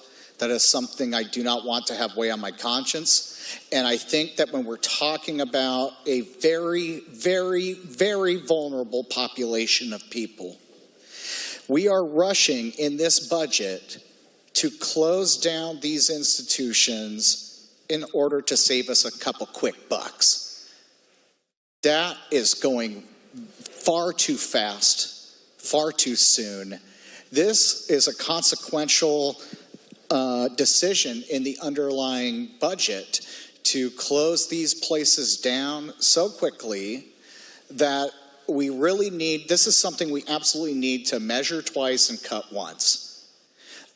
Maybe someday this closing these places is something that could be done, but this is something I would expect not to be driven by the need for budget savings, but would be driven by a task force, a work study, a work session, a lot of discussion amongst us in the legislature and advocates and everything else. And I've lived in this space for a long time. I've talked to, and I even work professionally with people with disabilities, trying to find them meaningful work for their lives, and also vocational rehabilitation.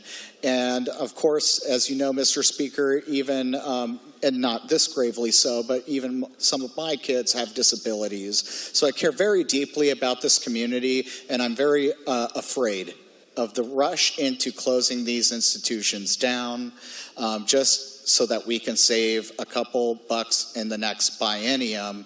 What we should be doing is taking a pause and really thinking this through. This could be devastating to somebody in one of those institutions. We're talking about a level of grave disability that most people in our state cannot truly comprehend, Mr. Speaker. So I'd ask you to let's take a pause, rethink this. It's absolutely critical, and please vote yes on the amendment to replenish the funding. Further remarks? The good member from the 30th District, Representative Taylor. Thank you, Mr. Speaker. Conversation on closing or consolidating residential rehabilitation centers, RHCs, has been decades long. RHCs have always been temporary placements for folks with developmental disabilities in crisis and with severe needs. Capacity exists at other facilities in adult family homes, supported living situations, and skilled nursing facilities. Mr. Speaker, One of the key reasons why we're having this conversation, 25 years in the making, is because of the 1999 Olmstead decision from the United States Supreme Court. Permission to read. Please proceed. The Supreme Court held that people with disabilities have a qualified right to receive state-funded supports and services in the community rather than institutions. Further, the state must really must make available community placements when it's designing systems of care whenever possible. We have been transitioning people for more than 25 years. Folks with DD and their family guardians are not forced. This is a choice to choose another location. DSHS has been successful in making these accommodations at other facilities and in the community. And in this budget, we have allocated $13.5 million to help with this transition. When you think about the Yakima Valley School has 26 residents. Rainier Valley has about 75 residents, with 30 who've already chosen to move out by June, into living in the community. Mr. Speaker, let's consider these numbers. Permission to read again. Please proceed. Supported living costs per person per year, $228,000 for someone with complex coordinated care needs. Compare this with the cost of care for a person at Yakima Valley School. That's $605,000 at Yakima Valley School per person per year, and $775,000 per person per year. This is not insignificant. We have resources in community. We have no evidence that the outcomes will be improved by adding more residents at these facilities. Again, $775,000 per person. Mr. Speaker, I'm asking you to really consider what we're trying to do here. We must consolidate the RHCs and reintegrate our family members. You know, my brother has developmental disabilities and could be at risk of going to an RHC. Our family members, our community members, our neighbors, bring them back to our community. Let's continue the efforts to comply with the United States Supreme Court decision. Thank you, Mr. Speaker. Further remarks, Representative Defoe.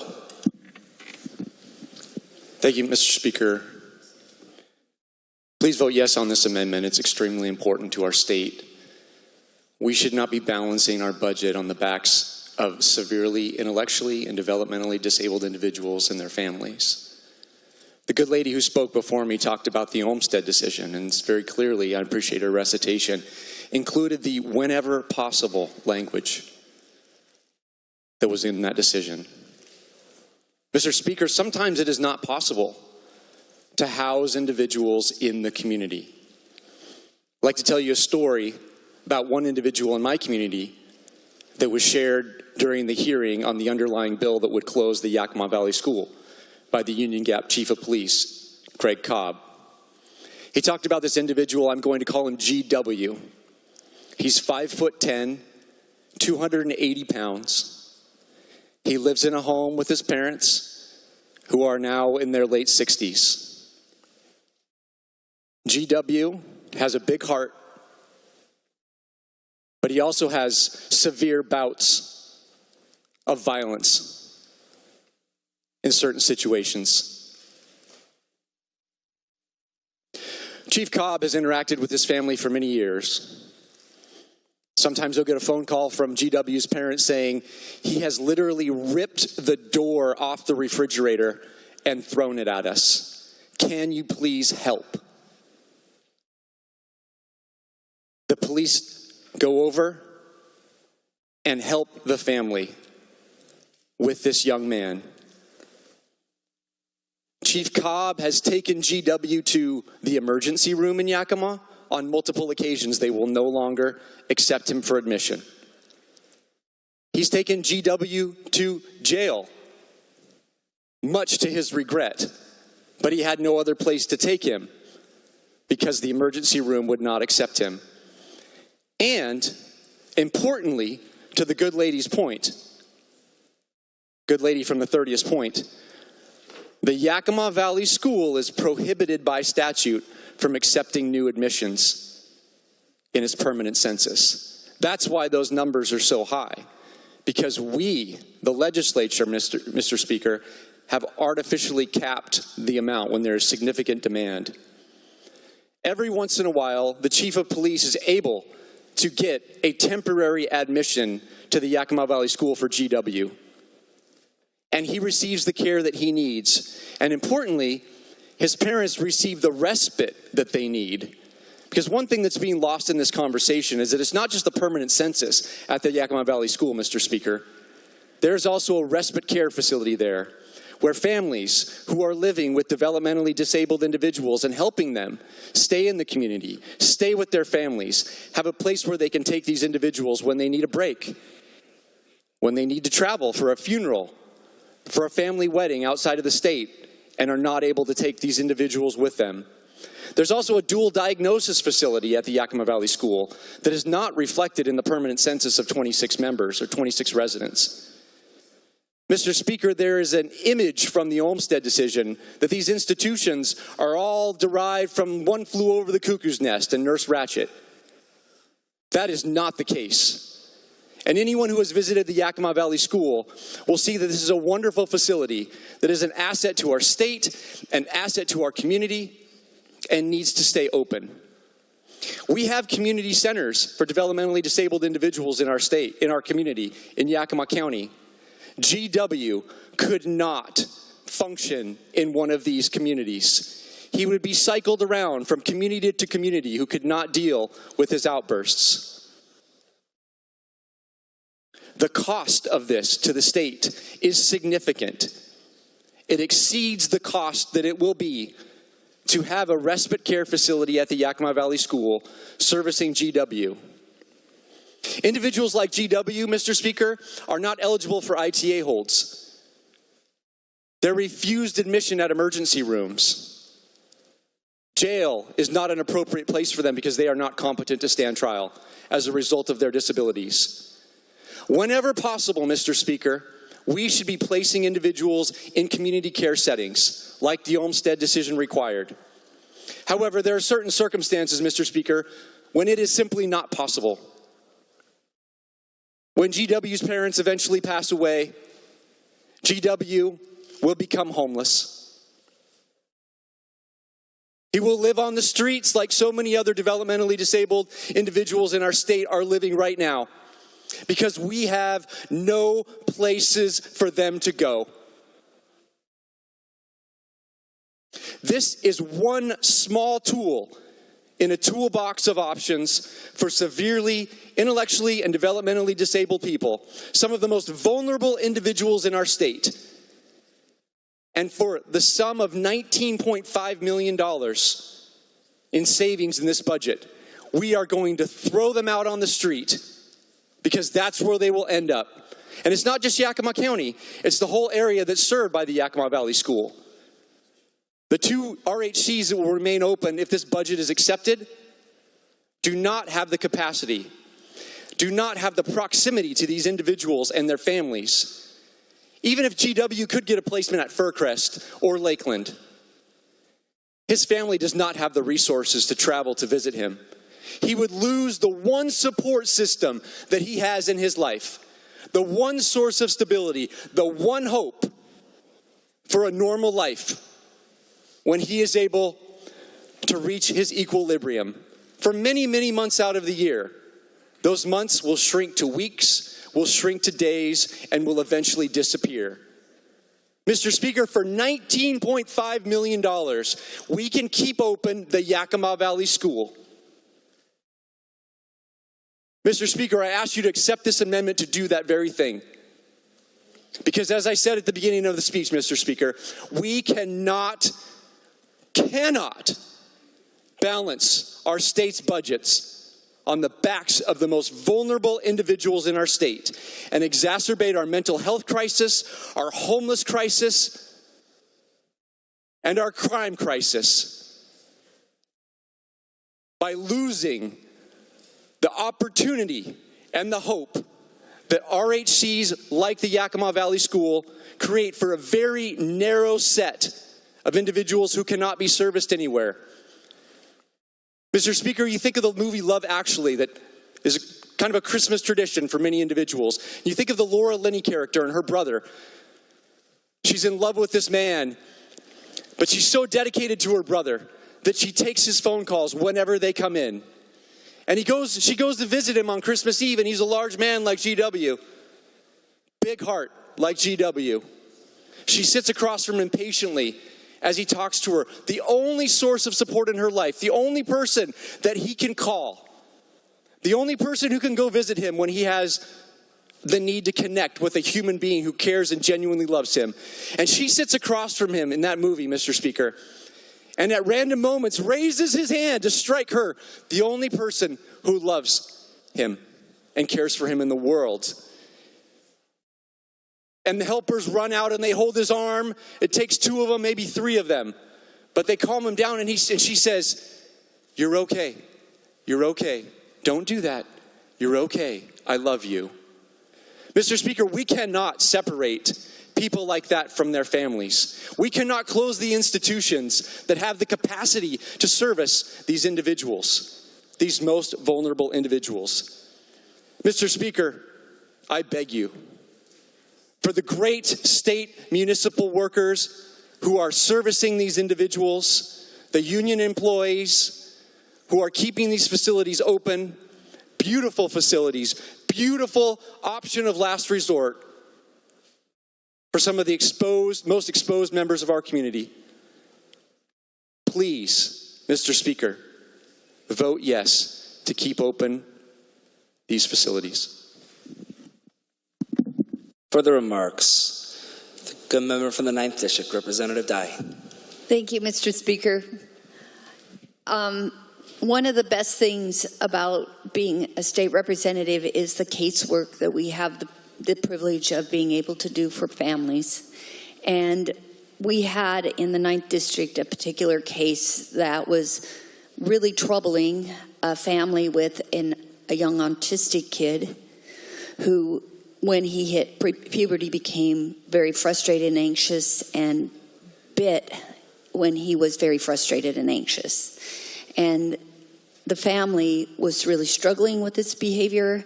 They needed assistance and weren't able to get that kind of assistance that they needed for this kid. And my colleagues and I had a high-level meeting, and we had the director of DSHS come out and visit with the family. The family is non-English speaking, and luckily the director was bilingual, and we thought we'd had the services that this family needed.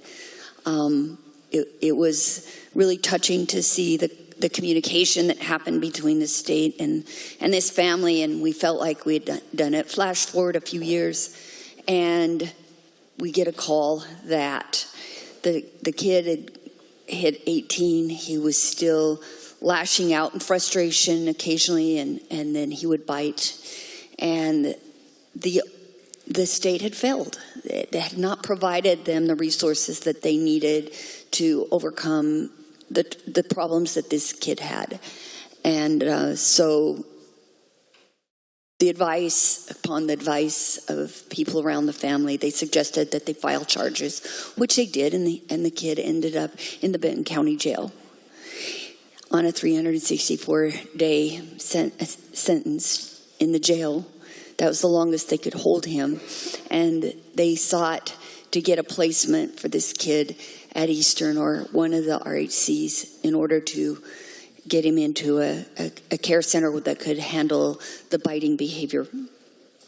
And Benton County was wonderful to this kid, took good care of him.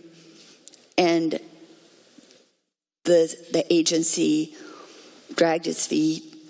Finally, we had a placement at Eastern. The paperwork was there. We just needed a signature. And I intervened and called and thought we had it taken care of in November. And apparently there was plenty of beds at Eastern, but there was not enough staff. And so I get a call the week before Christmas. It was day 363, then day 364. And they were going to have to release this kid in the middle of a snowstorm at 5 p.m. that evening. And I was able to call on Joel's Law, and we had the court hearing at 1. Will the good member please connect the comments to the amendment at hand? Please proceed. Thank you, Mr. Speaker. The young man was developmentally disabled. He needed a placement. Here's the bottom line. We were able to place him in Yakima School. That young man, his sister came to see me, brought a picture. He was joyous in his room at Yakima. He's nonverbal, but he was delighted. He's a delightful young man. And he is there at Yakima School. And he isn't able to take care of himself. Had he not been rescued by Joel's Law, and I think the good lady from the 32nd, he would have been turned out on the street and he would have froze to death. There was nobody to pick him up, nobody to help him, no place for this young man to go. He does not speak at all. He is extremely handicapped, and now he has a place to live. And this state is saying that people like that don't deserve to have the protection of this state for all of the things that we spend money on. We should prioritize those people, number one, because that's our responsibility as a civil society, as a culture. We have no right to do that to people that cannot care for themselves and will never be able to care for themselves. That is our responsibility as a society, to take care of those with love and decency. And he has a decent place to live. And the joy on that young man's face in that photo says it all. He lives a decent life, and he's well cared for. And his family can go see him when he is able to not be frustrated in his living situation. And so to me, I'm very grateful for the Yakima School. I'm very sorry that this body would ever consider to close those facilities for these families. Thank you. Good member from the 40th District, Representative Ramble. Thank you, Mr. Speaker. Would you please excuse Representative Hackney? The member is excused. Further remarks? The good member from the 46th District, Representative Farvar. Thank you, Mr. Speaker. This amendment does not preserve stability. It prolongs segregation. It protects a system that does not protect the people who need it most. Mr. Speaker, to have this conversation, we need to be honest. I want to tell you about the things that happen at Rainier. Residents that are known to need support eating have choked and died during meals. Residents have been sexually assaulted and abused. The abuse was only discovered after the individual was diagnosed with an STI. A resident who needed line-of-sight supervision to be seen just as clear as I see you and you see me, Mr. Speaker, was not provided that supervision. They walked away from the facility into the wilderness and were never found, not even their remains. These are only 3 examples, but there are unfortunately much more where these came from. We can and we must do better. Mr. Speaker, there are other models that let people live with respect, autonomy, and the support they need to make decisions about things that you and I might take for granted.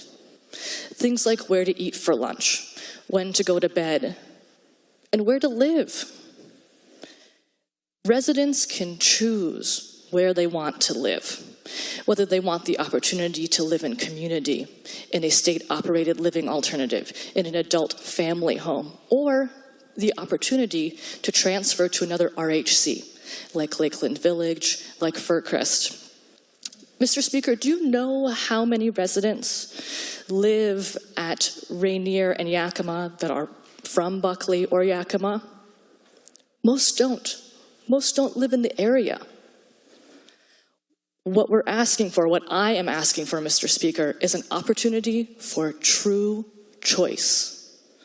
It's needed, and that's what this legislation does right now, creates the opportunity for choice. Because these are people. They're people, Mr. Speaker. And they deserve to live free from assault, abuse, and death. I'm voting no because this amendment strips away the funding needed to continue that progress towards choice. It sends the message to people who have waited years for a real chance to live in the community. It tells them not yet, or worse, not ever. Please vote no. Further remarks, the good member from the 15th District, Representative Corey. Yeah, thank you, Mr. Speaker. Rising to strongly urge a yes on this amendment. I have to agree in part with the good gentlelady.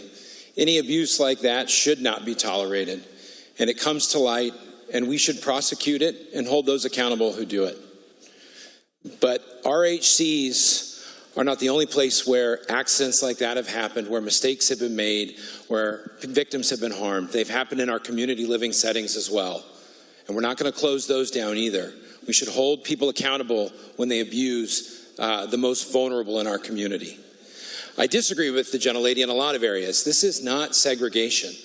For a lot of residents and for a lot of families, this is the only option. And it's not fair to say, well, just transfer, just move. That's not fair to a lot of these communities, because I know they sat in my office, family members from both Rainier and Yakima School who lived in those areas in my valley, over here on the west side. And they asked us, please do not do this. Do not move them for multiple reasons. One, for a lot of them, it was close to their home. They could visit them regularly. They could have that interaction, which bred routine, which I was told time and time again from both the family members and from the employees who came to visit me from those schools, that the routine is what helped them, what provided that stability, which helped them grow and thrive and work through their disability. Routine is important, and moving someone to a new place that's unfamiliar, far away from family members, is not helping them. That's not a choice, Mr. Speaker. We need to be supporting them. The good gentleman was right. We've artificially placed caps. So yes, it is costing us more, but that's by our own doing. But the money we're talking about here, I think, is an important area that we need to focus on. We're not talking about significant revenue. We're talking about making a small cut to, save our budget that we're claiming is under, but we're growing by 8%. But we're putting it on the backs of the most vulnerable, and I disagree with that. I think that this money is well spent and helps us focus on our constitutional duty, Mr. Speaker, to protect the most vulnerable. When you have family members and workers in the same meeting that talk about their residents, not just as patients, not just as a head count, but as family members, both from the actual family members and those that work to support them. We should not do this, Mr. Speaker. We have too many good, hardworking people that are caring for the most vulnerable in communities throughout the state. Closing 2 of them and just telling people, commute to go see your family members. That's a choice. It's not a choice for a lot of family members, like the good gentleman said. I want to close with a note I got that, here it is, thank you. If you don't mind if I read from? Please proceed. After my meeting with members of both WFSE as well as family members from both Rainier and Yakima School, they sent me this note. On behalf of our WFSE members who work at RHCs, we thank you for taking the time to learn about the services we provide for our residents that we care for. We hope that Rainier and Yakima Valley School, thank you, Mr. Speaker, remain open so our members can continue to care for people in their community. Mr. Speaker, that's what it's about. It's about caring for people in our community. We're not saying that everybody should be in an RHC. We know that doesn't work for a lot of our family members. But we shouldn't say to those family members is if it's working for you, we're going to take it away. Please vote yes. Further remarks, the good member from the 14th District, Representative Mendoza. Thank you, Mr. Speaker. Mr. Speaker, I'm going to ask you to vote yes on this amendment. to protect the rights and well-being of individuals with disabilities in the Yakima Valley School. I just visited the Yakima Valley School, and I have to say that I did not see any of those horror stories. We were greeted by the residents with kindness. We also were able to see some of the residents that were not able to greet us in a living room setting, where they were able to be a part of the conversation that was taking place. One of the wonderful things that I remember is, as they gave us a tour around the facility, is that it is very similar to a home environment. We were able to see bicycles, and in fact, they showed us some of the bicycles where employees can take some of these residents out for a ride on a bike. One of the wonderful things that I remember as we ended this visit is we were taken up to a room where we were greeted by more residents. We were greeted by employees, community members. We had mayors, elected officials. We had individuals that have residents that are living there, parents and relatives. We also had individuals that represent employees there, union members. And let me tell you that there was not a dry eye in that room as we heard stories, Mr. Speaker, about how well these people are taken care of in the Yakima Valley School. Not only was the facility clean and welcoming, but these individuals were very concerned about what's going to happen to their relatives if this school closes.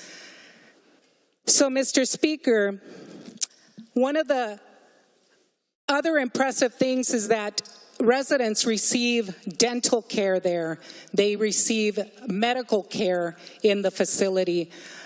Some of these residents are not able to be moved around easily, so it makes it easy for them to be able to just attend dental appointments there. So, Mr. Speaker, I'm going to ask, today we've heard how taxes are going to be increased on senior citizens. Families are paying higher taxes just to raise children.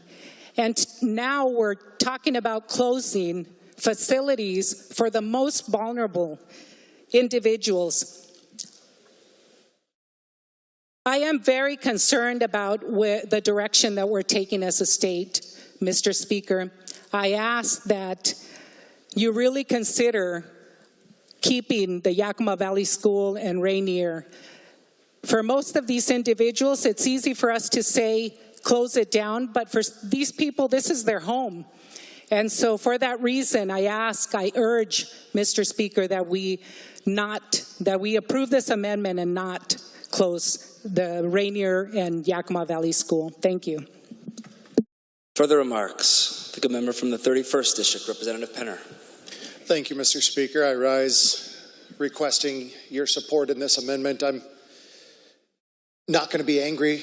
I'm going to be very sober, and as a matter of fact, as I can, I have a hard time controlling myself in this conversation. I'm really shocked that the fulcrum that we're going to use to advance this conversation is a budget rather than a solid plan to move forward with figuring out how we're better going to support the disabled community in Washington State.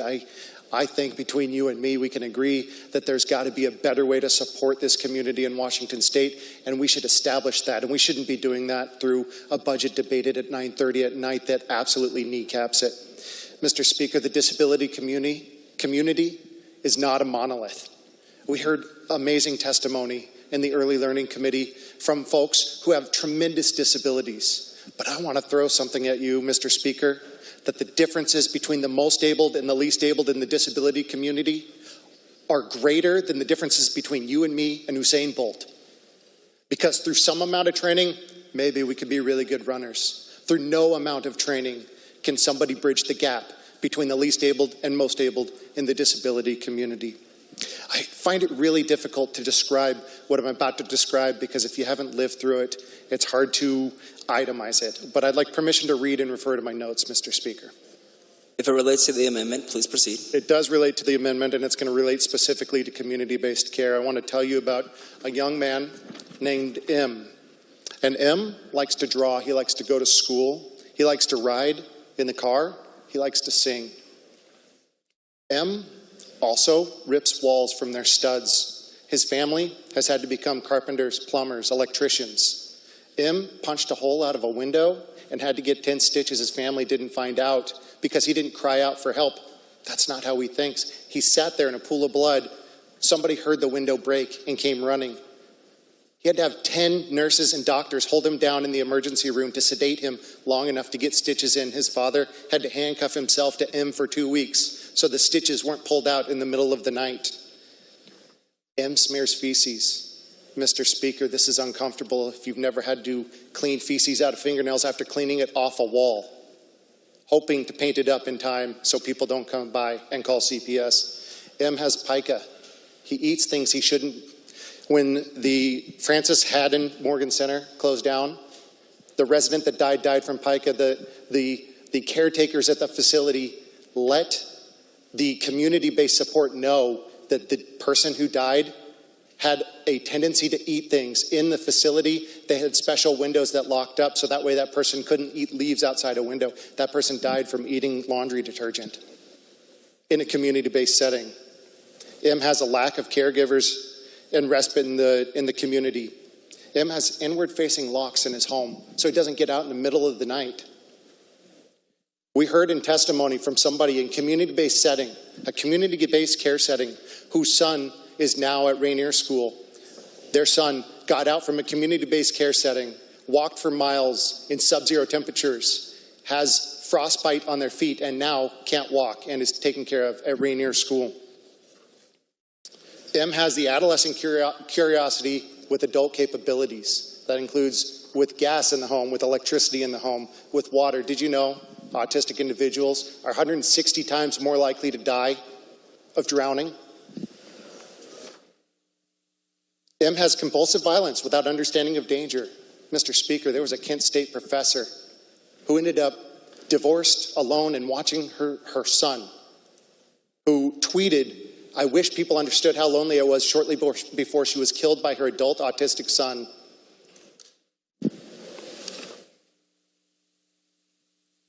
M has siblings who undergo a tremendous amount of trauma. The data says in multiple studies, siblings of people like M have elevated anxiety, depression, and psychological distress. M's family is far more likely to end up divorced, with severe depression, and M is unlikely, if his family dies, to end up in the care of caregivers are going to take care of him. In fact, in Seattle, a similar situation occurred. A 64-year-old man was a DSH has settled an $8 million lawsuit recently because a 64-year-old man lived in something they called the rat house in his neighborhood. He was an adult man with autism, IQ estimated at 60, and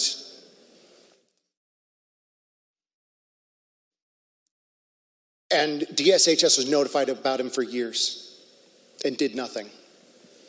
I bring this up because these are the individuals that are taken care of in, adult family homes perhaps, but really ultimately taken care of in our RHCs. See, adult family homes do not have the support to take care of people like him, to take care of people like the man who lived in the rat house, to take care of people like the Kent State professor's son.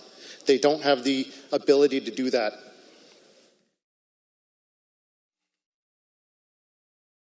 Now, some say that Rainier School and other RHCs are institutional. They're Dickensian, I guess. I want to read another short letter from a constituent that lives at the RHC. May I proceed?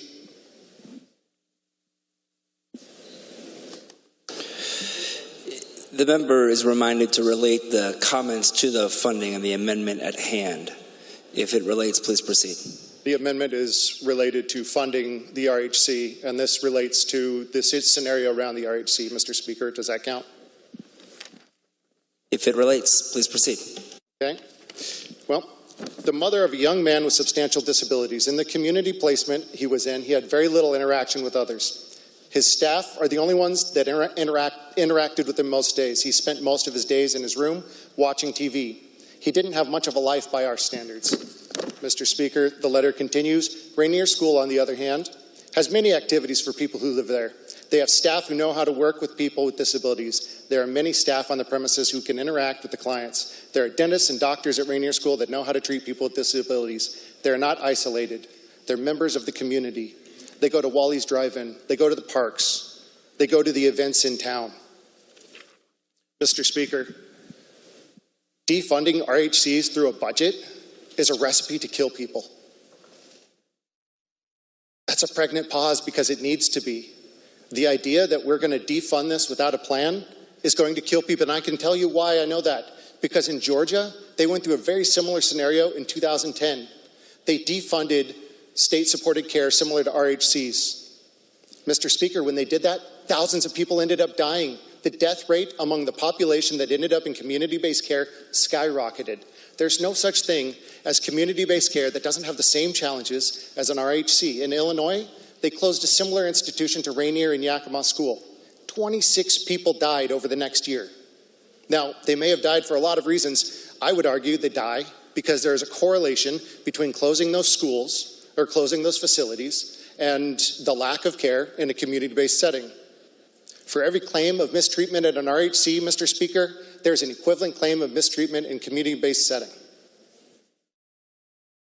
This budget assumes a lot. What it doesn't assume is that if we're already failing to support RHCs with our current oversight, it doesn't tell us, because budgets don't tell us at that level of granularity, how we're going to provide that level of oversight at a plurality of institutions. How are you going to take an organization that apparently can't oversee a couple RHCs and then say they're going to oversee dozens or perhaps more community-based caregiving sites? That doesn't make sense to me, Mr. Speaker. So if I'm mad about one thing, Mr. Speaker, and I know I'm not speaking mad, but I'm really frustrated, I'm really bewildered. Why are we using the budget to talk about this? Why do we not have substantive policy? Why are we here discussing this tonight? Support this with me, Mr. Speaker. Let's figure out a plan together. Let's get a good bill together and figure out how we're going to support our DD community. The member has 1 minute remaining. Thank you, Mr. Speaker. I'm done. Please support this amendment. Further remarks? Seeing none, the question before the House is adoption of Amendment 937. A roll call vote has been requested. The Speaker is about to start the roll call machine. The Speaker has started the roll call machine.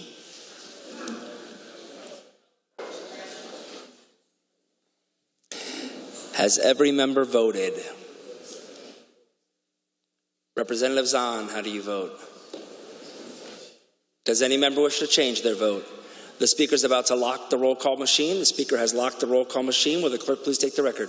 Mr. Speaker, there are 44 yeas, 54 nays, 0 excused. The amendment is not adopted.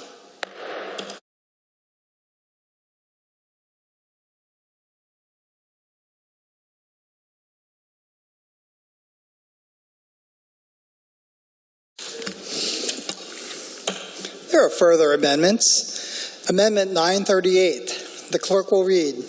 On page 107, line 27, increase Last line. $39,028,000. The good member from the 26th District, Representative Caldier, to move adoption of the amendment. Thank you, Mr. Speaker. I move adoption of Amendment 938. It has been moved and seconded that Amendment 938 be adopted. Remarks, Representative Caldier. Thank you, Mr. Speaker. This amendment will restore the nursing home rebasing rates. Right now, in the underlying budget, it takes the 2022 rates and it extends that until 2028. Now, in context, I want you to think about our current budget. Could you imagine if we had to budget based off of 6 years ago? That budget would be closer to like $51.8 billion. It is about 2/3 of what our current budget is. Could you imagine if we had to budget all of our staffing levels based off of those dollar amounts? We would be in a world of hurt. And it just so happens that in 2022, the minimum wage for Seattle was $15.75. Do you know what it's going to be in 2028? It's going to be over $20 an hour.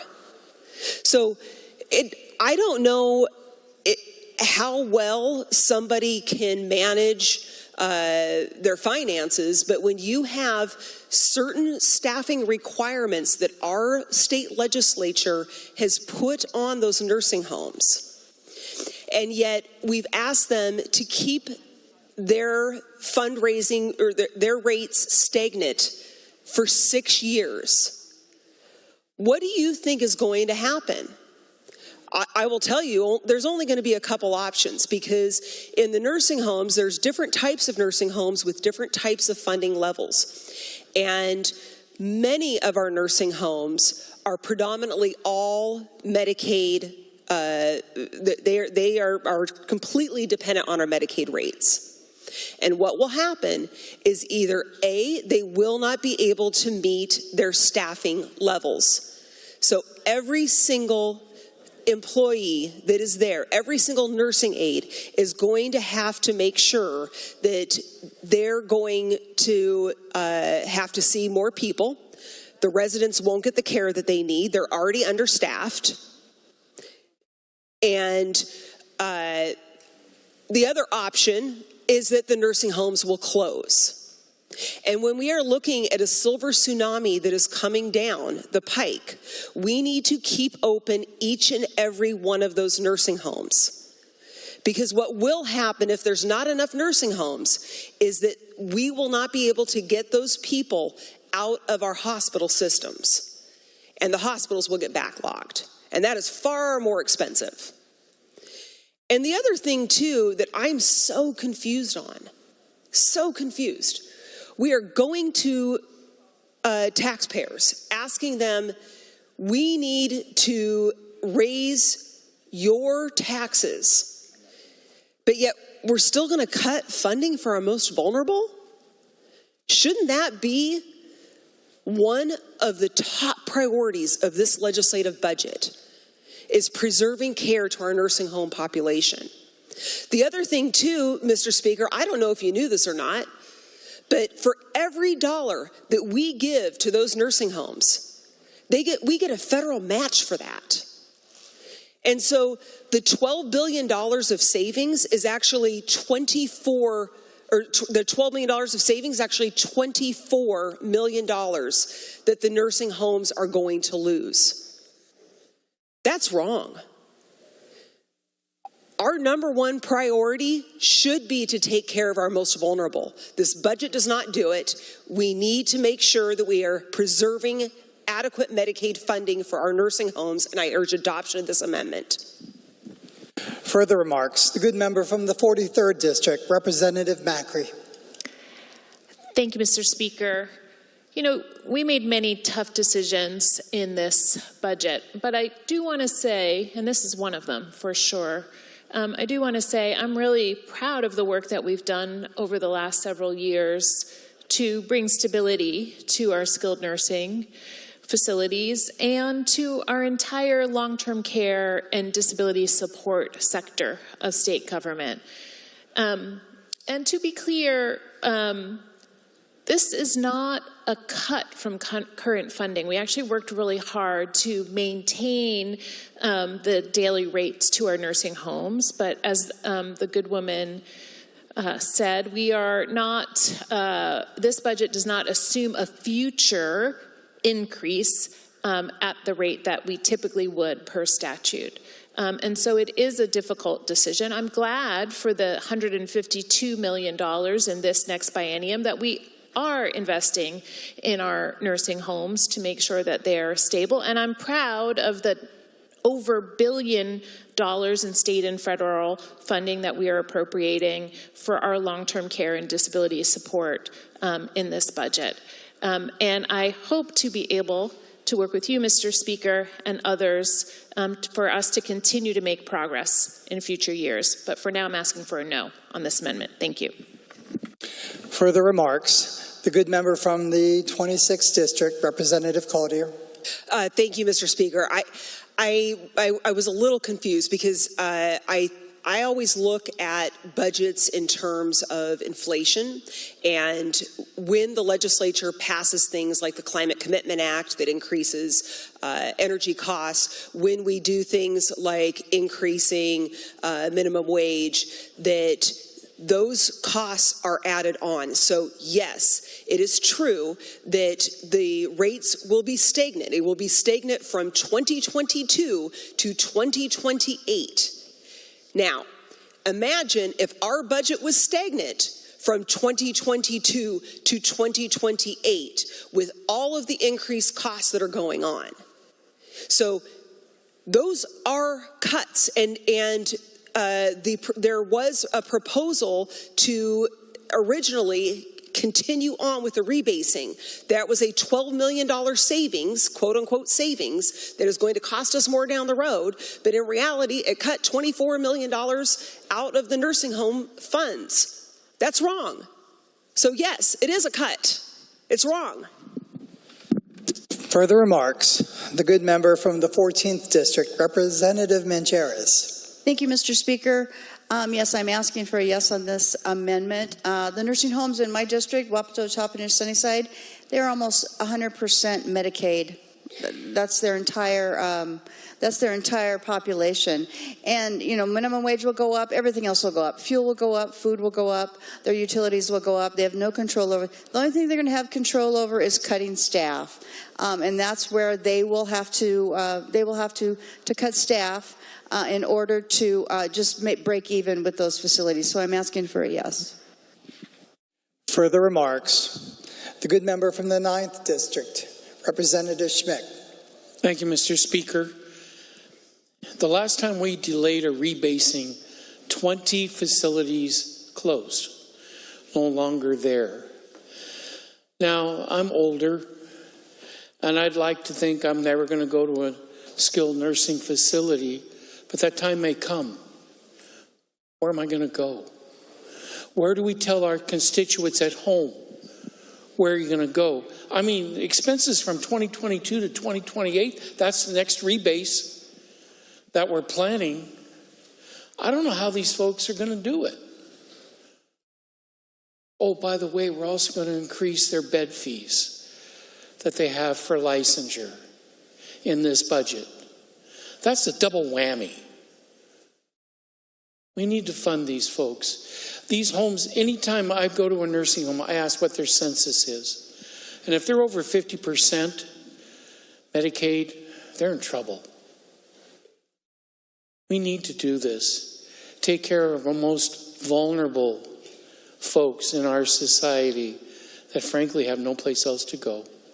Please vote yes on this amendment. Further remarks?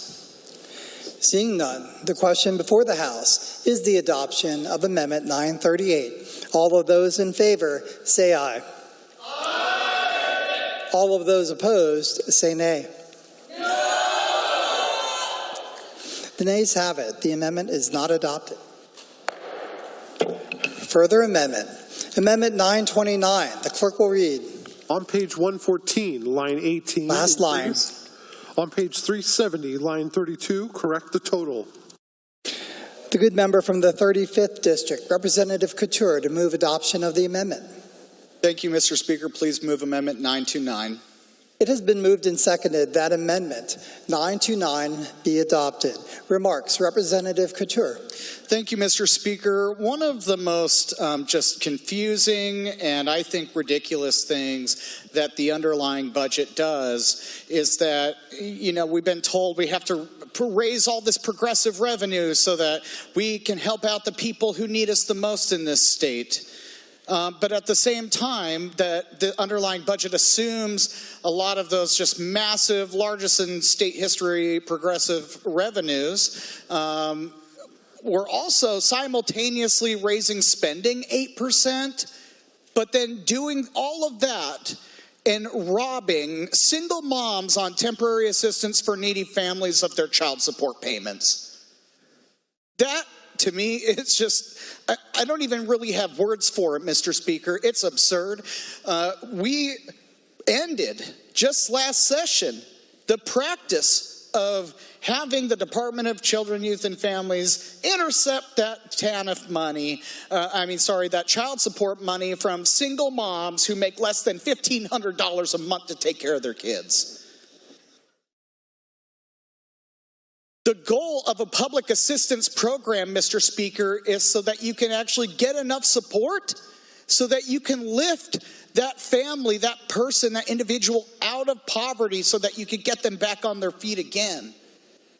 And when we had the Great Recession, it was when this policy was put into place to take the child support from the mom and then use it to pay for the public benefits. That's like robbing Peter to pay Paul. That is a tax on our poorest single mother citizens in the state of Washington, the people who absolutely need us the most. And you're telling me that we raise $15 billion in taxes and then increase spending 8%. Well, where is that spending going? That's a great question maybe we can ask later on. But it's certainly not going to help the single moms who make less than $1,500 a month. And we're robbing them of their child support, the money they could use to get them whole and off of temporary assistance. Multiple times in previous sessions, Mr. Speaker, I've seen bills that would vastly extend TANF. I even said they should maybe be called PANF, Permanent Assistance for Needy Families. But we're going the opposite direction with a $15 billion tax increase. How is a lot of the things that we're funding more important than that? That bill, when we ended that recession-era practice of stealing that child support money last session, was nearly unanimous. But now we're kicking that down the road again. What is the point of taxing the wealthy if we're also going to tax the poor? This robbing child support from single moms is a tax increase on the poor. That is a practice we should absolutely end. And this comes along with some cuts because, of course, we have a deficit to solve as well. But this budget solves a deficit on the backs of those single moms. That's wrong. Me and you, Mr. Speaker, we're better than this. This isn't even a large line item in the span of our $78 billion budget. You could do this with the end fund balance. You wouldn't even have to cut anything to do this. Mr. Speaker, please vote yes. These are not the people we should be harming to solve a budget deficit that was self-created. Further remarks, the good member from the 41st District, Representative Tai. Good evening, Mr. Speaker. I'd like to ask you to join me to vote no on this amendment. It is very difficult for me to stand on this floor and speak to the work that your and my colleague has been working on really hard. As you know, to pass a piece of legislation in this chamber is difficult. We were very pleased to be able to pass a piece of legislation that my colleague who spoke before me stated. And we have a very difficult choices to make in the budget this session. These choices was not taken lightly. I am very pleased, Mr. Speaker, to share with you what I'm really proud in this budget.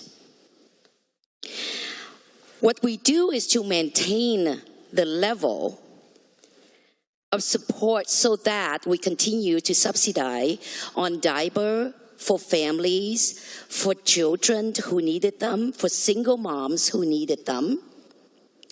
And we are continued to look forward to see which area and how we can find the funding, especially the upcoming progressive revenue that you and I will proudly vote for, so that our budget are not going to be built on the back of working family, of working people, but to ensure that fairness is restored in our state. Once again, asking for a no on this amendment. Further remarks. The good member from the 19th District, Representative Walsh. Thank you, Mr. Speaker. Good amendment. Please vote yes. Mr. Speaker, the temporary assistance to needy families is one of the most essential public benefits that we offer people. TANF is sometimes loosely referred to as food stamps. That's actually not what it is. That's a different program. But TANF is financial assistance to truly the neediest families, the neediest individuals in the state. You know, we look, Mr. Speaker, at a lot of spending priorities in every budget. It is striking that we're even having this conversation about this program. A little background. You've heard references to this reform bill that was passed just recently that changed the policy on that withholding that happens to a person, often a woman, very often a single mother, who is receiving child support and on TANF. Per the state policy, we take part of the child support to help offset the cost of the TANF benefits. It is a questionable policy. The bill that worked through the legislature last year that did relieve that did fix that, truly was well worked. In fact, I voted against it in its first iteration and then voted for it after it had been worked in this chamber and the other. It improved fiscally and otherwise. It got to be a pretty good policy. And yes, in the end, it passed off the floor here nearly unanimously. So that was a good reform, Mr. Speaker, but in this budget, we kick the can down the road. We don't allow for that break to those recipients of TANF. And Mr. Speaker, I know you know these stories, but they're worth repeating. The hardest thing for many people and many young, small families to do is get off assistance.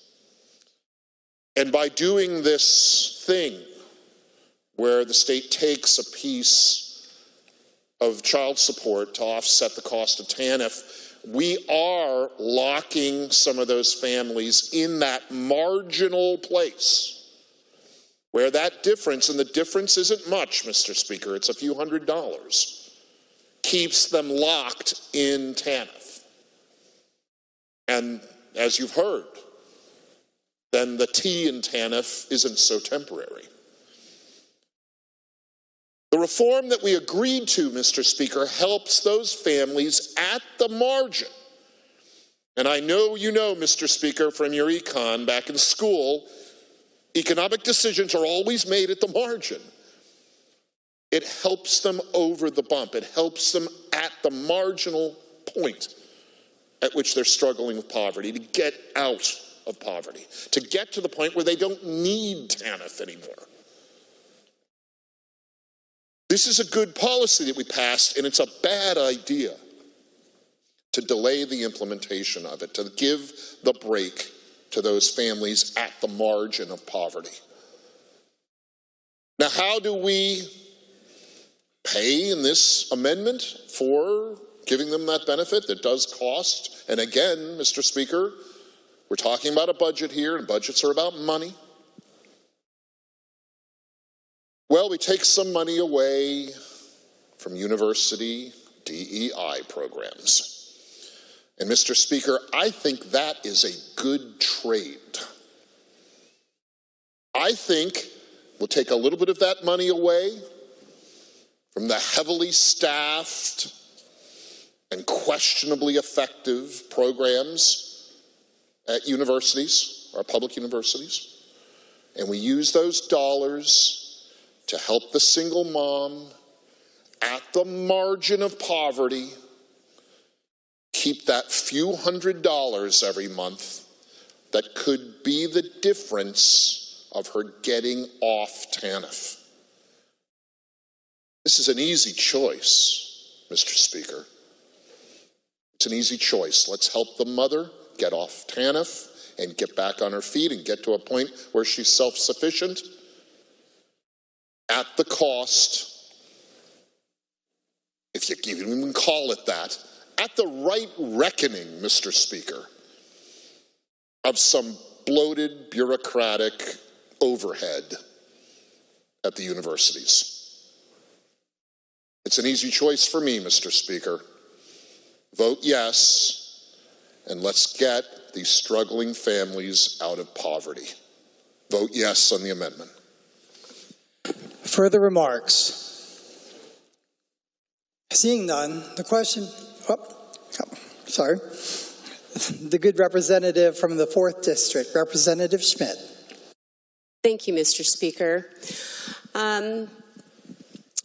Some of you may know, because it's on my profile or my web page, but I was a single mom. I was one of those. Moms that $200 would have made the difference. I was one of those moms that made a choice between buying milk and buying deodorant.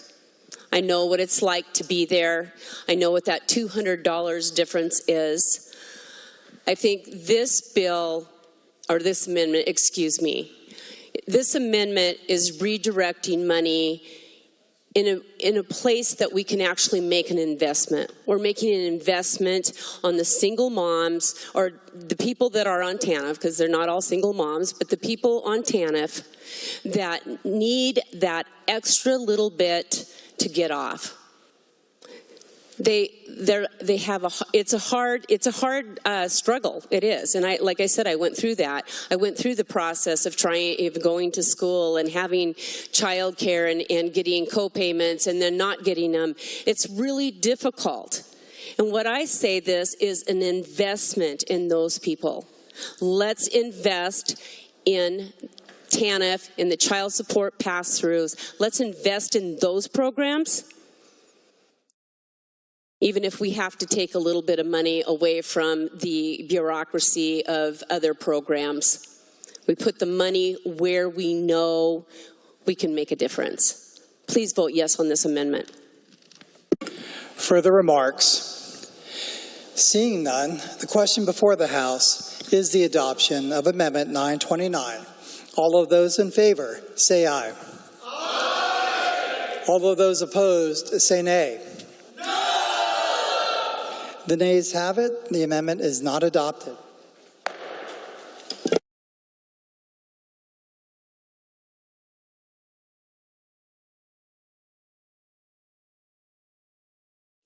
There are further amendments. Amendment 927. The clerk will read.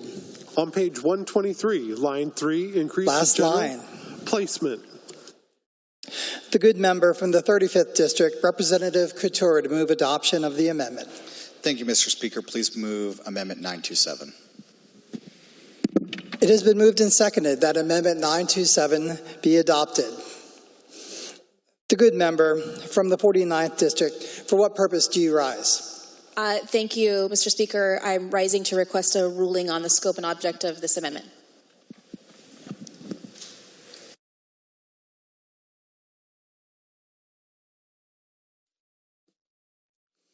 the Speaker's ruling on Amendment 927. The bill before us, in gross substitute Senate Bill 5167, is the operating budget. It makes appropriations for the 25 to 27 biennium. Amendment 927 is an amendment to striking Amendment 911. Amendment 927 makes changes to the appropriations to the Special Commitment Program administered by the Department of Social and Health Services. However, the amendment also requires the department to modify its existing notification process for persons for whom it proposes a conditional release and to consider additional criteria when administering this program. Additionally, the amendment imposes upon the department a new consulting requirement for certain proposed placements and an obligation to provide courts with the results of community feedback and consultations when making placement recommendations.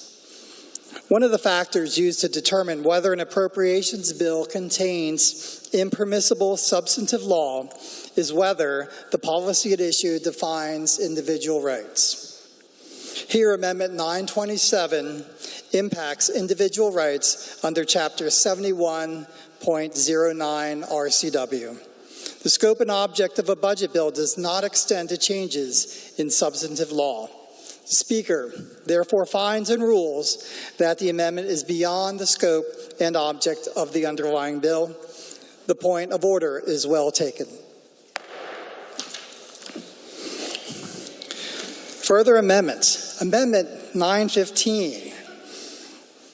The clerk will read. On page 126, line 6, decrease the general fund state Last appropriation. line. 1404, free school meals. The good member from the 16th District, Representative Rude, to move adoption of the amendment. Thank you, Mr. Speaker. I move adoption of Amendment 915. It has been moved and seconded that Amendment 915 be adopted. Remarks, Representative Rude. Thank you, Mr. Speaker. You may know that this is actually my 7th year in this chamber, and the subject of increasing free school meals has been something that's been important to me since I arrived, and I had the chance to work with a former member of this body that went to the other body from the 3rd District. That's continued to be a priority of his, and during an interim after the governor was elected, I had the chance to participate in a work group at the request of the governor. It included WA and teachers, other people from school districts to discuss priorities, and this is one that emerged. So I was happy to see that. First, I'll address the funding mechanism for it. It scales back some Medicaid expansion, but just expansion for adults who are not legally in the country. It is the most expensive Medicaid because it is fully state funded. There's no federal match for it. So this seems like an appropriate place to shift into something that's long been a priority for, I think, both caucuses. I think some of the benefits, right now we have a lot of free meal opportunities for very low income families, but for those who don't qualify for free and reduced lunch, this is an opportunity for us to provide some return on the high property taxes that they're paying. And those families are busy. I don't have kids. I honestly can barely get myself to work sometimes. So I would imagine that having kids that I'm trying to prepare lunch for and get out of the house would be a task. And if we can alleviate some of that using those property tax dollars that folks are paying, I think that's a good step. I think most importantly, I see the most important outcome of this potentially is improved academic success. I had the opportunity to, when I first got elected, to tour school districts in my legislative district. And I remember meeting with school counselors and hearing stories about kids who were in really rough circumstances and slept in their car with their mom the night before, and And so I remember hearing in committee a superintendent saying that there are no kids that are hungry at school. I don't buy that at all. I think that does exist, and it's probably not limited to the lowest income that are already qualifying. So if we can provide meals to the remaining kids, which is what this amendment does, I think we'll see improved academic performance, and I also just think it's the right thing to do. So asking for your support. Further remarks. Good member from the 41st District, Representative Tai. Thank you, Mr. Speaker. Asking for your no vote on this amendment. Mr. Speaker, in any other space and time, I would make a good pot of tea and invite you to sit down, drink teas, so that we can have the conversation around how do we ensure our students coming to school being fed. As a former school board director, I believe that a child could learn when they are not being hungry, regardless of their social status. The reason why I'm asking you to vote no on this amendment, Mr. Speaker, this amendment asks you and I to make a choice between having food or having health care, a choice of doing this or doing that, causing harms to one community versus another. Our legislature, this body, you and I, have worked on so many policies moving in the direction where our kids, while at school, having free breakfast after the bell. Continue to work forward, ensuring that our students would not only having food while attending school, but having food after leaving school. This work is critically important to both I and you. While there's other members in our communities who has historically been left out, being called one name or another, we heard, at least in this chamber, being called illegal. Mr. Speaker, these are the people who work, whether it's rain or under the heat, in our farms, at our orchard, harvesting, doing the hard work that you and I get to benefit from. And not to say, by providing the health coverage, we are actually saving on the other end so that these individuals are not showing up at our emergency room. Once again, these are choices we make.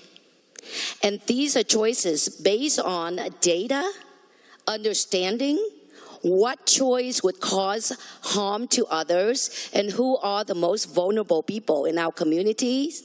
Please vote no on the amendment. Further remarks. The good member from the 20th District, Representative Abarno. Thank you, Mr. Speaker, and I rise in support of this amendment. Mr. Speaker, this is an easy decision.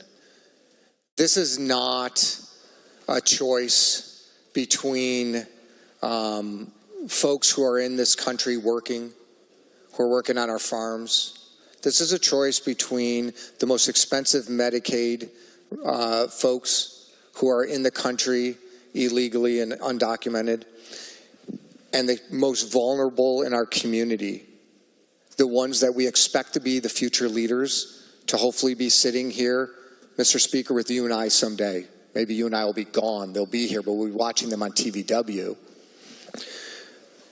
Universal school lunches are so important. And today we have a choice.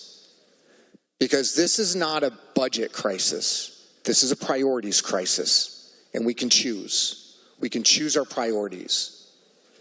Mr. Speaker, you know, my family is a lot of teachers. We have, my stepkids are teachers, my wife's a teacher, my kids are school-aged. I spend a lot of time in the schools.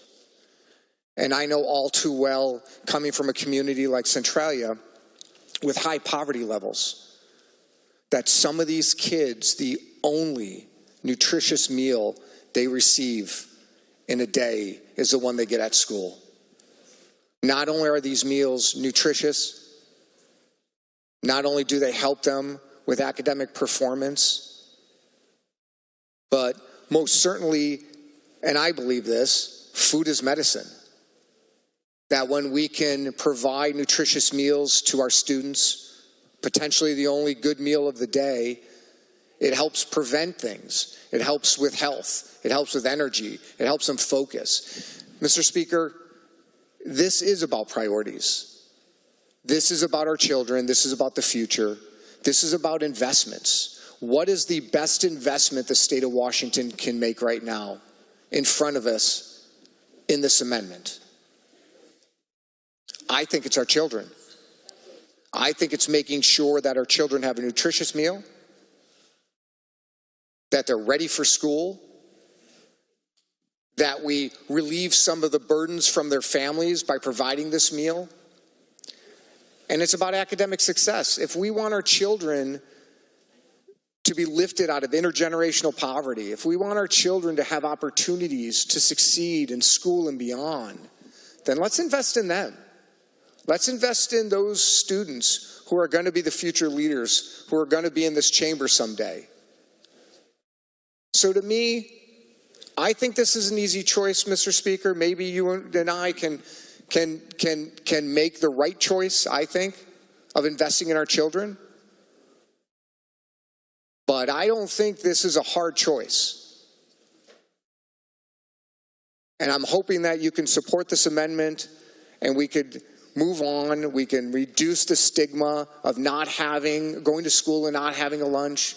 We can make sure they're well fed. We can make sure that there's a nutritious meal. And we can move forward with the right investments and make sure that today in this amendment, that whether it's a budget crisis that some claim, we made the right choice on this priority. Thank you, Mr. Speaker. Further remarks? Seeing none, the question before the House is the adoption of Amendment 915. All of those in favor, say aye.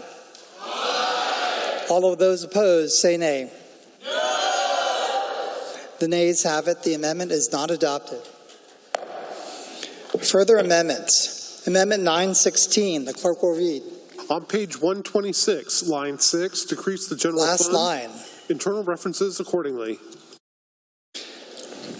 The good member from the 35th District to move adoption of the amendment. Thank you, Mr. Speaker. Please move Amendment 916. It has been moved and seconded that Amendment 916 be adopted. Remarks, Representative Couture. Thank you, Mr. Speaker. This amendment is about Medicaid. And you heard in the previous amendment about Apple Health expansion. And let me explain to you and maybe some of those viewing at home what that is. Apple Health, of course, is our Medicaid program, but Apple Health expansion is a shadow Medicaid program created solely by the state of Washington that acts just like Medicaid, except for, like the good member from the 16th mentioned, there is no federal match that comes in from the federal government, so it's completely funded by us, the state legislature. And let me tell you, it's hundreds and hundreds of millions of dollars. And this is just the healthcare piece. And it doesn't include children.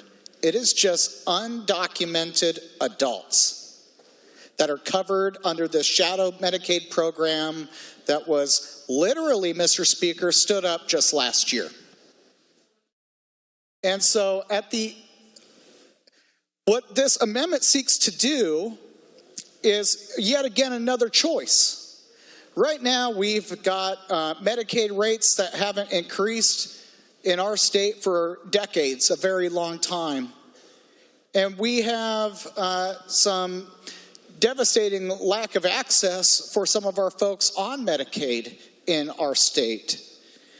And as we look forward into what we need to do to take care of those people on Medicaid, the choice is simply this. Should we do more to fund our side of Medicaid rates and reimbursements to make sure that we have more providers and doctors and nurses and more beds available, and so that we have more access for those Medicaid patients so they have better health outcomes for our citizens before or after we stand up hundreds of millions of dollars for a program for undocumented immigrants in our state? That, to me, Mr. Speaker, that choice is clear. We should be taking care of our people, making sure that those who need us the most, who are our citizens, and that our healthcare providers in our hospitals are better taken care of than we have been for a very long time in this state. I care about these people, Mr. Speaker, and I might even care about the other people too. But like we've been talking about, budgets are about priorities. And if you deny this amendment, Mr. Speaker, what I'm hearing is that your priority is to take care of people first who violated the law in order to be here, over the citizens of our state who have suffered with a lack of access to health care, our poorest citizens. And this budget, in this way and many others, tries to balance on their backs as well. Because I keep being told, Mr. Speaker, that we had to make some tough decisions in this budget. Well, this one isn't tough. This is a simple A and B proposal. Yes, I would like to help out our citizens and that Medicaid population and our providers, instead of, which here's not even a difficult choice, instead of paying for people who aren't even citizens of our state and country. Hundreds of millions of dollars that people in my district worked very hard and are struggling right now to contribute in the form of their taxes to our state. And they're being asked to do $15 billion more so that we could spend 8% more, including this Apple Health Expansion Program, which is growing. That's a concern.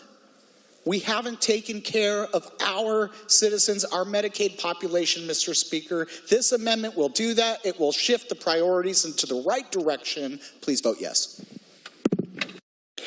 With apologies, the Speaker has neglected this important announcement.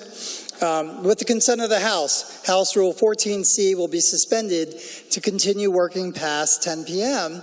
Members are permitted to remove their jackets. Hearing no objection, so ordered. The good member from the 43rd District, Representative Macri. Thank you, Mr. Speaker. You know what? On this one, it's not a tough decision. Just vote no on this amendment. Mr. Speaker, you have heard on the floor of this chamber, as have I, the fact that we don't have an income tax here in Washington State. That means that all residents, regardless of their immigration status, pay taxes. Just like you and I pay sales tax, property tax, etc., so do all residents here in Washington State. This amendment asks us to make a choice between ensuring health coverage for residents of our state, including immigrants, or increasing Medicaid rates to our providers to ensure access to low-income health care. Well, Mr. Speaker, I hope, like me, you support both of these things. And in fact, I hope and know that you, like me, voted to pass a bill to increase Medicaid rates by establishing a program called the Medicaid Access Program. So I think we agree that there is multiple ways to get to a shared goal, and that we don't have to yank healthcare away from residents of our state who do pay taxes in order to provide health care access for low-income folks across our state. So please vote no. Further remarks, the good member from the 26th District, Representative Caldier. Thank you, Mr. Speaker. I was just thinking about the words of the good woman from the 43rd District. We don't have to yank health care away. But yet in the underlying budget, we reduced the cost to MCOs by 1%. So what does that do? So while our private industry is looking at double-digit increases every year to keep up with the cost of living, we are now expecting the MCOs to not get an increase. In fact, they're getting a decrease. We're getting a cost savings there to all of our Medicaid folks. And now keep in mind, each and every one of those Medicaid folks, we get a match. And now I do want to clarify, there are two types of expansions. One of the Medicaid expansion is with the Affordable Care Act, and we expanded it to 138% at the federal poverty level. Those folks, we actually get a 90% match. So for every $1 we put in, we get $9 back from the feds. Why would we not utilize that to its fullest? Instead, what we're going to do is we're going to decrease the amount that we give for Medicaid. In addition, we're also going to freeze nursing home funding so that they have to go for 6 entire years without an increase. So you tell me, what is the most important thing to do? Is it to make sure that we can leverage all the federal dollars and make sure that we're actually providing health care to our Medicaid recipients who are our citizens here? Because when I go back home, people tell me that they want to make sure that we are taking care of our own first. And if we have funding left over, then, and we decide that that is a policy decision we want to do and to help pay for health care coverage for undocumented citizens, then we can have a discussion later on.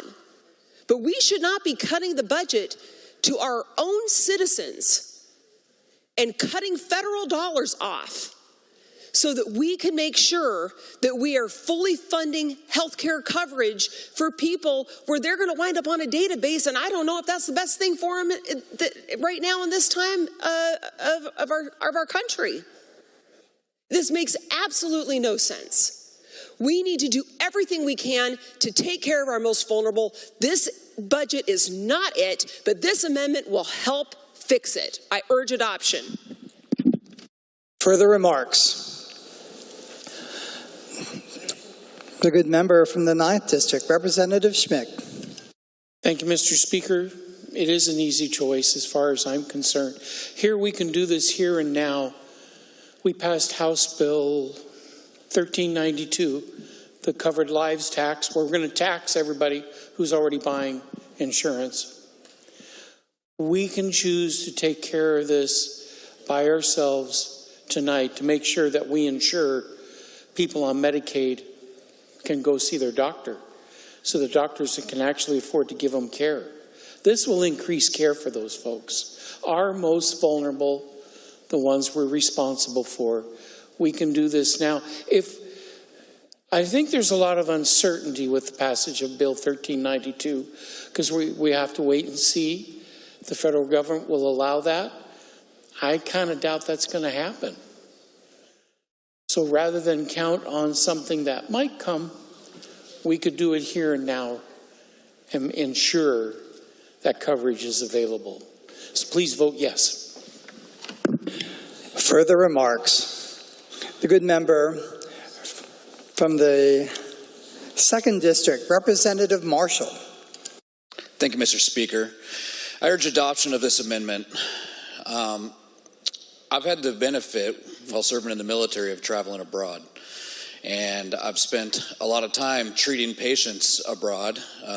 Most commonly was, U.S. service members. However, one thing was universal, and that was a lot of times my aid station, which sometimes was in a tent, did not have all of the resources required for some of the injuries or illnesses that we would encounter. And so frequently when we were in some of the more friendly nations that had good hospitals and health systems, we would have to escort our patients in to receive care.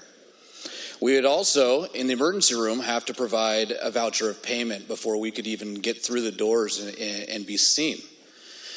I can remember one case while overseas where we were leaving the country and going through that country's immigration system to exit, and one of the vouchers of payment from the U.S. government hadn't processed yet, and that soldier was detained. They weren't even allowed to leave the country. What I'm getting at here is, it's nice to provide medical care for everybody. It's something that is great and something we should strive to do. However, there's a finite amount of money to go around. That's what this whole budget discussion is about tonight. And right now in Washington, we have some of the lowest reimbursements to providers in the nation. It's been like that for 10 years. And despite the efforts, that's not going up. A lot of times when providers in our state see patients on Medicaid, they're not even getting reimbursed at a rate high enough to cover the basic services that are being provided, which is leading to providers not taking Medicaid. In fact, my own family care provider stopped taking all insurances and has now gone to a direct pay system, which for me has been fantastic because I can get an appointment really easy.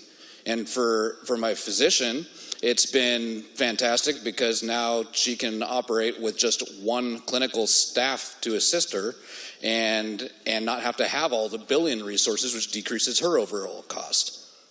The downside is that's something that I am blessed to be able to afford. Not all of our constituents or the people of Washington can spend hundreds of dollars a month for a direct care plan. But this is what's happening to our primary care in the state of Washington. I've had patients in my specialty practice that will come in to be seen and I'll need a primary care referral before I can see them for a pretty significant injury. But if they're on Medicaid, they have to have a primary care referral to come in and see me with many of the plans. And if they don't have a primary care provider, the wait time can be months, and that can be detrimental to the outcome of our patients. What we're doing here is not trying to say that we don't want to help people, but we have our own U.S. citizens and legal residents that need this access. And when we're diluting the pool of money and we're failing to provide adequate reimbursement, we're making a system that doesn't work for anybody. And by doing this, we can actually take the money that's not being matched by the federal government and put it into a pool that is being matched, and it's going to be able to go twice as far with the CMS reimbursement rates. So this is a good amendment. I urge adoption so we can actually have a Medicaid system for the legal residents and citizens of our state that works for them, works for us, and works for the providers so we can have a health system that's worth having. Please vote yes. Further remarks. The good member from the 49th District, Representative Stonier. Thank you, Speaker Stearns. Taking care of our own. It's a good reason to vote no on this amendment. I know when I'm thinking about students in our schools who come from families who are not documented, I know they need access to health care. I know that their families need access to health care. I know that workers in our state who pay taxes need access to health care so that they can keep working. I know that our businesses struggle to stay open if people aren't coming to work. And if they're not coming to work because they don't have access to health care, that's a problem. Voting no on this is taking care of our own. It's taking care of people in our state who pay taxes, who deserve access to health care services. Please vote no. Further remarks. The good member from the 7th District, Representative Engel. Thank you, Mr. Speaker. In my district, a high percentage of patients who are seen in the healthcare setting are on Medicaid. Medicaid, as you probably know, pays a very small portion of the bills, the costs to provide these services, and it has created a significant strain on the healthcare services throughout my district. Right now, multiple ambulances have told me they are on the verge of closing their doors and not being able to serve people who really need it. If we're going to require providers, hospitals, and ambulances to serve people on these Medicaid programs, and I believe we should require that because it's essential to protect them, then I believe it's the right thing to do for us to pay them adequately to serve these patients. When we're faced with losing health care access, it's offensive to the people of my district that when we have money that could have gone to that, to take it and give it to those who have come to this country illegally. And, Mr. Speaker, I would urge you to vote for this amendment. Further remarks? Seeing none, the question before the House is the adoption of Amendment 916. All of those in favor say aye. All those opposed say nay. The nays have it. The amendment is not adopted. Further amendment, Amendment 931. The clerk will read. On page 150, line 24, increase Last the line. rate contract. The good member from the 35th District, Representative Couture, to move adoption of the amendment. Thank you, Mr. Speaker. Please move Amendment 931. It has been moved and seconded that Amendment 931 be adopted. Remarks, Representative Couture. Thank you, Mr. Speaker. This amendment is about infants, babies who are born addicted to hard drugs, oftentimes more than one hard drug.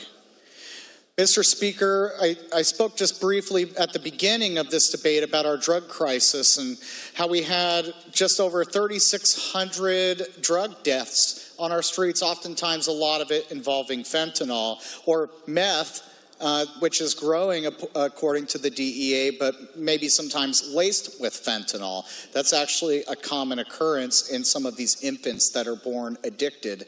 Now, Mr. Speaker, I've worked on this policy issue for children and as it relates to hard drug abuse. And I'm just disappointed because we have also not just a slow motion death and human misery on our streets with these drug deaths, but we also have something even more nefarious happen, and that is the deaths of little kids behind closed doors in our homes, the ones we don't see when we walk by on the street. Sometimes even in relation to being under supervision of Department of Children, Youth, and Families. Now, Mr. Speaker, what I'm disappointed about is this session, any bill that could have helped do that is pretty much dead, as I can see it.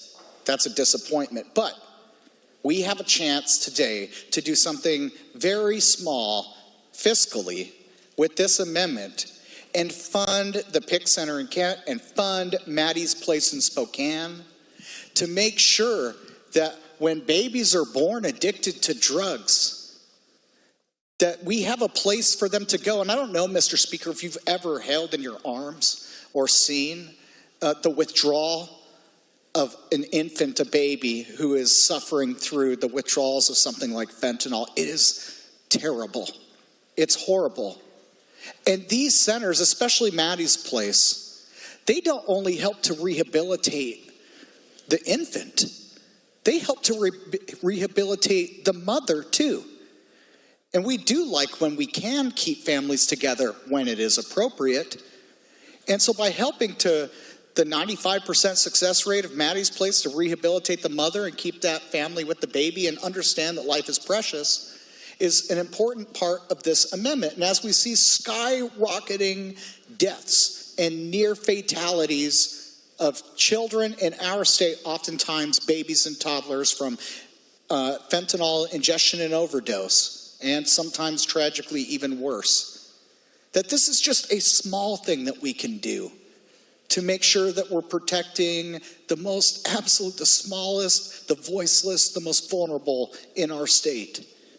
Please, Mr. Speaker, this is a small investment that could save a life and give that child and maybe even those parents a second chance at life. Please vote yes. Further remarks, the good member from the 43rd District, Representative Macri. Thank you, Mr. Speaker, and I'm respectfully asking for a no vote on this. And I actually do agree with the good speaker who has done a lot of work, actually, to ensure that we are making sure that we take care of our most vulnerable children, along with several others here in this chamber. When we have limited resources, we do have to make decisions. And one of them is to fund programs like the Rising Strong program that has a strong base of evidence towards it, and continue to work to make progress. I, Mr. Speaker, had a very encouraging conversation with the great people from Maddie's Place about work that they are doing to help expand and establish a new Medicaid benefit that will ensure good coverage for that program in the future. But for tonight, I'm asking for a no on this amendment. Thank you. Further remarks? The good member from the 12th District, Representative Burnett. Thank you, Mr. Speaker. I too rise in asking for to support this amendment. This is a good amendment. And I'm going to touch on some things that the good member from the 35th touched on and expand on that. But I want to go back and talk a little bit about some things that I've seen in my past before I came to the legislation. And that is this. You do not have to be here to hear these programs, to tour the facilities, to know that there's a lot of brokenness within our nation, around the world, and right here in our own backyards around Washington State. And it could be dangerous drugs. And those drugs of choice, fueled by the cartel and other things, dictate at times, unfortunately, what these young ones, without choice, have had forced upon them.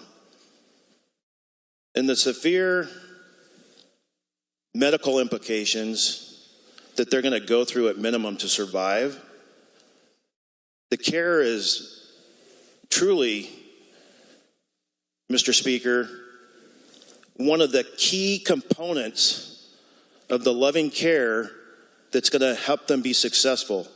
Sometimes you see it in alcohol fetal syndrome and what those children have been through. And what the things that I wanted to tell you about in perspective with this is when I was working with foster kids in a camp and also a mentor program, some of the things that we saw in their behaviors go back to what, unfortunately, they endured within the womb before they were born. And then they struggled, not only that, but sometimes they were placed with, either immediately, without known to their social services, to be protected by any program, more trauma that came from their parents, biological, or even foster parents, at the force of their hand, through trauma that was violent and physical, whether it was towards them directly or towards their mother or father or such. One case in particular, that my adult son and his wife were giving respite care to two young brothers. And the trauma that they had done came afterwards, just kind of like the example that I told you, Mr. Speaker. And they distributed behaviors that was really, really tough to take and understand unless you were familiar with trauma-based behavior. But once you could get to the key component and you knew how to deal with them, because they were very smart young men, both below 10 years of age. But it came specifically from that which they endured within the womb and then the behavior as victims afterwards. So now I want to go back and turn around to the PIC, which is Pediatric Interim Care Center. I want to talk specifically to that one because I've toured that facility since my time here, since January 13th, because I wanted to know what this program was about. And the minute, Mr. Speaker, that you walk into this program located in Kent, because it's in the heart of one of the most communities that could use this the most, is it's full of love. And that component alone goes a long way in the medical industry. But they don't just do this. For the last 30 plus years, they've served over 3,500 newborn babies in this same situation to dangerous drugs, mostly fentanyl now, but a variety of drugs over the course of the time. With an average stay of about 37 days. And yes, the parents can come and visit. But I hear family first. And I'm confused. Because there's times the family is the problem. But yet this 30 to 37 day interim period allows DCYF, any of our social services, to prepare and best decide where to place that newborn. And if it is with the family, the biological family, then I say great. But if it's not, what is it that the 30 days is so crucial here that we can't wait and do it right? Mr. Speaker, I hope that you would join me in someday going down there. But tonight, let's make this a yes. And let's give them a fighting chance. They deserve it. And I know these programs, I believe without a shadow of a doubt, that they're going to continue to serve our communities, not just in Kent, not just in Spokane, but from around the state to make a difference. It's saving money. It truly is. And I think that we have to reevaluate what Family First looks like. So join me, Mr. Speaker, tonight in voting yes. Further remarks? Seeing none, the question before the House is the adoption of Amendment 931. All of those in favor, say aye. Aye. All of those opposed, say nay. No. The nays have it. The amendment is not adopted. There are further amendments. Amendment 918, the clerk will read. On page 218, line 27, increase the last general line. Fund. On page 222, line 31, correct the total. The good member from the 35th District, Representative Couture, to move adoption of the amendment. Thank you, Mr. Speaker. Please move Amendment 918. It has been moved and seconded that Amendment 918 be adopted. Remarks, Representative Couture. Thank you, Mr. Speaker. You know, before session, before former Governor Inslee left, he had all the agencies, including Department of Corrections, go look at some budget reduction options. And in the DOC budget, there was a lot of different things about closing down, reentry centers and different prisons, including a prison in my district, Mission Creek Women's Prison, which is a low security women's prison in the North Mason County area of Belfair. As you know, Mr. Speaker, there's really only two women's prisons. There's the max security one in Purdy in the 26th district, and then there's this option, which is the low security version. And I'm just standing up for all of the people of my district that are employed and work their good union jobs at Mission Creek, who do a fantastic job with all of the work that they're tasked to do for safety and security and rehabilitation in that low security and environment. And this, Mr. Speaker, is what I like to envision as sometimes the next step into reentry, is that low security Mission Creek Women's Facility.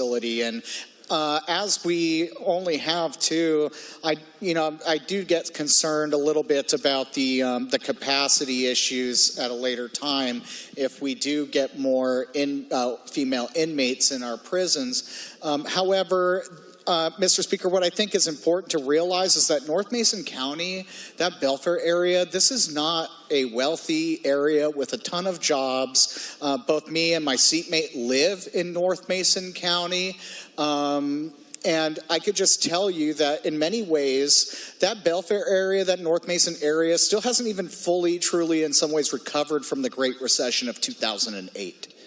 I mean, we are a rural, economically depressed county. And so, Mr. Speaker, every good family-paying union job matters. in my county, and to learn that Mission Creek was just swept up into a budget cut exercise, and there was no discussion with the delegation that I'm a part of or that community. And now those employees and those inmates are put into a lurch about where what's going to happen here in the future. And so there is a lot of uncertainty happening with this right now. And I'm standing up for the good people of North Mason County. We shouldn't be closing one of our few remaining women's low security prisons. They do good programming, they do a great job. The rehabilitation efforts are top notch, and those employees do a great job. And I really would urge you to vote yes on keeping Mission Creek open. Thank you, Mr. Speaker. Further remarks. The good member from the 45th District, Representative Goodman. Thank you, Mr. Speaker. Rising with great concern about this amendment and asking that you not support it. I've been working with Department of Corrections for many years on rationalizing the use of their many facilities across the state. And this is not a new, the closure of the Mission Creek, it's a warm closure of the Mission Creek facility is not anything new. This has been long planned. The idea is to move all of the female incarcerated individuals to Purdy because there is much greater access to supports and services, therapeutic care, job training, and employment opportunities that, as we know, are linked to reduced reoffense rates. So it is not a good use of $34 million over the next 4 years to keep a facility open where there are currently 250 vacant beds. So it is much more efficient to be using the existing Purdy facility for all female incarcerated individuals, and the Mission Creek facility, being only a warm closure, will likely be repurposed for other critical needs to house different populations of incarcerated individuals. So I strongly urge that we not adopt this amendment. Thank you, Mr. Speaker. Further remarks. The good member from the 26th District, Representative Caldier. Thank you, Mr. Speaker. I was listening to the remarks of the good gentleman from the 45th and couldn't help but remember an article in September of last year from Secretary Strange, where she was quoted saying that this closure, they were nowhere close to the imagination of having it closing and moving the women from Mission Creek over to the Purdy prison over in my district. Part of the reason is because while Mission Creek is fully staffed, the women's prison in my district is not. In fact, they've had multiple overtimes. They've had significant staffing issues. They've had to close these programs. So why on earth would we take a facility that is adequately staffed and take those women and move them into another facility when we don't even have existing adequate staffing as it is, and we're closing programs? That makes absolutely no sense, and I just find it very interesting that this was the plan the whole time, but yet the secretary in September said it was nowhere close to the imagination from happening. So the wires are getting crossed. And I believe that we need to do a measure twice, cut once thing when it comes to significant programs like this. And when we're dealing with women who are at the end of their sentence and we want to get them rehabilitated out into the community, why on earth would we interrupt that? We need to put people first. And I strongly urge adoption of this amendment. Thank you. Further remarks, the good member from the 35th District, Representative Griffey. Well, thank you, Mr. Speaker. I rise in support of this amendment. Disagree with the good gentleman, which I very rarely do disagree with him on this House floor. But when we talked to the Department of Corrections this year, we asked them the question, why are you proposing closing Mission Creek? And they simply told us it was to comply with the budget exercise the governor asked them to do. They did not tell us this was some long strategy that they made up, that they've been planning on for a long time. Mission Creek, Mr. Speaker, is a very special place. It's a special place because of what it is, what it looks like. It doesn't look like a normal prison. The people that are housed in Mission Creek, Mr. Speaker, shouldn't be treated like the others are treated in the larger facility, the general population facility. Everyone in this facility are either getting ready to get out or were sentenced to terms that were less, that needed less time for them to serve their debt to society. And in that case, Mr. Speaker, it's the best thing we could do. We make it look totally different than the normal prison incarceration setting. We show them respect. They have a more open living environment, Mr. Speaker, which I think we need to look at opportunities to do that in our correctional facilities all over the state of Washington. But we already have one, Mr. Speaker, in the 35th District right now for women, and that is Mission Creek. Mission Creek serves a vital and key mission in Washington State. There are plenty of programs, I assure you. I've toured it many times. There are work programs. They do say that there's not enough correctional industries programs, but as a member of the board for correctional industries, I've been working on that to get more correctional industry opportunities there. But their butterfly program, their kitten program, their cat program, their dog program, these are all great programs, many, many more programs that go on there. So there are plenty of programs that go on at Mission Creek, Mr. Speaker. There's great staff that work at Mission Creek, Mr. Speaker. They have a great facility at Mission Creek, Mr. Speaker, and they have a therapeutic setting in a beautiful neck of the woods in Mason County. Mr. Speaker, I urge that all of you, that you and I, Mr. Speaker, reconsider the possibility of closing Mission Creek right now and adopt this amendment. Thank you, Mr. Speaker. Further remarks? Seeing none, the question before the House is the adoption of Amendment 918. All of those in favor say aye. Aye. All of those opposed say nay. No. The nays have it. The amendment is not adopted.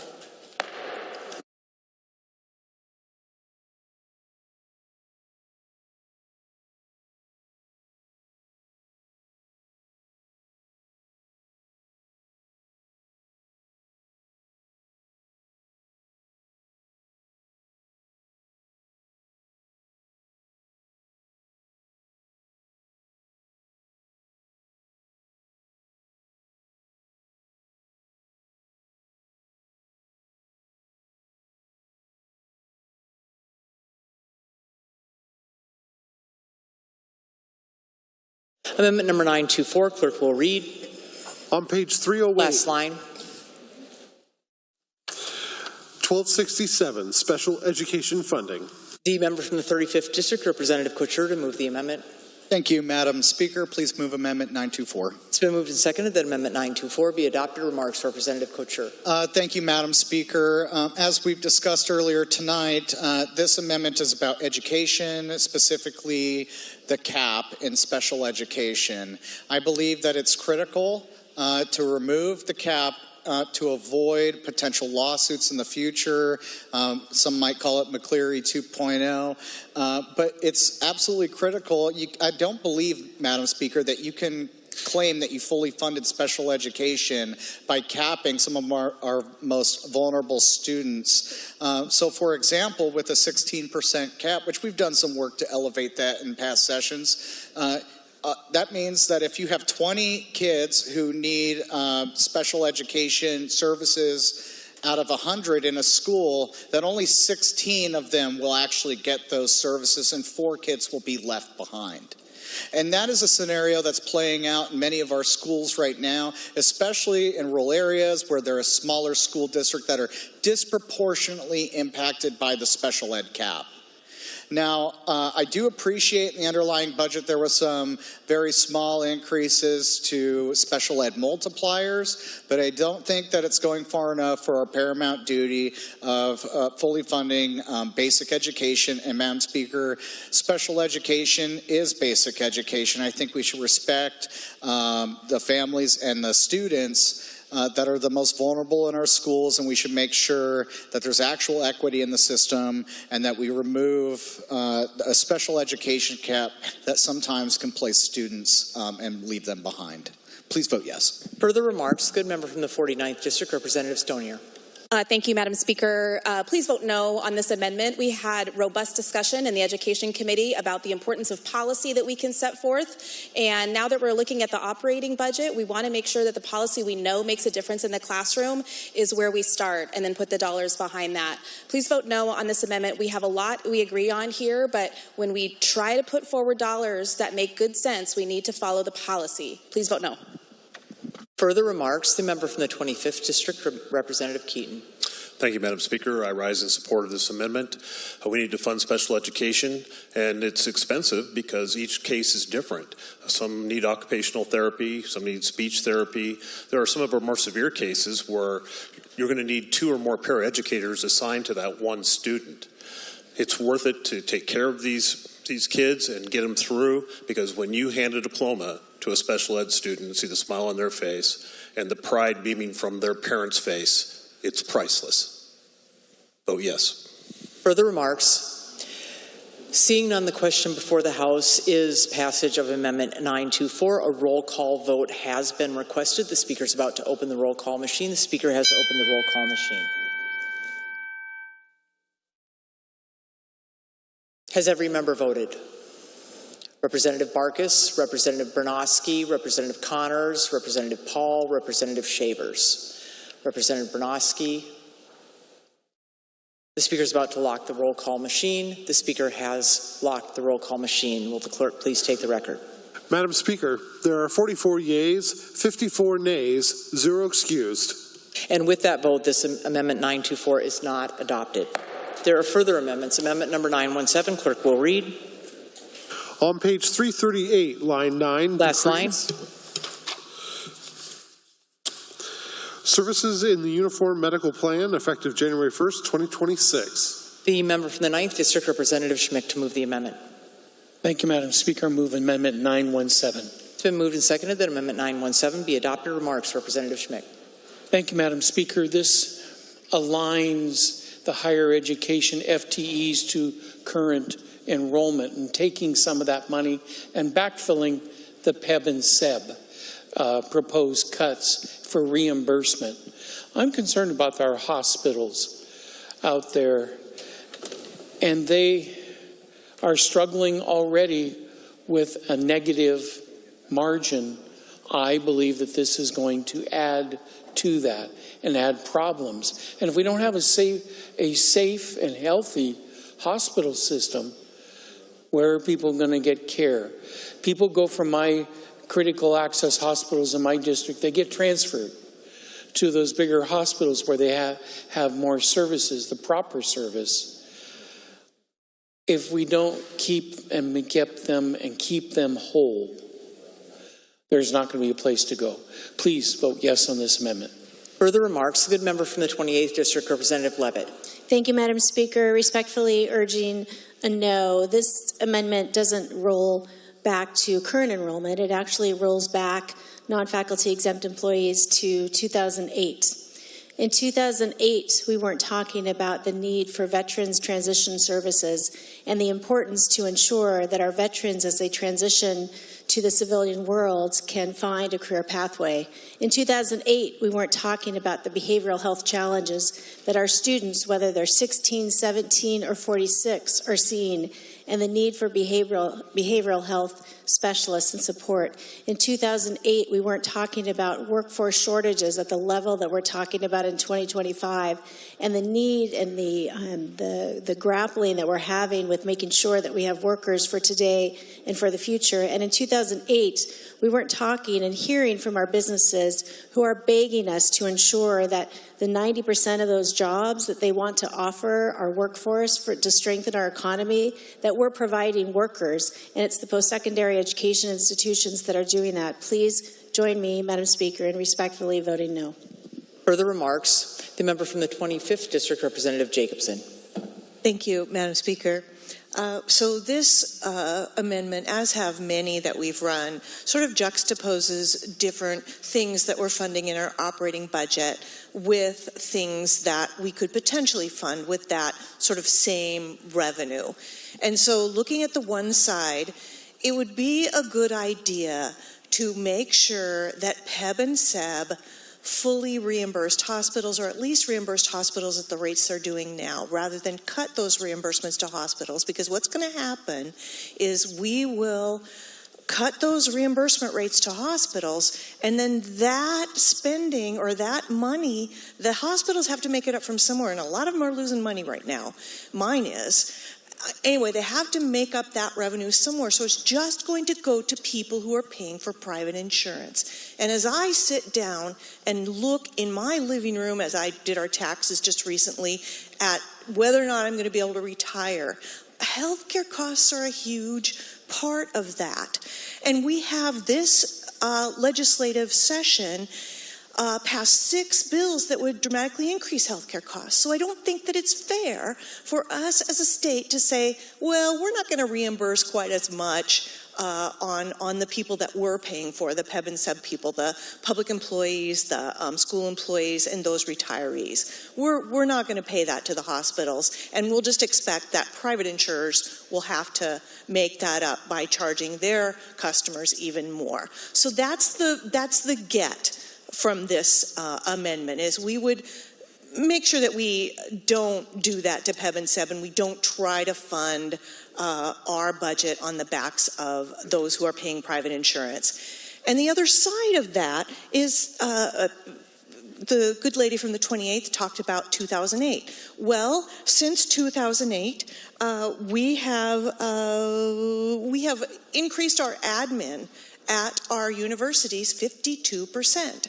Our enrollment in the same time frame has gone down 11%. So let's take a look at those FTEs and sort of do a readjust and make sure that we're not looking at so much increase in admin. And so that's the ask. We do have tough choices to make tonight.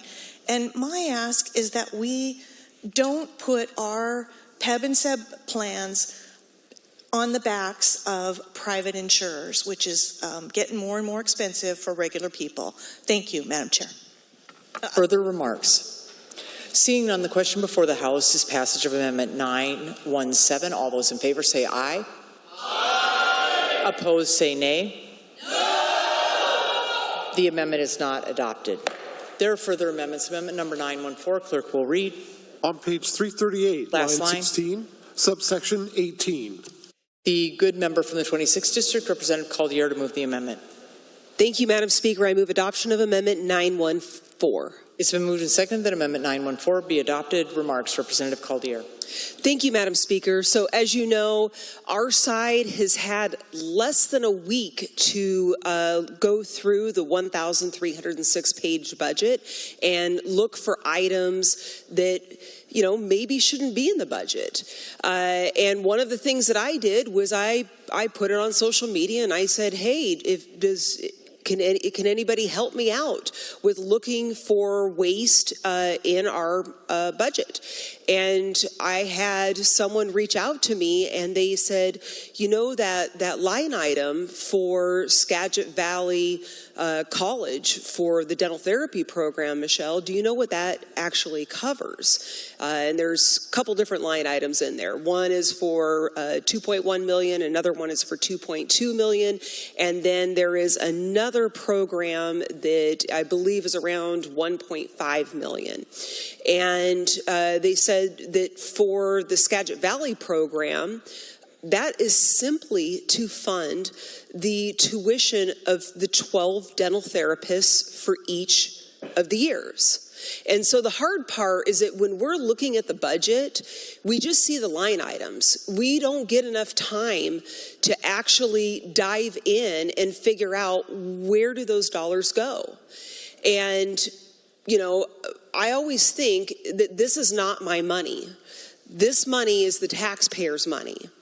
And while we're looking at cutting nursing home funding, we're looking at, cutting services, we're looking at cutting programs, I have to ask myself, why on earth are we paying over $2 million for just 12 people's tuition?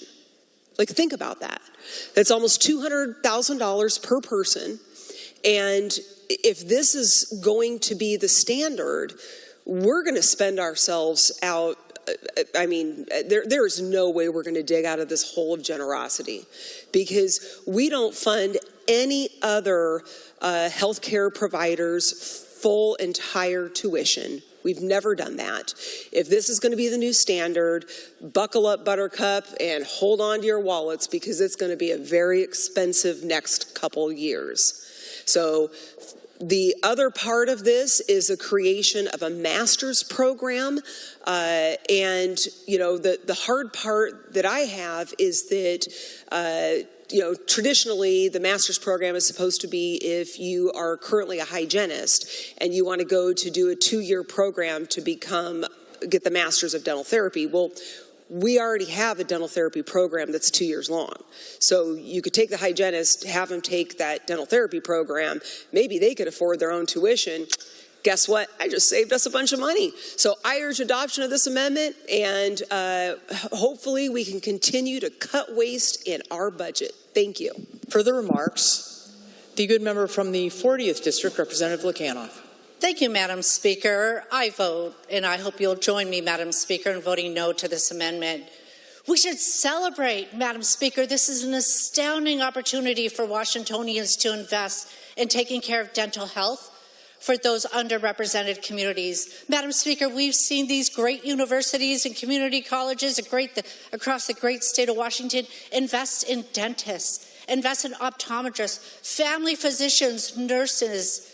We should celebrate that we're building yet another service that's going to provide health care for our community members across this great state. Madam Speaker, this is a time for me also personally to stand with you as we pass the DHAT bill together. We stood in these chambers and passed it across the floor. Can I tell you, Madam Speaker, I come from a Native American community from a very poor place where our dental care, Madam Speaker, was going into a mobile trailer and coming out with no teeth. Madam Speaker, this is a great advancement for Washington State. I hope you will join me in voting no in this amendment and celebrating the great health care that Washington State is providing to underrepresented communities, not just tribal members, Madam Speaker, but those underrepresented communities. Vote no. Further remarks? Seeing none, the question before the House is adoption of Amendment 914. All those in favor say aye. Aye. Opposed say nay. No. The amendment is not adopted. There are further amendments. Amendment number 935, clerk will read. On page 378, last line. Scholarship recipients. The good member from the 39th District, Representative Eslick, to move the amendment.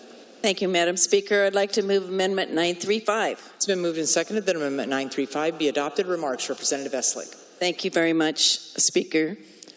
So 3 years ago now, it's been that since we started and passed a conditional scholarship for behavioral health through the great help of my good lady from the 28th. That talk about collaborative work, that was certainly collaborative work. And it took us a couple of years to get to the point where we are actually being able to send out the applications for conditional scholarships for behavioral health. It just happened March 1, actually. It took a while to hire somebody.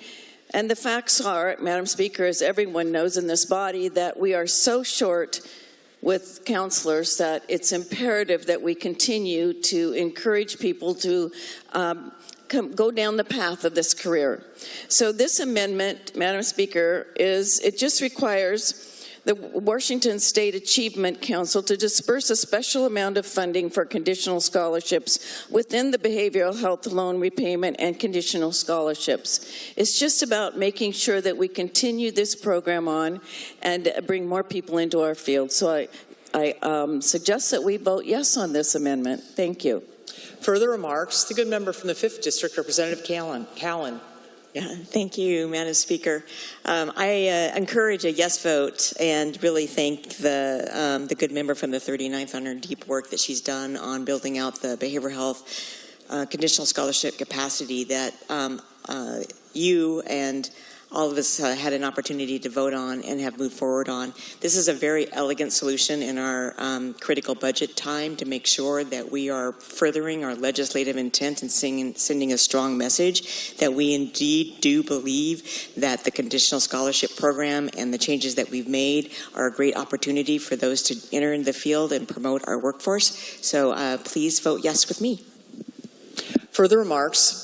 Seeing none, the question before the House is adoption of Amendment 935. All those in favor say aye. Aye. Opposed say nay. The amendment is adopted. There are further amendments. Amendment number 930, clerk will read. On page 389, line 5. Last line. Section shall lapse. The amendment from the 35th District, the member from the 35th District, Representative Couture, to move the amendment. Thank you, Madam Speaker. Please move Amendment 930. It's been moved and seconded that Amendment 930 be adopted. Remarks, Representative Couture. Thank you, Madam Speaker. In the underlying bill, of course, you know, our state is always trying to pay down some of its debts. But in the underlying budget bill, it does kind of a weird accelerated debt payment. So we're putting a lot of extra money into more payments of debt. More than we would typically do. And what I would like to do, instead of having accelerated debt payment, is to help out our PERS and TERS Plan 1 retirees to achieve a more dignified retirement by creating a ongoing COLA for those folks, as was recommended by the Select Committee on Pension Policy. That's what this amendment does, Madam Speaker, and I got a lot of these folks in my district who are former teachers. They've got great service to our schools and our students and our families in our state, and now they're approaching their upper 70s, 80 years old, and they are on fixed income. Some of them are widowers. In the past, we've even had to go back and fix to make sure that we didn't take money away from them in a part of a month where their spouse had died. They don't have a lot to live on as it is, and faced with the specter of property tax increases and all the other taxes and fee increases on the underlying bill, they will absolutely need this cost of living adjustment in order to just survive this underlying budget. And so please, Madam Speaker, vote yes with me to help out our PERS, TERS 1 seniors and retirees and give them the dignified retirement that Washington has promised they deserve. Further remarks? The good member from the 34th District, Representative Fitzgibbon. Thank you, Madam Speaker. You know, this body has been able to provide one-time COLAs to our PERS 1 and TERS 1 retirees.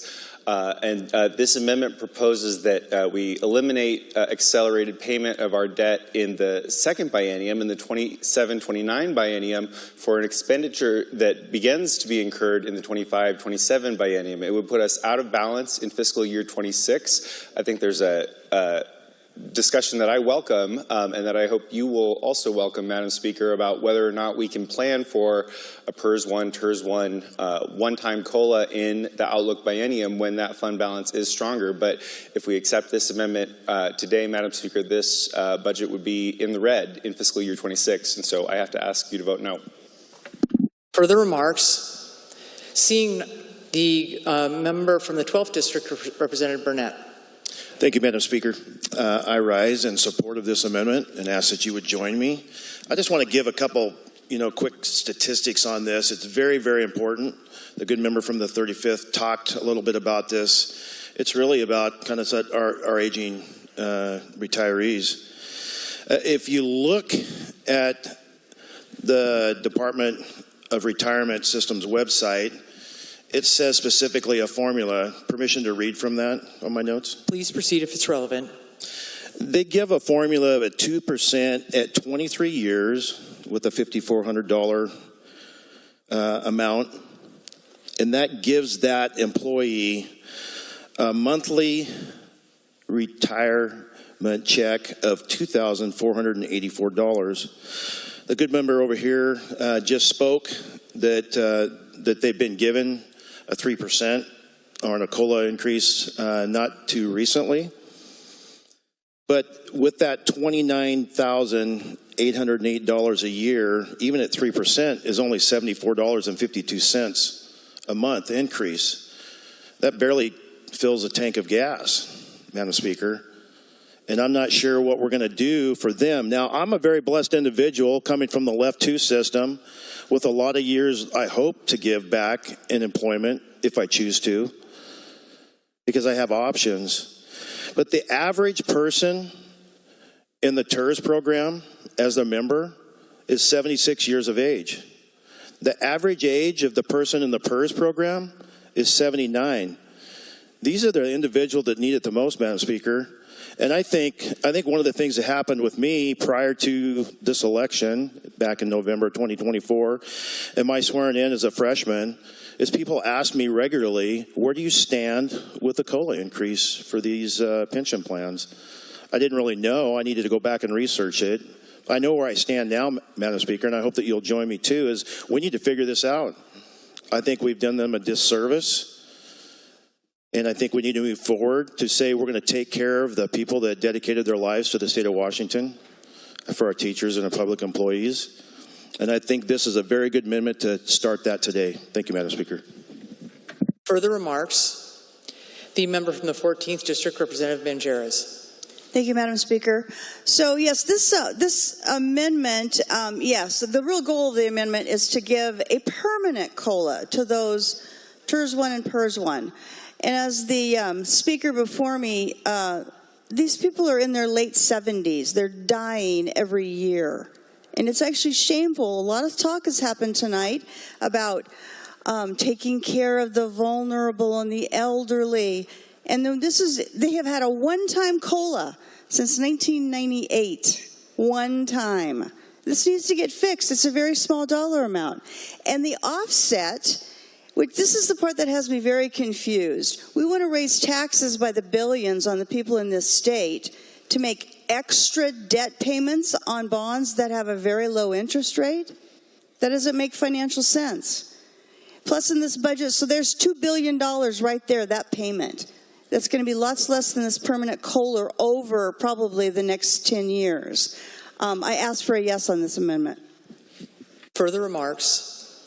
Seeing none, the question before the House is adoption of Amendment 930. A roll call vote has been requested. The Speaker's about to open the roll call machine. The Speaker has opened the roll call machine. Has every member voted? Representative Birnbaum, Representative Berry, Representative Donaghy, Representative Levitt, Representative Zahn. Does any member wish to change their vote? The Speaker is about to lock the roll call machine. The Speaker has locked the roll call machine. Will the clerk please take the record?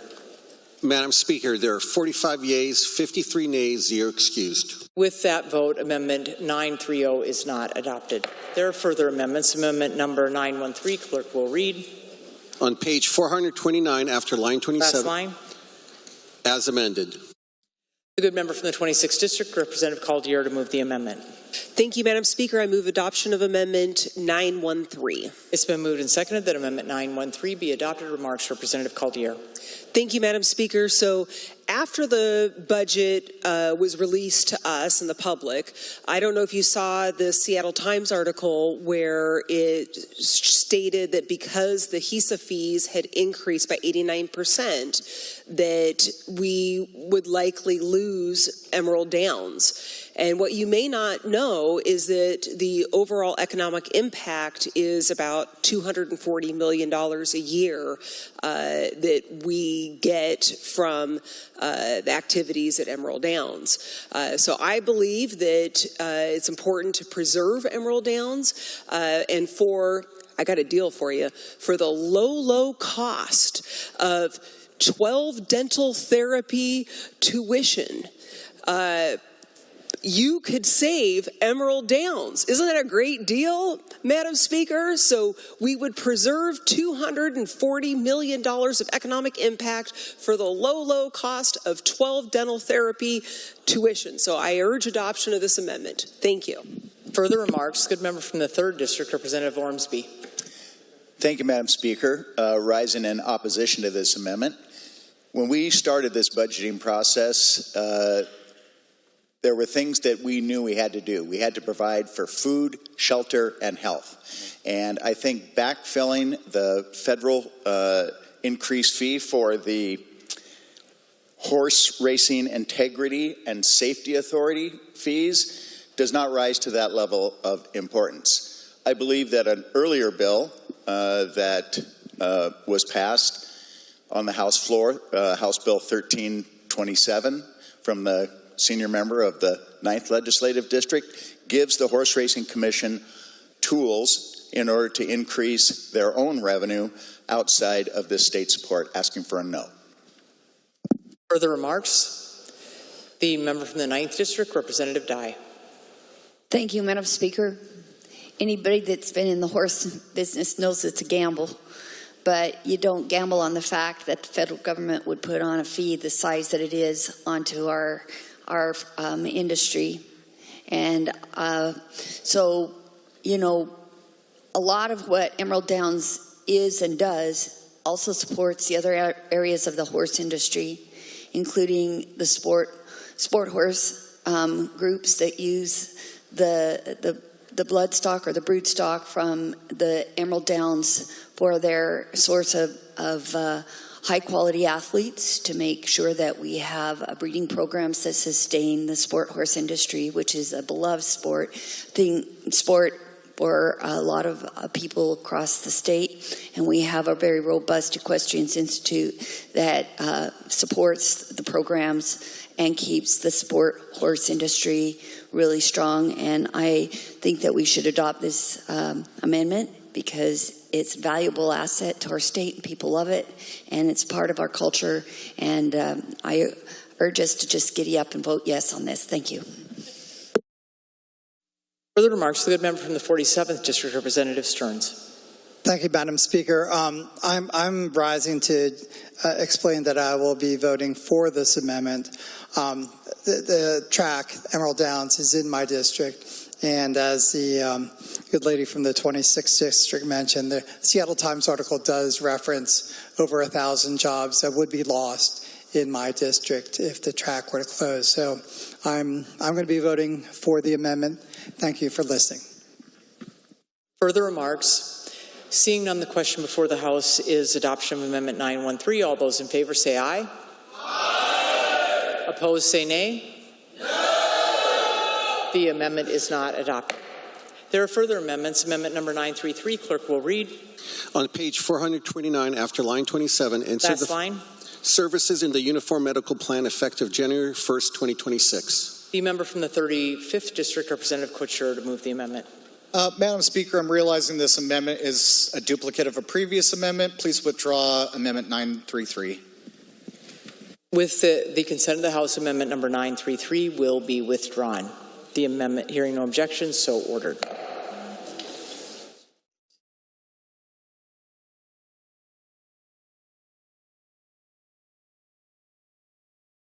We are now returning to the striking amendment 911 as amended. Remarks. The good member from the 3rd District, Representative Ormsby. Thank you, Madam Speaker. This is not the budget striking amendment that I had anticipated bringing, but it is the best that we can do with the resources that we had. This budget believes in people. It believes in the innovation, the resilience, and the hope that people in Washington State bring to the table. We began looking at the problem statement last summer, and it has continued with decreasing revenues. There were a lot of negative numbers that we saw, numbers in parentheses, numbers in red, numbers with negative sign before them, and it was very intimidating. We knew we were going to have to go through a reduction exercise, but in talking with the people that are sitting between us and with others on this campus and around the state, we realized that Representative Ormsby, I just wanted to make sure you realize you're speaking to the striking amendment. Thank you, Madam 911, Speaker. As amended. Asking for your support. Further remarks on the striking amendment 911 as amended. Seeing none, all those in favor of adoption of a striking amendment 911 as amended, please say aye. Aye. Opposed, say nay. Nay. The amendment is adopted.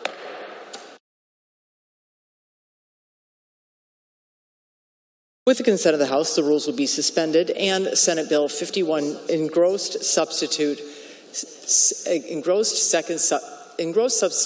Bill 5167 as amended by the House is advanced to third reading. Hearing no objections, so ordered.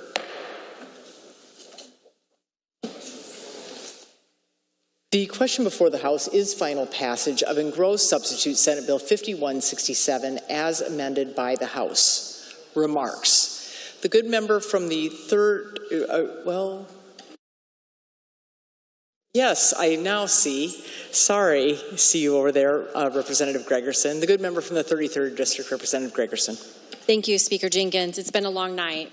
But I want to take a minute to recognize the diversity, the practice of equity, and inclusion of the people on this floor tonight as we put this budget together. I want to recognize the differences of our faces and the experiences that have all weighed in on this budget tonight. That's the foundation of how this budget was built. Why? Because every individual, families, businesses, our community are impacted by the state budget. Food, shelter, and health continue to be a high priority to this body. And that is what this budget is about to do, and that's why I'm voting yes. Washington's economy is working for some, but not for all of us. And that's when we have to step in, and is because we are in the business of serving people. This year has been challenging, to say the least. Seeing a budget deficit, it would be easy to be discouraged and say, it's time to cut. An all-cuts budget would be catastrophic. People will die. But we did the responsible thing with significant cuts. We have also learned from the past. During the Great Recession, when the legislature made deep and painful cuts, it took decades to recover.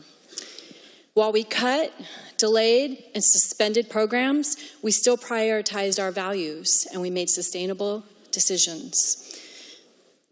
First and foremost, we must strive to be a model employer. We do that by honoring the collective bargaining agreements for our over 60,000 state employees and higher education employees. Nor do we rely on savings from furloughs or health care premium changes. But that's not all. We protect our communities with continued investments because of an all-cuts budget would have led us to over $1 billion to human services and early learning cuts. Instead, we continue to invest and protect food security and assistance for our students, families, and elders. We protect TANF investments and for our newly arriving refugees and needy families. And we have proudly made significant investments in the higher education and career-related programs over the years. Instead of cutting over the $1 billion in higher education, we protect our students by not raising tuition and providing emergency grants for our students to help them stay in school. We understand our constitutional responsibilities in this budget, and that is why we invest more additional resources in K-12 education than anywhere else in this budget. We made a lot of hard decisions. We delay expansions where we could so we don't have to have empty promises. And we cap investments to transition to kindergarten where we can without getting programs to the point of extinction. But this budget says, from our littlest learners to our elders, that we see you and we will continue to do our very best to serve all of the diverse needs of the people of this great state. And I know that this budget is not perfect and we have more work to do, but please join me in supporting this budget tonight. Thank you. Further remarks, the good member from the 9th District, Representative Schmick. Thank you, Madam Speaker. I'm a little sad tonight, and I'm a bit discouraged, and I'm going to talk about 4 items in the healthcare realm. I'm discouraged over the PEB and SEB reimbursement. The state of Oregon has done this, and when they started this, the hospitals as a whole had a 5.2% positive margin. That the last report that went out at the end of 2024, they're now a negative 2%. That's a 7% swing. Yet we're holding that up as a model. Our hospitals already in the state of Washington are running at a negative 0.3% margin. I can't help but think that this is going to add to the problems that we're going to see. I also think that this will push hospitals that we don't want to see merge. They will have to merge with ever bigger systems. Just exactly the opposite way that we should be going. Secondly, we make across-the-board cuts to our MCOs, 1% across the board. Federal requirements require that we have actuary report to do that. I don't recall seeing that. But yet we're going to cut 1% from our providers and our behavioral health people. And I think you and I would agree, we do need more of them, but yet we're going to cut them. The very people that we're striving to help in that population, we're cutting. The Medicaid people, of the aged, blind, disabled, those are our responsibility, and I don't think we're doing them justice. I am really worried about the delay of rebasing of our skilled nursing facilities. Again, I said earlier, the last time we did this, we lost 20 homes. What's going to be left if we do that? We're also going to charge them more for their per beds. That concerns me. We have a silver tsunami out there. We know we're going to have more people entering the system. Where are they going to go? And when they need help, how are we going to get the patients out of the hospitals if we don't have those skilled nursing facilities to take care of them? And lastly, it hurts my heart that if we didn't help places like Maddie's Place and the Pick Place for these babies that are born addicted to drugs. I've been to Maddie's Place. I see those children. I see the parents, the mothers that are there, and they're helping them too. They help them get them back on their feet and help those kids come out of addiction so they have a chance at life. For those reasons, Madam Speaker, I hope you will join me in sadly voting no tonight, because these are hard for these folks that depend on these services. So please join me in voting no. Further remarks, the good member from the 49th District, Representative Stonier. Thank you, Madam Speaker. Rising to ask for a yes vote on the operating budget tonight. Achieving the dream for a better future isn't always a straight line from A to B, and this is one of those times. This budget is about maintaining our current investments for the people of the state so that they know that the services and the investments that we have made in this state will be there for them tomorrow. If enacted today, this bill, yes, would delay our goal of ECAP, providing child care for folks in Washington state, and that's a tough choice. But this budget maintains the services that people are getting today, like child care that helps parents go to work knowing that their kids are in a safe environment to learn and be cared for. And with this budget, we're recognizing that we need to do more for special education. We know that. But if we want to retain highly qualified teachers, we need to pass this budget because we know that will happen. In uncertain times, Madam Speaker, we should be able to offer the certainty that the critical services in our state have offered the people in Washington. And with this budget, we are telling students all across the state and their families that we will not increase tuition. We're telling them that the Washington College grant will be there tomorrow. We are maintaining investments in early learning, in K-12, and in post-secondary education, Madam Speaker, and we're setting ourselves up to expand those resources in the future when we are able. Please vote yes. Further remarks? The good member from the 31st District, Representative Penner. Thank you, Madam Speaker. I rise with a clear conscience in asking for a no vote on this budget. I believe this budget, despite what was stated earlier, is not powered by hope, it's powered by imagination. Imagination that this is a budget of we, when very clearly 40% of the state was not part of this conversation through 95% of the budget-making process. This budget, Madam Speaker, since we're talking about imagination, or at least I am, I'm going to use a metaphor. This budget takes a baseball bat to disabled adults. This budget tells disabled children that we are not going to support them in school, and we're not going to support the school districts that support them. It tells single mothers, Madam Speaker, to figure it out. It pulls food from the mouths of students in schools. I have a clear conscience in voting no on this budget, Madam Speaker. I urge a no vote from you as well. Thank you. Further remarks? The good member from the 43rd District, Representative Macri. Thank you, Madam Speaker. Asking to vote yes on this budget this evening. This budget, strikes a balance in an effort to do the least amount of harm, because the risk of harm is really real to the people of this state when cuts are made. And the programs that this budget funds, they're much more than numbers on a spreadsheet. They represent real people who are touched by the investments that we make to make sure that everyone gets what they need to survive. And as you heard from the good member from the 33rd, these investments are centered around food, shelter, and health. This budget will save lives by continuing to invest in things like rent assistance, emergency housing, and affordable housing investments. It will continue to invest in food assistance for things like summer EBT, increased investments in school meals, and in senior meal programs. Tens of thousands of Washingtonians have health care because over the last several years, we have expanded access to care, leaving fewer families wondering how they're going to get the care that they need when emergencies arise. We are helping families who are relying on us to feed their children, to stay housed and to stay healthy.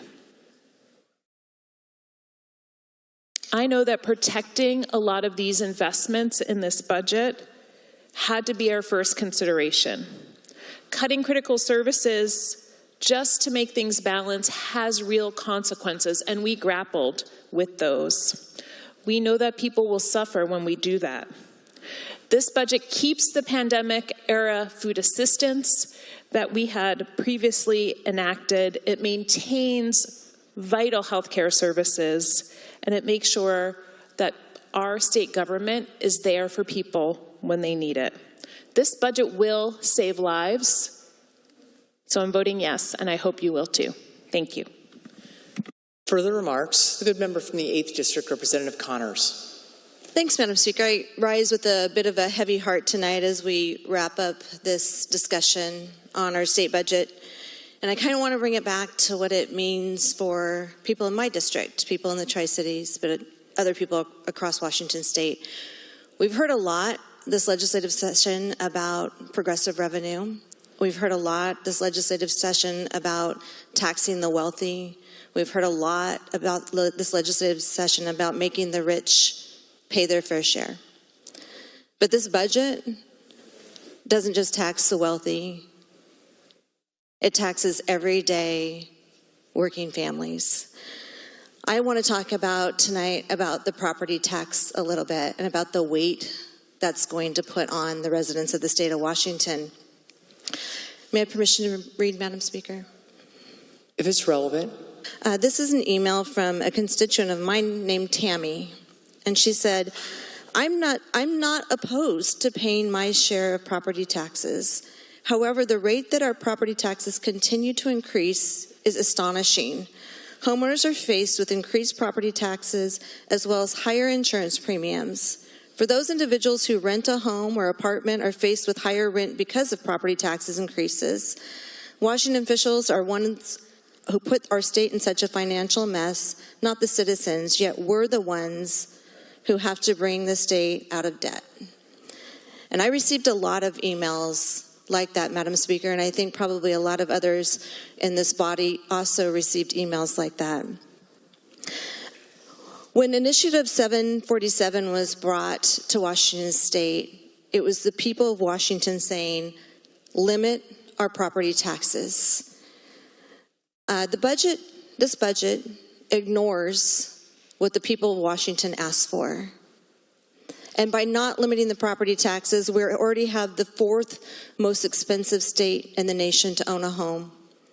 82% of the people in Washington State can't afford a median price home, Madam Speaker, which is $650,000 in the state of Washington. Prices of homes are not only skyrocketing, but the assessed valuation of those homes is skyrocketing as well.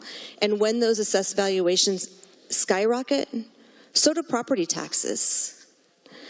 I went on the site tonight as we were going through our long debate tonight on especially the property tax portion, and I pulled up some of our different districts. And if you live in Spokane's 3rd district, in the last 4 years, your property valuation has gone up 43%. So just saying adding 3% additionally to your taxes from the state of Washington, that doesn't include the money that this counties and the cities and the fire districts and everything are also receiving from the increase in your valuation. If you live in the 44th district, the homes I pulled up there have increased by 58% in value in the last 4 years. In the 8th district, I can just tell you about my personal home. It's gone up almost 50% in the last 4 years. And what that has done to my mortgage payment, because I just got my annual escrow adjustment, which you get in the mail when your property taxes go up, it increased the payment of my home by $380 a month. I don't know a lot of people in my district that can afford a $380 a month increase in their monthly mortgage payment. And then to consider other legislation that is going to be adding to that as well. We consider the rent control bill that came through here that will increase people's rents by 7% every year. And you can bet your bottom dollar on it that if your property taxes have an extra 3% increase, your rent's going to have a 7% increase year after year after year. I wonder tonight too, Madam Speaker, what people are going to say about their property taxes are going up. What are they going to do? I have some ideas. I think they're going to reevaluate their housing situation, and I think they might move to somewhere that has less property taxes. I think when you have less disposable income, you'll stop going to restaurants, you'll stop going out, you'll stop spending money at retail stores. And you also, when you have less disposable income, you'll stop your charitable tax contributions that help people in our community. And something I talked about earlier tonight, if I see my property taxes go up by another 3%, what is going to happen to our school levies and our school bonds and our fire districts, other emergency services, our local libraries? I don't think that our constituents are going to be very excited about voting in more taxes to help fund things that actually affect their communities. So tonight, Madam Speaker, I'm standing with my district to vote no and say enough is enough. My constituents need real tax relief. And I respect the taxpayers, and I think we should stop using them as a bottomless ATM. Please vote no on this budget. Further remarks, the member from the 35th District, Representative Couture. Thank you, Madam Speaker. Of course, I've been neck deep in the budget this session, the last 3 months or whatever it's been since we started, and frankly, even before that, before we even got started this session. And I wanted to begin by acknowledging a few of the good things. I haven't heard a lot about that tonight, but I do greatly respect the chairman of the Appropriations Committee, my friend, the member from the 3rd District, did make some choices for cutting certain things in the budget that were prudent, that were necessary and needed. And then one of the things I also really appreciate in relation to what I've seen in the other chamber is that this budget doesn't raid the rainy day fund. I think those are good things to acknowledge as we go forward. But Madam Speaker, this budget falls far short of good. I am not just concerned about the devastating amount of tax increases on our middle class, on working families, senior citizens. But I question what we were actually getting in exchange for the massive amount of tax increases that are imposed as a part of this budget, or assumed as a part of this budget. As we've seen in the last couple of days, there were news articles about nearly $50 million in payroll taxes walking out of the door of our state. Probably because of capital flight. Because in this budget, we also assume a 50% tax increase to the business and occupation tax for our largest employers. And what does that mean, Madam Speaker? These are employers that deliver oftentimes 6-figure jobs, family wage jobs. That's about what you need to be able to survive in many parts of our state and still feed yourself and pay for your rent or your housing. But they also provide dental and health care and so many other things.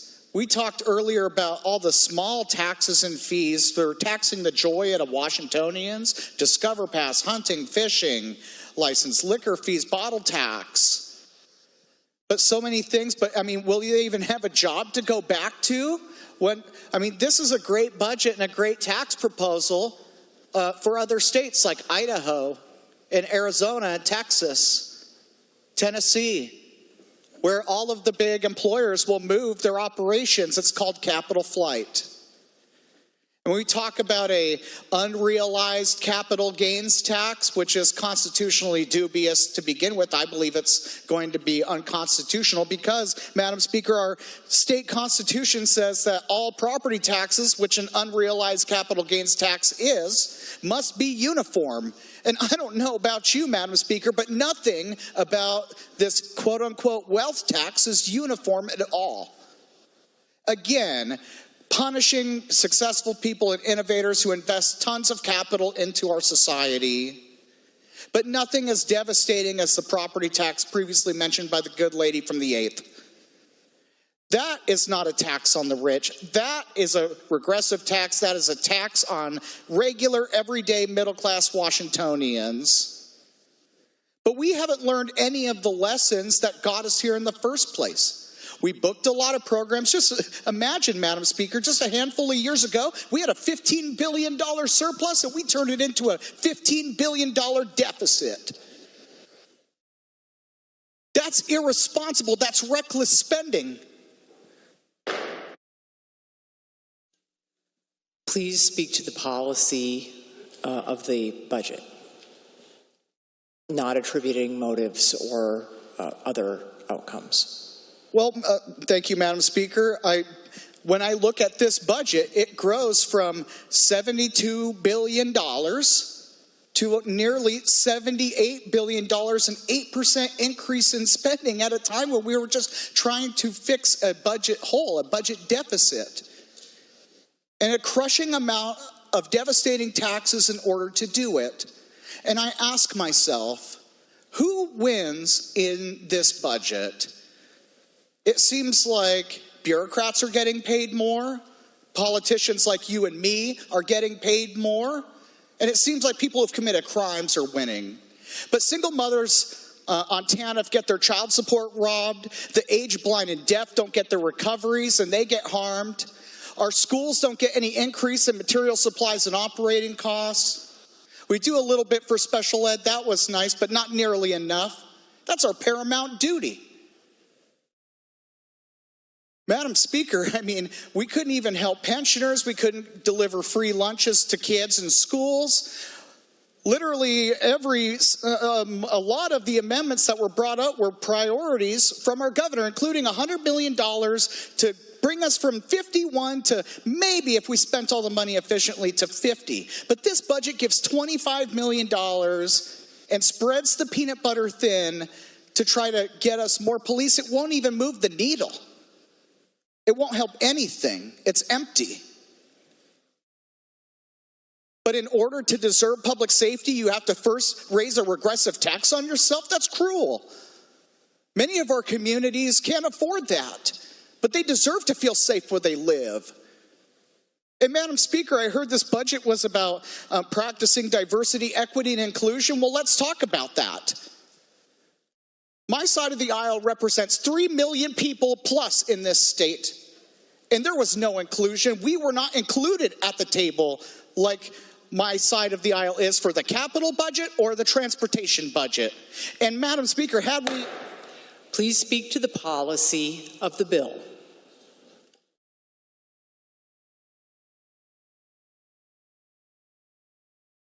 Further remarks, the good member from the 3rd District, Representative Ormsby.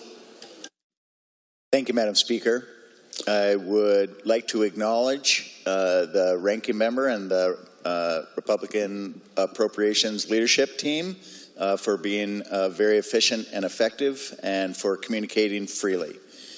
As I began to say this when I jumped the gun, which I got an award for, that this was not the striking amendment that I had hoped to offer, but it is what we're able to do with the resources that we have and through outreach. All the people that are standing between you and I, staff and advocates and constituents, we realized after hearing all this input that, well, we were in a bit of a pickle.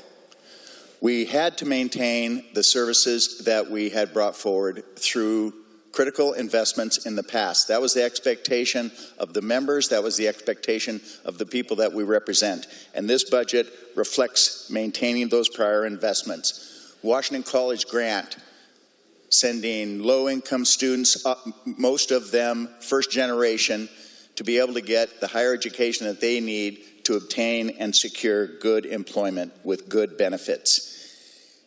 We have in the past expanded the Fair Start for kids with access to early learning and safe childcare options. We needed to maintain that.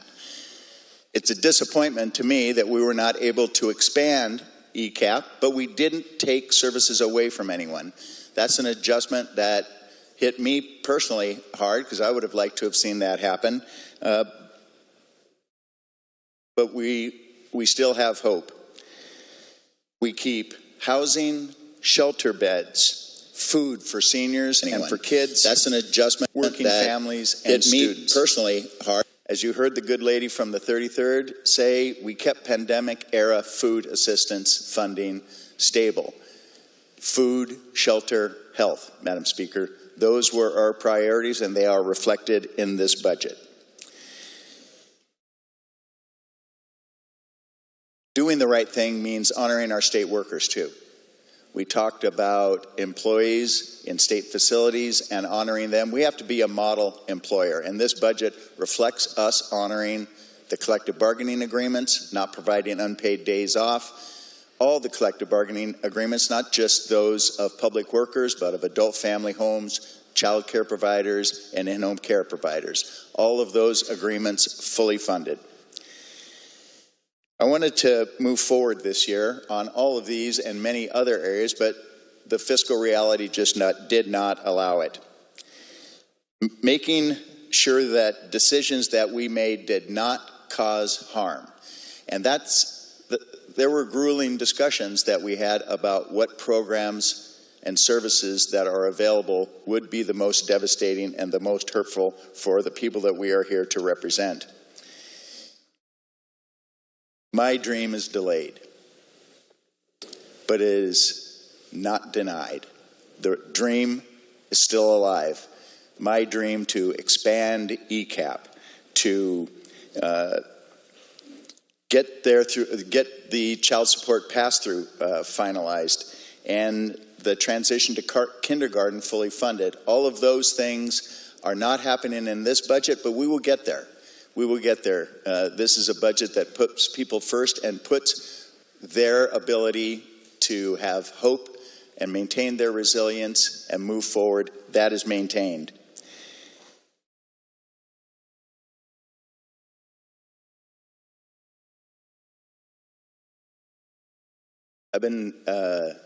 We've been working on this budget for some time now, beginning last year, knowing that it was going to be tough. And a lot of the things that are in the budget that we're trying to maintain was the vision of former Speaker Chop. I thought about Frank often over the last 9 days. And I've been wondering, what would Frank think about this budget? And although I don't know exactly, I do know that he saw us through some of the toughest budgets I've ever seen, the ones during the Great Recession. And I learned from Frank that progress is not a straight line. But if we keep moving forward, if we put our shoulder to the wheel and our energies focused on the right things, we will get there. Asking for your support. Further remarks, the member from the 31st District, Representative Stokes-Barry. Thank you, Madam Speaker. And with all due respect to the gentleman from the 3rd District, whom I had the great pleasure as serving as the ranking member on Appropriations Committee for 5 years, and with deep respect for all of the work that he took out of his personal life to put together this budget, I'm asking you to vote no on this budget, Madam Speaker. This budget is the wrong direction for Washington State. It harms average, everyday working Washingtonians.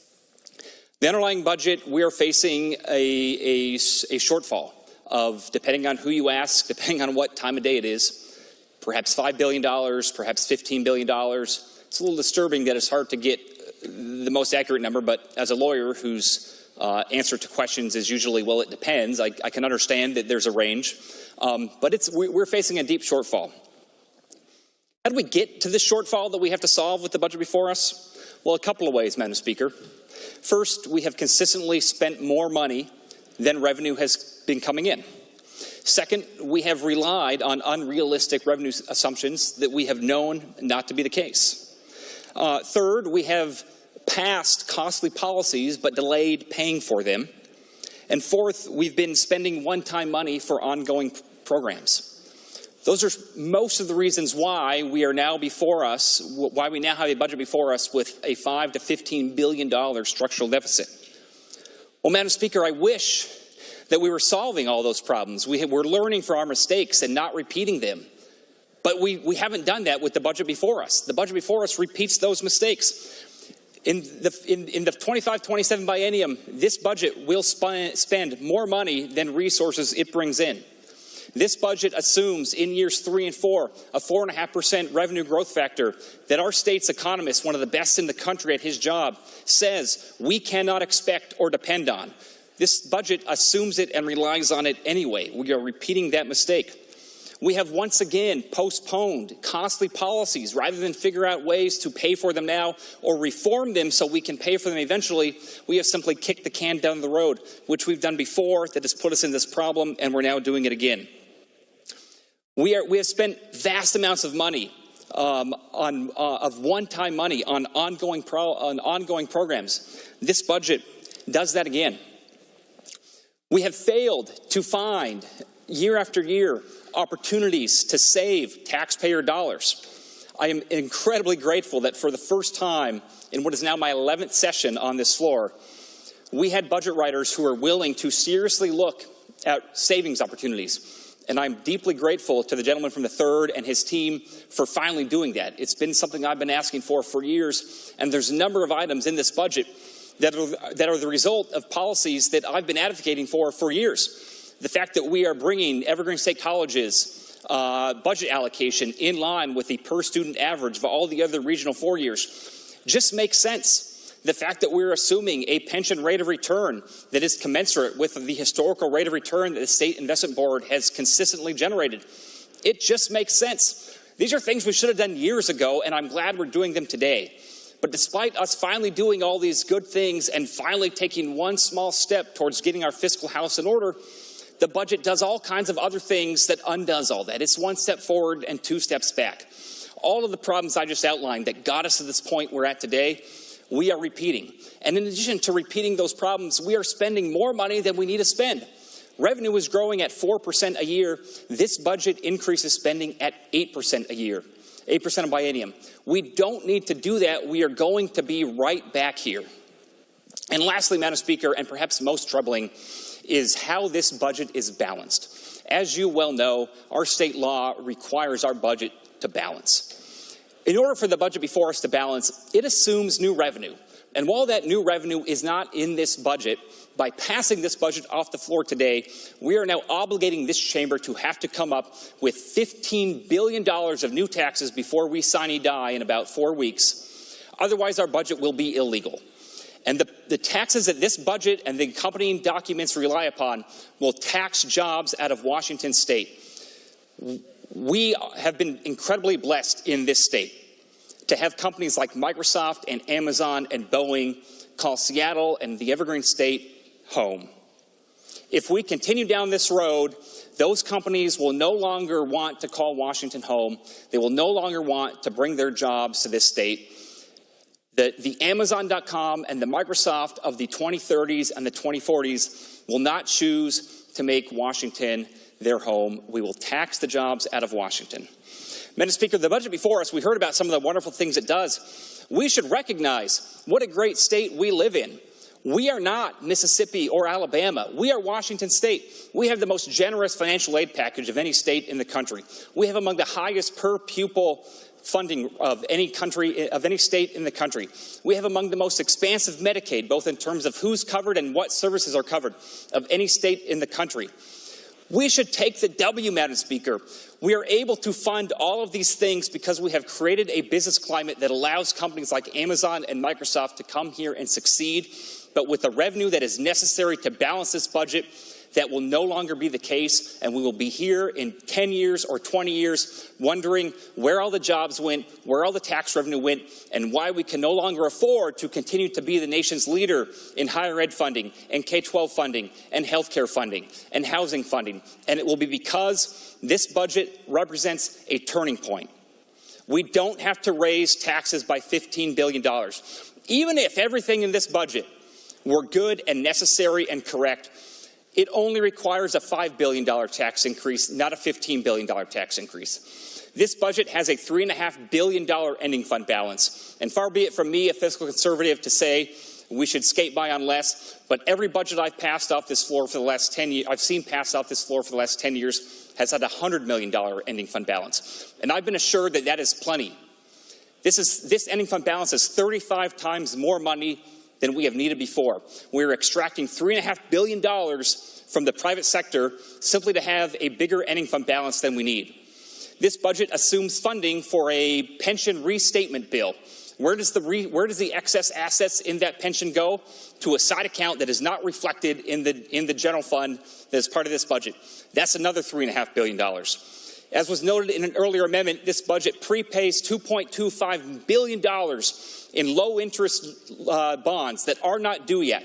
Why? Why are we paying $2 billion in bonds when we have people that need help? Why are we cutting postpartum Medicaid coverage in half for new mothers to save $11 million when we have $2.25 billion to pay off loans that aren't even due yet? Why are we doing this, Madam Speaker? We are going to wreck the economy in Washington State by raising taxes for $15 billion. We are raising taxes far more than is necessary, even to finance the new unnecessary spending in the budget. We are raising taxes $10 billion more than is needed. At the time we are raising fees on people who want to enjoy Washington's outdoors. At the time we are cutting Medicaid coverage for postpartum mothers. I have a hard time understanding how it makes sense, Madam Speaker. We have a problem that we need to solve in this budget. I've outlined some of the ways we got here. Unfortunately, despite knowing the house is on fire, this budget does not do anything to put out the fire or stop a new fire from happening. It simply fans the flames. This budget is repeating the mistakes of the past. We should be learning from our mistakes, not repeating them. This budget makes cuts that are unnecessary, that will hurt people, that we don't have to make. This budget increases costs on the middle class. It passes health care costs on the middle class. It relies on a property tax increase that will hit the middle class. This budget will rely on massive, unnecessary tax increases that will tax the jobs out of Washington. And seemingly uncontent with that damage, this budget will tax the joy out of being a Washingtonian as well. I wish I could vote for this. I wish we could fix this. It wouldn't take that much more work, but there are so many things that still remain wrong that we have to vote no on this budget, Madam Speaker. We need to be learning from our mistakes, not repeating them. We cannot be passing these unnecessary tax increases at this point in time. We need to understand how to take the win.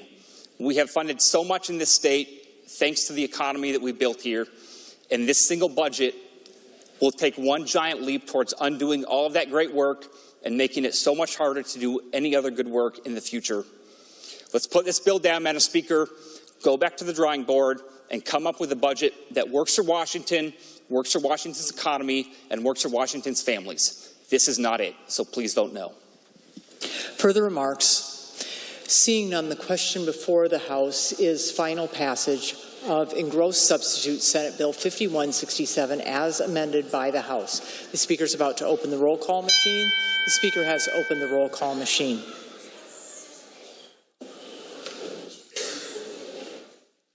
Has every member voted? Representative Bernowski?